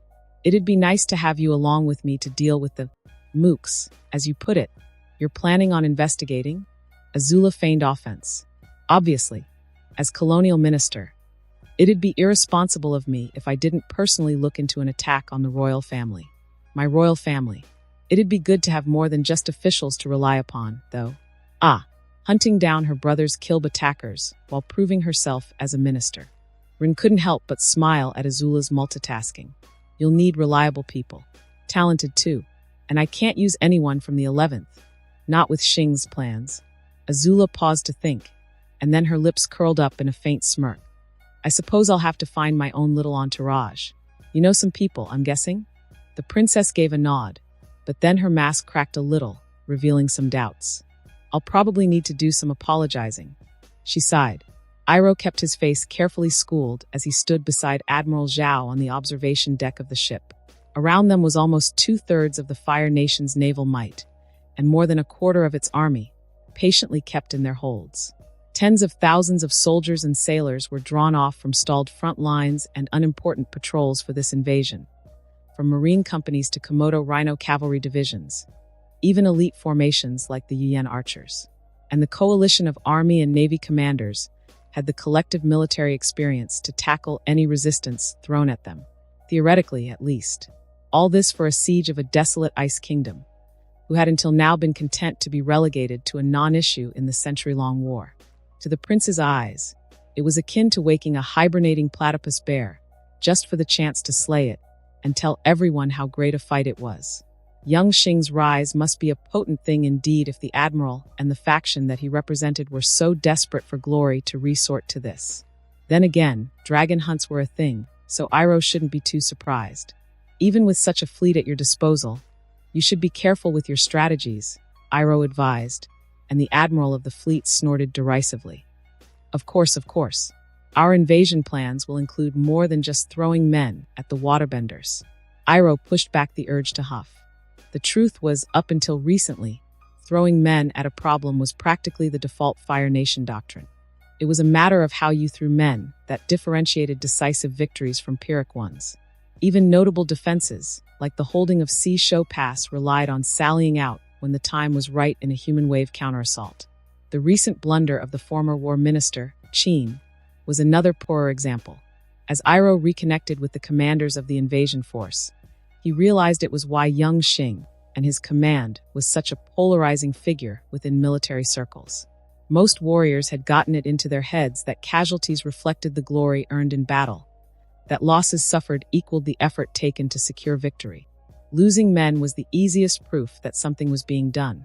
Admittedly, Iroh himself had been of the same mind once, especially with his long siege of Ba Sing Se. The losses sustained were considerable, now that he thought about it, but within expectations for such an undertaking. To suffer fewer casualties would have made the whole thing seem less momentous, less significant, even the lifting of the siege when he withdrew. So the 11th's method of fighting, Li Dai's softer doctrine which emphasized the metric of lives unharmed or lightly wounded instead of lives lost, was practically anathema to conventional Fire Nation thinking.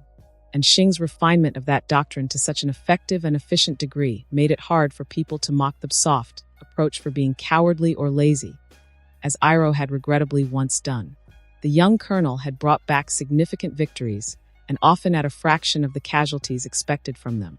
His night raids, when Iroh took the time to study them, was an exhibit of cunning, discipline, and precise application of force, instead of the usual tactic of basically sieging the enemy camp at night. Luring enemies into traps was a known thing. But the 11th took it to another level by carefully preparing the battlefield, or patiently drawing the enemy out to the point of exhaustion before picking them apart. Before Xing assumed official command, he masterminded engagements that often lasted more than a week, constantly harassing the edges of larger enemy forces before going in for the kill. The 11th back then were content to sit out conventional engagements and opted for intercepting enemy supplies or constantly snuffing out their scouts. Now their engagements lasted much shorter, but only because operating at full strength gave the battle-hardened regiment an advantage in literal firepower that rendered moot the need to draw out the enemy. They were no less cunning in how they approached the enemy, but their increased numbers severely increased the scales of battle in their favor. It shouldn't be surprising, but some of the more traditional-minded generals and admirals still gaped that a force used to fighting, while severely outnumbered, would do so much better after being doubled in size.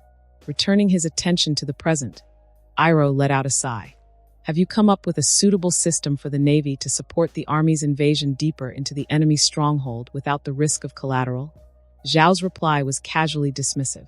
The generals agreed to using bolts of fire launched in the air, or flares for the non-bending soldiers, to signal for naval bombardments. Naval support will strike at points ahead of the signals. The distance determined by the signals delivered. The admiral straightened a little as he adopted a more smug pose. Fast and straightforward communications that the enemy cannot replicate. Pretty handy, no? Iroh managed to not roll his eyes. It sounds elegant, but have you tested it? Have you considered visibility once we begin our siege and smoke taints the air? And what are the conditions for the troops on the ground to launch the signal? What is the system to ensure that each signal is responded to by a suitable number of ships? To the prince's petty satisfaction, Zhao's smugness gave way to an annoyed frown. We'll hammer out the details as we reach the North Pole. We still have a week of planning. That's plenty of time to work out the more asinine details. Making sure to keep the smile out of his voice, Iroh bowed slightly. As you say then, Admiral. I do, Zhao huffed. The prince left the observation deck and headed into the bowels of the ship. In one of the more secluded cargo holds, he checked on the bundle of cloths and bandages that was his nephew. Zuko was a mess of bruises and burns, and miraculously somehow had not only survived the explosion, but remained conscious enough to swim to shore. Iroh had found him, but the young prince had requested to be hidden rather than seek immediate healing. The look in his eyes, as well as the cold resolve in his voice, made Iroh relent. Even to the point of keeping the news from AZULA and Shing, hopefully both young leaders would be forgiving of this deception, to both Iroh and Zuko. To the public's eyes, Prince Zuko was lost and presumed dead. How long the young prince wished to keep that up remained to be seen. But the boy was determined to use this chance to capture the Avatar somehow. How are you feeling? Iroh asked as he crouched by his nephew. Zuko shifted to fix him with a tired gaze. His scarred face was set to a grimace. Better, uncle. Thank you. Iroh pulled out several herbal packets and a water skin secreted in the sleeves of his robe. Come, we don't have much time. Carefully unwrapping the bandages to change them out, the older prince noted the fading burns and scabbing wounds on Zuko's body. Iroh comforted himself with the knowledge that as bad as it looked, the boy shouldn't suffer any permanent damage beyond cosmetic scars, based on his own military experience. The metal and glass slivers he'd pulled out hadn't hit any major organs, and the damage to the limbs were healing up surprisingly well enough that Zuko might recover movement in a matter of days rather than weeks. After this, he'd have to get Zuko to Shing's healers, at the very least for a proper round of healing. Zuko could keep the scars if he wished. The girls still liked the sort of character those kinds of marks gave off. After applying a fresh set of bandages, the herbal powders were carefully put straight into the water skin and given a strong shake before being fed to Zuko, who slowly gulped it down despite his face scrunching up from the bitterness. I'll get you some food later, but you'll still have to settle for kanji for the next few days. Zuko's head shifted slightly in an attempt at a nod. Thank you, uncle, he croaked. Iroh smiled as he slowly rose up. You can thank me with a visit to a good tea shop once you're healed. After the Avatar's been captured, I'll buy you a tea house. Really, this boy's relentlessness was teetering from virtue into a sin. Iroh sighed. Fine, after you capture the Avatar. But you'll be working in it for a month. Zuko's lips curled up in a wry smile. I'll do a year if you like. Huh. With another sigh, Iroh gave his nephew a soft, reassuring smile before he turned to leave. Be patient, Zuko. Let your body and mind rest. The temptation to make a discreet call to the 11th was strong, but Iroh fought it off. Success or otherwise, Zuko needed this hunt for his own peace of mind and perception of honor. Getting Shing involved would likely be seen as a humiliation by the young prince. Iroh would let him take another try and let Zuko bleed off some of the tension collecting in him before intervening more directly. If he happens to succeed, perhaps Shing could be persuaded to aid Iroh in orchestrating a suitable breakout for the Avatar that wouldn't get in the way of Zuko regaining his honor. Finding Ty Lee turned out to be a harder task than AZULA had initially thought. Her family had been easy enough to track down, but surprisingly Ty Lee herself had joined a circus of all things. And figuring out which damn troupe she joined took way longer than anticipated. How many circuses had lithe girls performing in them? Practically all of them. How many circuses kept track of the nobles in their ranks? Practically none of them. If anything, the whole tedious task taught AZULA how to better refine and apply her searches for future manhunts. But she did find Ty Lee in the end, in a small circus making its rounds in the home islands. The princess found it weird that as a noble, her friend had not sought out a more prestigious troupe. She found Ty Lee in the back of the circus grounds, standing upside down on her 2 index fingers. The other girl seemed barely aware of the difficulty of such a stance, and was smiling serenely at nothing in particular. She was just as vibrant as AZULA remembered, and had grown into her teens rather well. Drawing in a breath, AZULA entered her vision with a confident smile, immediately earning Ty Lee's surprised attention. Ty Lee, could that possibly be you? AZULA. Ty Lee's face immediately lit up, and her smile grew. In a single fluid move she twisted and landed on her knees and palms to prostrate herself, as fitting for being in the presence of a royal. Then in another quick motion the girl was up on her feet and running over to hug AZULA. It was different from Ren's and Ping's embrace, less protective and more relieved and comforted. Like Ty Lee was genuinely happy to meet her again after all these years. It is so good to see you. The princess felt a pang of discomfort when she realized how much her old classmate meant the words. She glanced around and bit back a sigh. Do you have someplace we can talk discreetly? Ty Lee led AZULA into her personal tent, a small, austere thing that somehow managed to seem stuffy for all the lack of furnishings in it. So, what do you want to talk about? Sorry I don't have any tea to offer here. It's all right. AZULA fought back the urge to frown and fixed a serious gaze on Ty Lee, which should she open with to not seem disingenuous like the nobles she detested.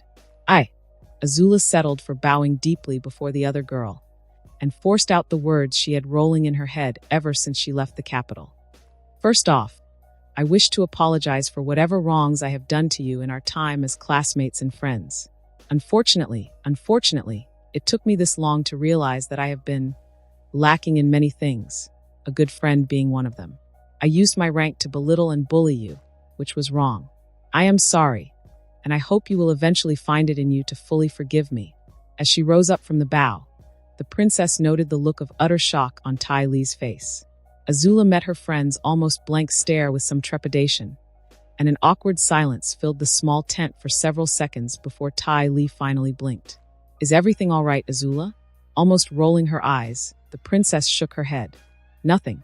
I just had a moment of clarity, that's all. Oh, then Ty Lee broke into a bright smile and went in for another, tighter hug. Thanks, AZULA, though I don't think there's much for me to forgive. Still, I'm happy that you've had your epiphany, and I'm proud that you're bravely facing your past like this. It must be why your aura is a richer red. AZULA gave a polite cough. Well, it's not that hard, she lied. Of course, Ty Lee said, not at all fooled judging from the smile the girl gave as she broke away from the embrace and stood before AZULA. Oh, is it true you're now colonial minister? AZULA gave a nod, and Ty Lee's smile somehow managed to grow even more as she clapped her hands together. Congratulations. It must be hard work to be a princess and a minister at the same time. It could be worse. She could have taken the other route and been involved in the war ministry instead, and get mired in the dragon moose shit roiling about in there right now. Father was allowing the ministry's internal politics to take its course to find a suitable war minister, and AZULA had been approached by several slimy courtiers looking for her support for one candidate or another. Actually, my job is also why I'm here, the princess said, returning from her thoughts to the topic at hand. I'm not sure if you've heard, but you remember my dear brother Zuko? Ty Lee's face finally fell. I'm sorry for your loss, AZULA. AZULA ignored the consolation and continued on with a colder voice. Well, as the incident occurred in the colonies, it falls upon me to investigate the cause of it. I would be honored if you would aid me in my mission. Worry flashed on the other girl's face, and AZULA found herself stiffening as Ty Lee spoke. Oh, I would love to, but the truth is, I'm really happy here. Besides, you have your ministry officials to help you, right? The princess' jaws tightened, and she had to quietly remind herself that this was far from an unexpected outcome. Here was a prime example of what her old, careless use of fear gained in the long run. Ty Lee was glad to meet her again, but she was rightfully keen on keeping the meeting short-term. "I understand," AZULA forced out with a stoic nod. She had prepared for this, so why was it so hard to get the words out? "I wish you all the best." Once more surprise took over Ty Lee, but this time she recovered a little quicker to offer a grateful salute. "Thank you, AZULA." The princess raised her hand to forestall the gesture. "Please, I'm the one who should be thanking you for the opportunity to resolve old affairs." Forcing her limbs in motion, AZULA left the tent with as much royal grace as she could muster while stamping down on the embers of emotion flaring within her. With a quick gesture, her bodyguards regrouped from their discreet distance. "Come, new Ozai awaits us. Hopefully Mai could at least be roped in by offering to avenge Zuko. But if that fails, she'll still at least have some reliable hands to rely on within the ministry," as Ty Lee noted. "It wouldn't be as fun as a reunion with old friends, but AZULA has been dealing with people far above her age so often already. What's a little more? Right, I'll wait." AZULA had barely taken 10 steps when she was broken out of her musing by Ty Lee running up to her. "I hope you don't mind if I change my mind." "Are you sure?" she couldn't help but ask. Ty Lee nodded with willful determination for some reason. "I can't let your aura go sour after all the work you've done to get it to be such a pretty red. And I'd be a poor friend if I didn't help you when you needed me. Besides, the circus isn't going anywhere. I can come back here once we're done." AZULA had to admit, she felt a bit choked up from her friend's declaration. "Thank you, Ty Lee." "Not a problem," the other girl said. "I'll go get my stuff, okay? Oh, where are we going after this?" "I'll need to pack for the weather." AZULA gave an amused smirk. "Well, the colonies all have generally favorable climates, but we'll have to stop by New Ozai first. Hopefully Mai would be keen to join us." Aang had never seen so many ships before. Even from his vantage point in the sky, the fleet seemed to cover the entire ocean. And they were relentless too.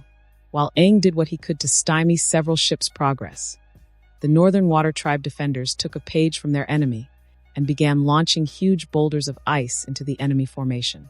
The retaliation was far outnumbered by the invaders' bombardment, and some ice boulders crashed into the flaming rocks catapulted over with spectacular effects. Those projectiles that did manage to hit the Fire Nation ships, though, punched through metal decks and crumpled the elevated ship bridges. Unfortunately, that did not slow the enemy progress one bit, or stop them from clumping up to add to the rain of fire on ATLA. After watching figures jumping out of a sinking ship, the young Avatar found himself horrified at realizing just how many lives were being carelessly wasted for this siege. There were even Komodo rhinos bobbing along the sea's surface, though unlike the human soldiers, these creatures did not last long and quickly sank under the surface. Rope ladders were thrown down from nearby ships for the survivors to rescue themselves, but otherwise the full effort of the Fire Nation Navy was directed at besieging the Northern Water Tribe city. Thankfully, a glance back told Aang that most of the fireballs were unable to damage the city, as the waterbenders of ATLA decided on focusing their bending on nullifying the bombardment instead of retaliating with ice boulders. The Fire Nation's advance and bombardment did not slow until the evening, where the Fire Nation decided to drop anchor and cease the rain of fireballs completely. Aang didn't know why, but he was grateful enough for a break. As he landed an exhausted Appa on the palace ground, the equally tired airbender let out a heavy sigh and slid off the air bison's back to slump on the ground.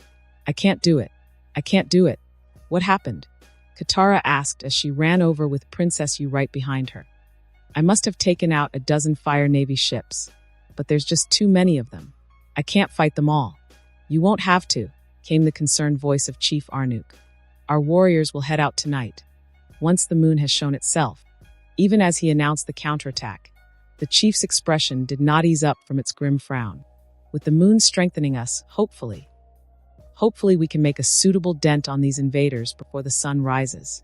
Aang watched as most of the men of the Northern Water Tribe slipped off into the night in boats, with the waterbenders propelling the crafts to speeds that should be impossible. He didn't stay long to see what they did, as Princess Yu led him and Katara to a potential answer in contacting the spirits. Zuko left just in time, it seemed. As he rowed his commandeered dinghy out to land, he noticed the water tribe's own boats speeding towards the invasion fleet.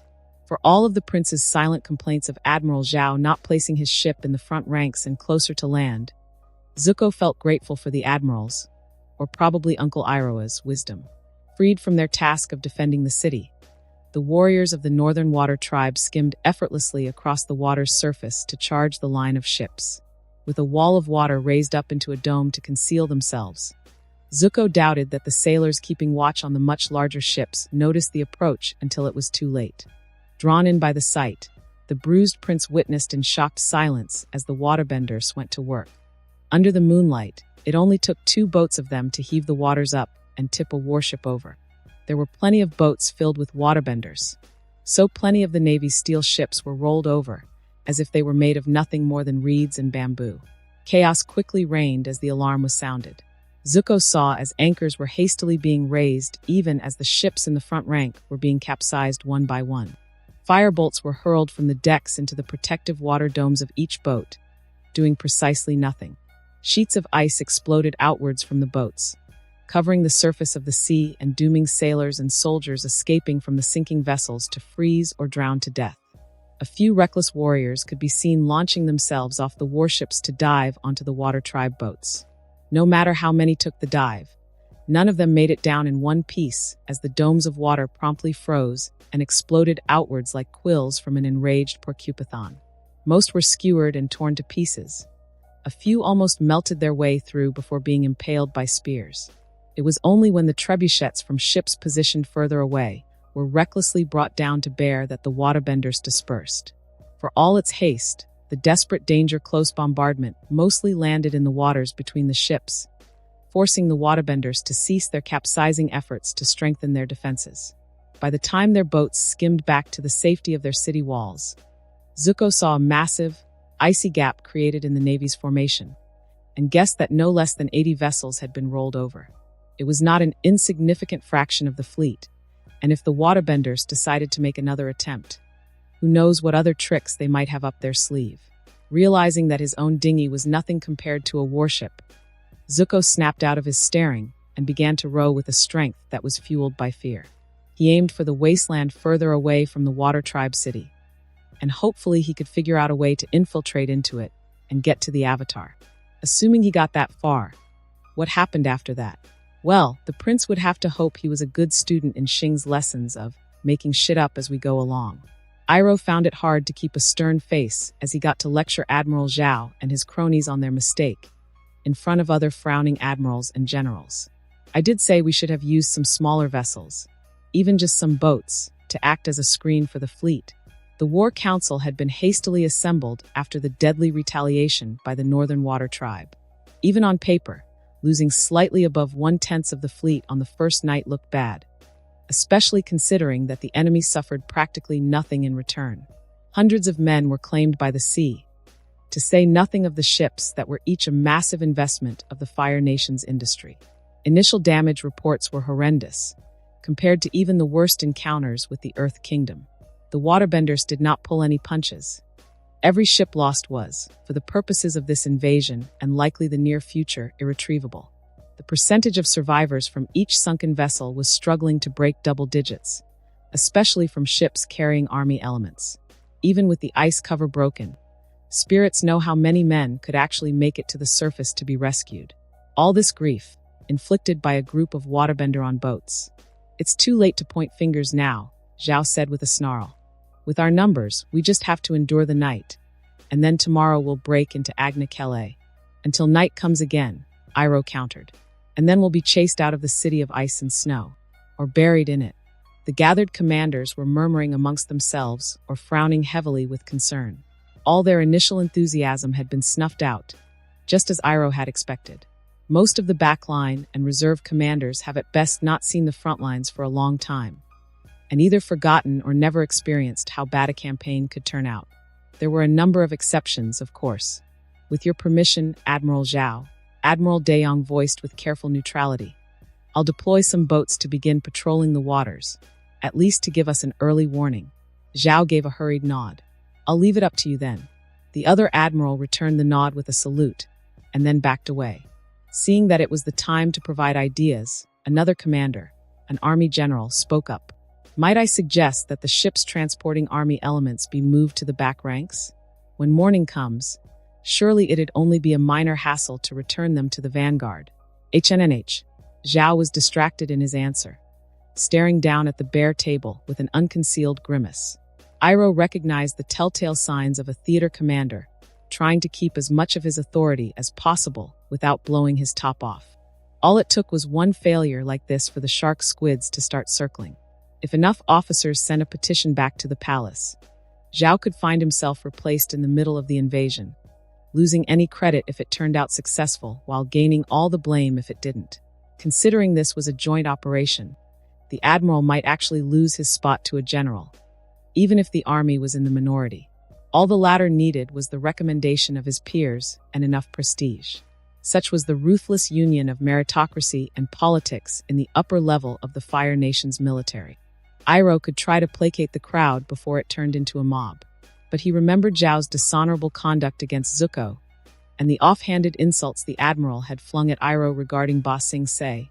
We might have to go over tomorrow's invasion plan, just to be safe, the prince said, fighting to keep his tone plain, as befitting a venerable military advisor.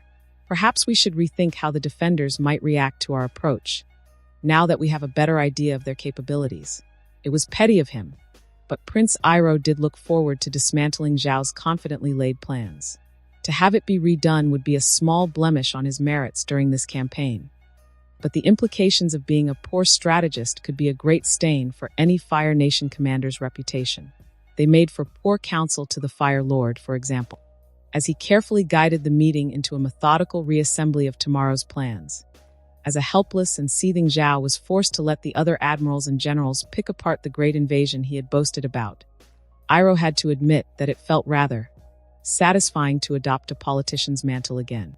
Almost too satisfying. He'd have to remember to abstain after this. Relapsing into court politics would not be good for himself or Zuko. As the prince prodded an admiral into poking a hole into a landing formation, Iroh absently wondered if he should find a way to pay young AZULA a visit after this, to warn her about the rather addictive dangers of being so immersed in Fire Nation intrigue, or find a way to talk her out of it if she happened to be too far invested in it. He'd been a neglectful uncle to the young princess. Come to think of it, hopefully he would have the time to rectify that blatant mistake. But first, Admiral Dayong, Admiral Sung, now that I think about it, do you think it prudent for the left flank to be grouped so close together? Iroh would do his job in advising the War Council, while redirecting as much of the potential glory from Zhao as he could. When the Fire Nation resumed their invasion the next day, the ships broke through the first wall within 2 hours. Marines and army soldiers made landfall across practically the entire seawall. The waterbenders, far less potent than they were during the previous night, were nonetheless still dangerous foes. Ice shards and water whips almost pushed back multiple beachheads, but the relentless bombardment of the Fire Navy broke through the defenses and allowed men to stream out of the ships almost unimpeded. Colonel Hua of the 51st Grand Company was among those who fought to push inwards after her troops landed. Thank the spirits that she and her Grand Company had been spared the horrible demise of drowning in the very ships that were supposed to safely ferry them to the front lines. Now on solid ground again, even if it was ice and snow, the colonel ordered her troops to form up alongside a Komodo Rhino regiment. She took a good look at the second wall far ahead of her, and the urban battlefield that awaited her and her soldiers beyond it. Already she could see other regiments desperately speeding across the flat, open terrain that led towards the second wall. The defenders were not stingy in hurling ice and water at the exposed Fire Nation besiegers. Whole squads were impaled, crushed, or even shredded as they tried to close the distance. At certain points, the ice below them gave way, swallowing the unsuspecting soldiers, or it exploded in a forest of impaling, frozen spikes. Neither Hua or the scouts could see the waterbenders responsible for such traps, but she was sure that there were plenty more of them hidden under the ice and snow.